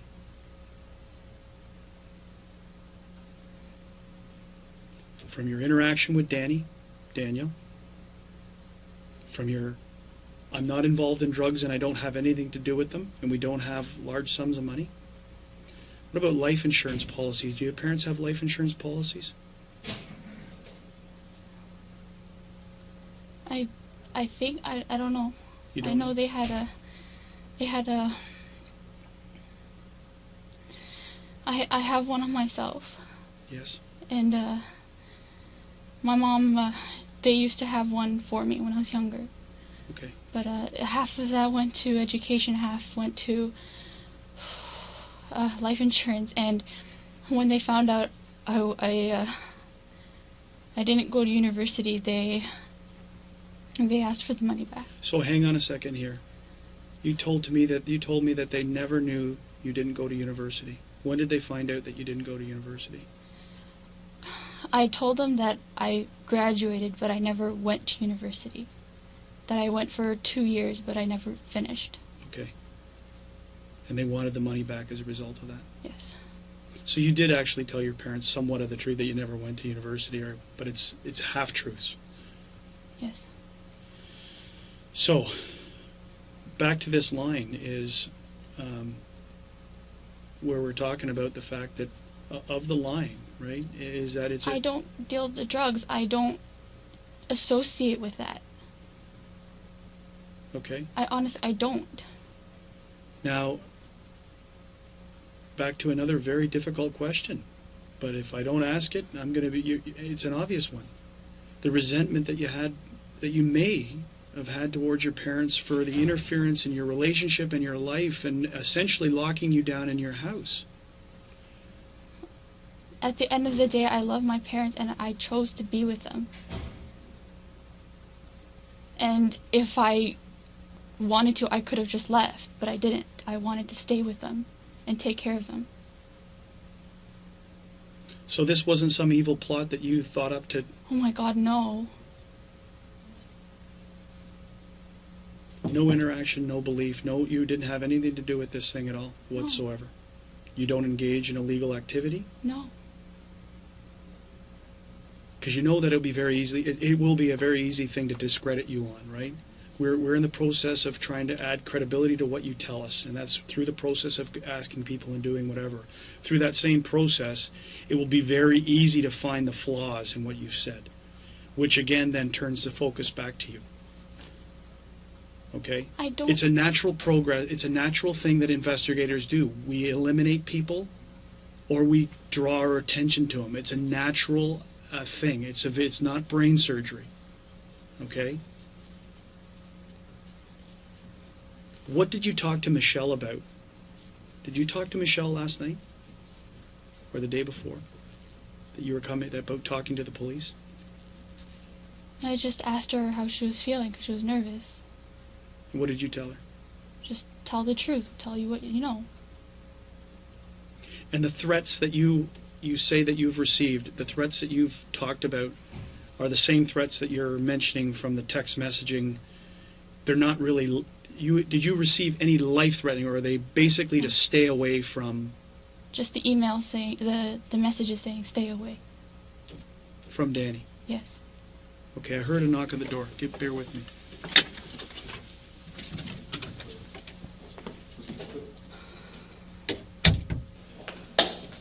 Okay, we're done, essentially. How are you feeling? Sorry, you really scared me. Did I? What did I scare you about? Sit down and take a load off. Tell me how you're feeling, and how I scared you. I don't want you walking away from here thinking I'm evil. I want you to walking around from here thinking that this guy is helping investigate my mom's murder, and he's going to turn over every stone possible to make sure that we catch the people who do that. That's what I want you feeling. So I don't want you walking away from here thinking that I scared you, or I'm a bad man.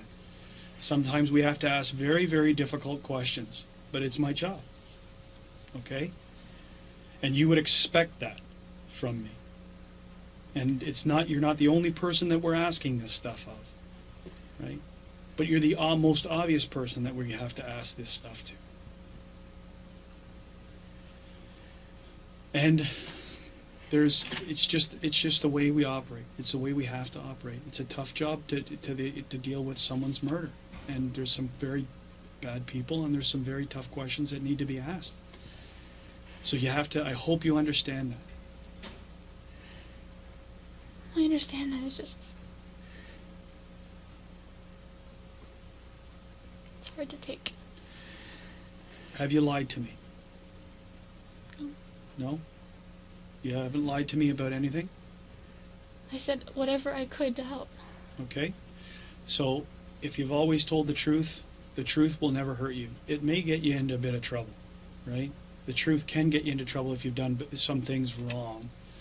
But generally, in most cases, if you tell the truth, you'll always be fine. So, that's the avenue. That's the avenue you have to think about. And what I never do anything wrong if I tell the truth. And if I've said some things that are lies, or I've held something back because I think it might hurt me, those are the things that will cause people to look at you more intently. Because the question is why would that person do that to me? They've got something to hide, right? So, the fact that you've lied to your parents over a long period of time, the fact that you've lied to Daniel about those other two events, those are disturbing. Right? But I don't live in your shoes, and I would never judge you on that fact, but from an outsider looking in, to have to live under those conditions, to have to lie continually, you're going to ask the question why.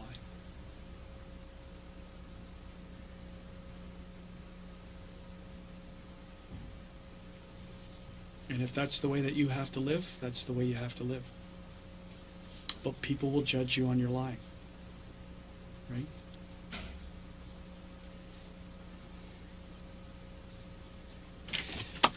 So is there anything else that you can think of that might help us?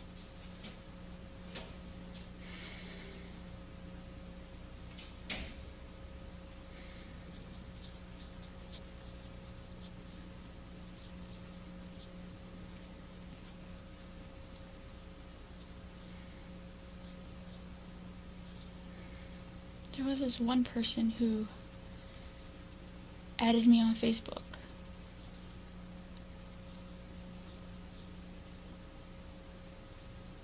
And I found it weird that he had added me out of nowhere. And I had looked in common friends and saw that he was friends with this girl, that girl, Christine. When I spoke to Daniel about it, I don't know if he told her or not. But I asked him, is she just casual friends with him, or is she good friends with him? And the day after I asked him this, they were no longer friends on Facebook. Who is this guy? What did he look like? Casey Law. I've never met him. Apparently went to high school as well, but I don't recall ever meeting him. And he kept asking me questions that, I don't know if it's just his personality, but he asked me questions that I thought were too abrupt to ask someone you just met. Like what? Give me an example. He asked if I had a boyfriend, and if I was looking for a boyfriend, and if I engaged in sex, and things like that. So that's the kind of question he was, provoking you. Casey Law? And did you recognize the name from school? Recognizable, but again, I don't remember ever even having a conversation with him. And so he said he went to your school? Yeah, but he was older than me. He's older than you. And what does he look like? Chinese guy. Yeah. When I talked to him, he said that he was working like security. Okay. So that's on things strange things that have happened to you recently. That's it that you can think of, is that one, and plus obviously the stuff that was going on with Christine and the ghost messages that you were receiving, right? From these were numbers that didn't exist, or they didn't have any. No, it was blocked. Blocked numbers. And when I called Rogers, they said that's not possible. For a text message to come in with a blocked number? Yes. Okay.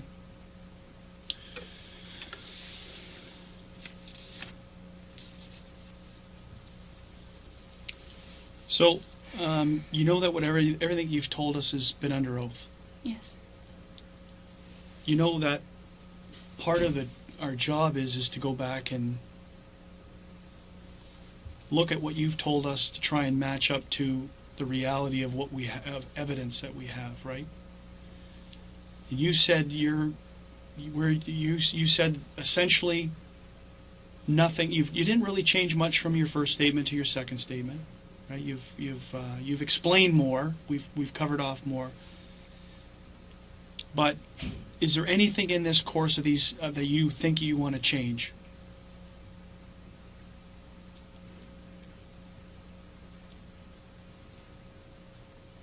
You made me like now. I feel like I've said something wrong. You have not. I don't know if you said. You have to me. You've No, said, no. I've said everything that I know that is true. Yeah, and I'm asking you is if, from reflecting on what you've told me today, which is fairly consistent with the first statement. It's just there's more detail now. Is there anything in there from what you've been going down and what you think? It should be right on the tip of your tongue. If you want to change something, it would be like, you know what, I said this and I really meant this. It's not something you've missed. It's something that you knowingly have said that you want to change, that you know was wrong or could be taken wrong. Okay, well, first thing, the school thing. Yes? I didn't go to university, but I told my parents that I went for a few years. Right? How long Just ago to did you clarify. How long did you tell them that? How long ago did they find out? I told them everything when I was seeing Daniel, and that I told them I only went partial school. Okay. And I told them all. And all when that. was that? What year was that? How long ago? A year and a half ago. So is this when the ultimatum come down? Is that at that point in time? The ultimatum came about there's always been ultimatums. Like, they always gave me a second. But the one that you made the choice where you were at, because you say that was about a year and a half ago too, is that part of when you came clean to a certain extent? You say you came clean. Coming clean would be mom and dad. No, I didn't never come went clean, to- but I came, like, when I said what they know. And that was a year and a half ago. Yes. Okay. So there's one that we've clarified. Is there anything else that you can think of?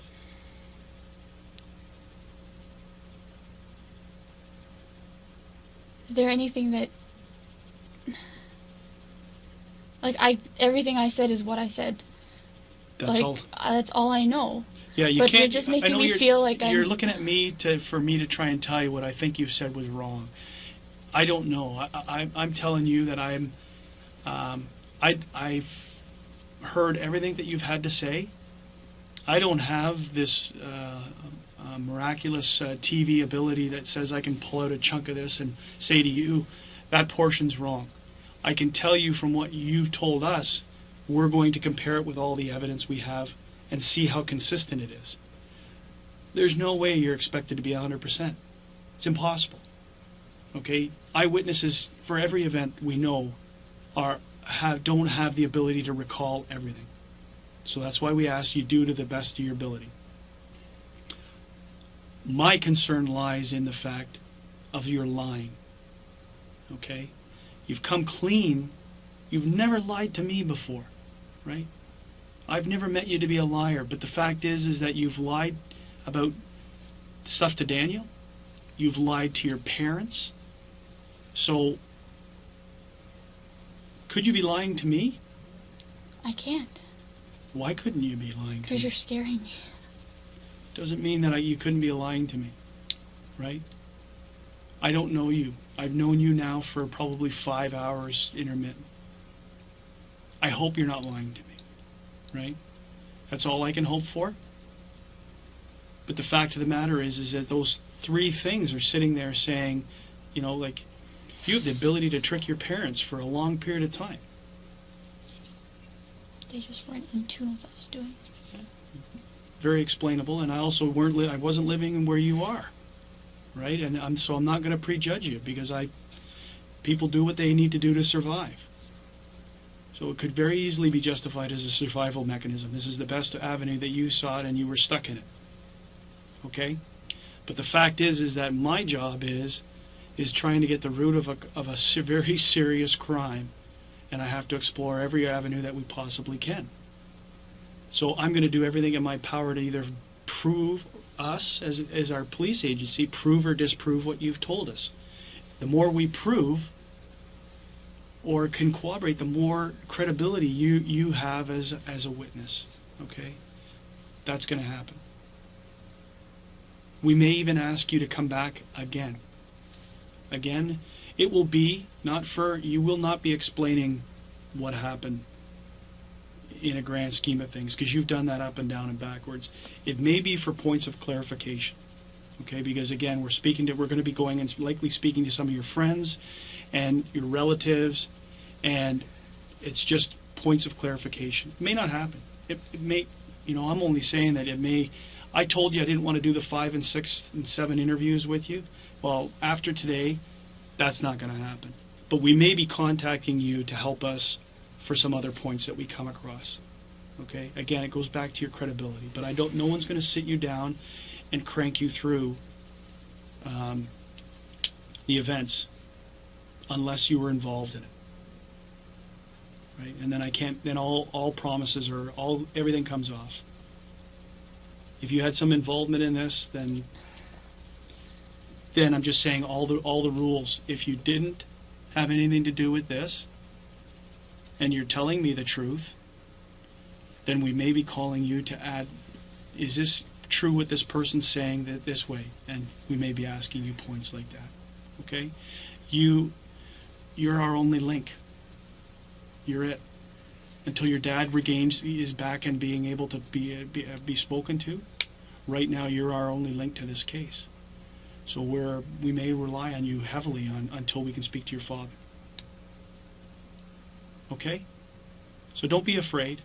If you've told the truth, the last thing you should be afraid of is anything. If you've told the truth and you've been truthful through this whole process, then you're helping. You're doing your part. Okay? And don't be afraid of me. I'm just afraid because, I know everything is just all pointing negatively right now, and I don't understand why. It's not all pointing negatively. And you know what? You're misunderstanding things, that you're thinking it's all negatively pointing anywhere. It's not pointing anywhere right now. We are still gathering and gathering and gathering. There is no direction there's nothing. You are not a suspect in this investigation. Okay? You're a witness and a victim of a crime. I know, but I feel that, the way you're speaking to me, it's kind of like, I know you said that you had to say those things, but it's here, and I've already said it to the special victims yesterday, but there's, ideas in my head. Yeah. And I'm afraid to say it out loud.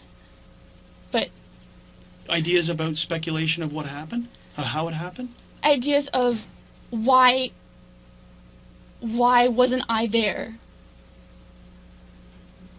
It's you that psychologically is an issue that you need to straighten out with counseling. Okay? For you to speculate into the investigation as to why you weren't there, unless it's standing out. I believe you said in your opinion is that they said I cooperated. You cooperated, right? And in a case that makes no sense, that could be the only sense that we get out of the investigation, is that strange things happen, right? Strange things happen. So, yeah, unfortunately, at times some of us have to point the finger, seem like we're pointing the finger, and it really is just to provoke you to see what you're going to do, how you're going to respond. Okay? So, it's only a question, and it's been answered, and if you've been truthful, okay, you have nothing to fear. Absolutely nothing. Okay? What do you want to say? That I got a phone call once, and I said earlier, I don't know if it was zoned in, but they said that they can make everything disappear, and that's what I'm afraid of. Because you're asking me all these questions, and I'm answering them truthfully, but I'm afraid that I can't answer them for you. Well, there's some, the technology exists, there is some technology out there, I'm sure, that can make things disappear, and I know that not everything is captured. So, we go back to interviewing someone else who may say, yeah, well, she told me about this, and or I had similar things. So there's other ways around it. This case isn't going to hinge on small inconsistencies. right? It's not going to hinge on small. It's not the inconsistency. It's I'm afraid of what is out there. Because you shine a light that it could have been because of what he's involved in. Is it not a possibility? I know, like, you have given me that, Mhm. and with that, I'm just like, I'm scared because it could be anybody out there. Right now, it could be anyone, and that's the reality of it, right? We're the theories. We're at the same position as you as speculating as to theories and reasons why, and you can't be confined in your theories because if you're sitting here looking like this, at a small with the blinders on that this is, it's like this. We got to think at every possible way that that this crime could have been happening, and saying that it could have been Daniel, yeah, it could have been Daniel. Could have been a random act. Yeah, it could have been a random. Could they have been targeted because of something did? Yeah, it could have been. We've got to explore them all. And then try and figure out which one, through motive and opportunity and means, was likely to have occurred. And hopefully we start to focus down on suspects. But right now, there's no fingers being directed at anyone. It's just I feel... That's what you're meant to feel. Okay? That's what you're meant to feel.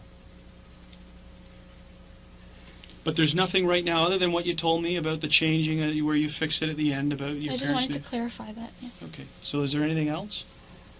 Not off the top of my head.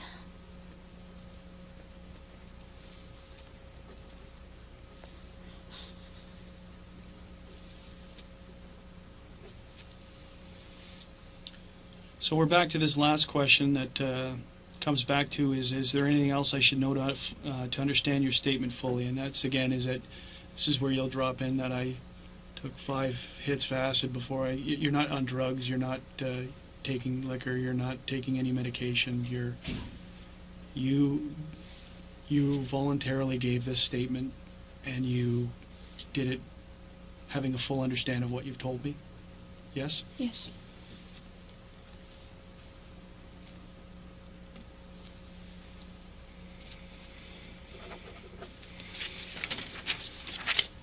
Okay, so the recorders are being shut off as we speak.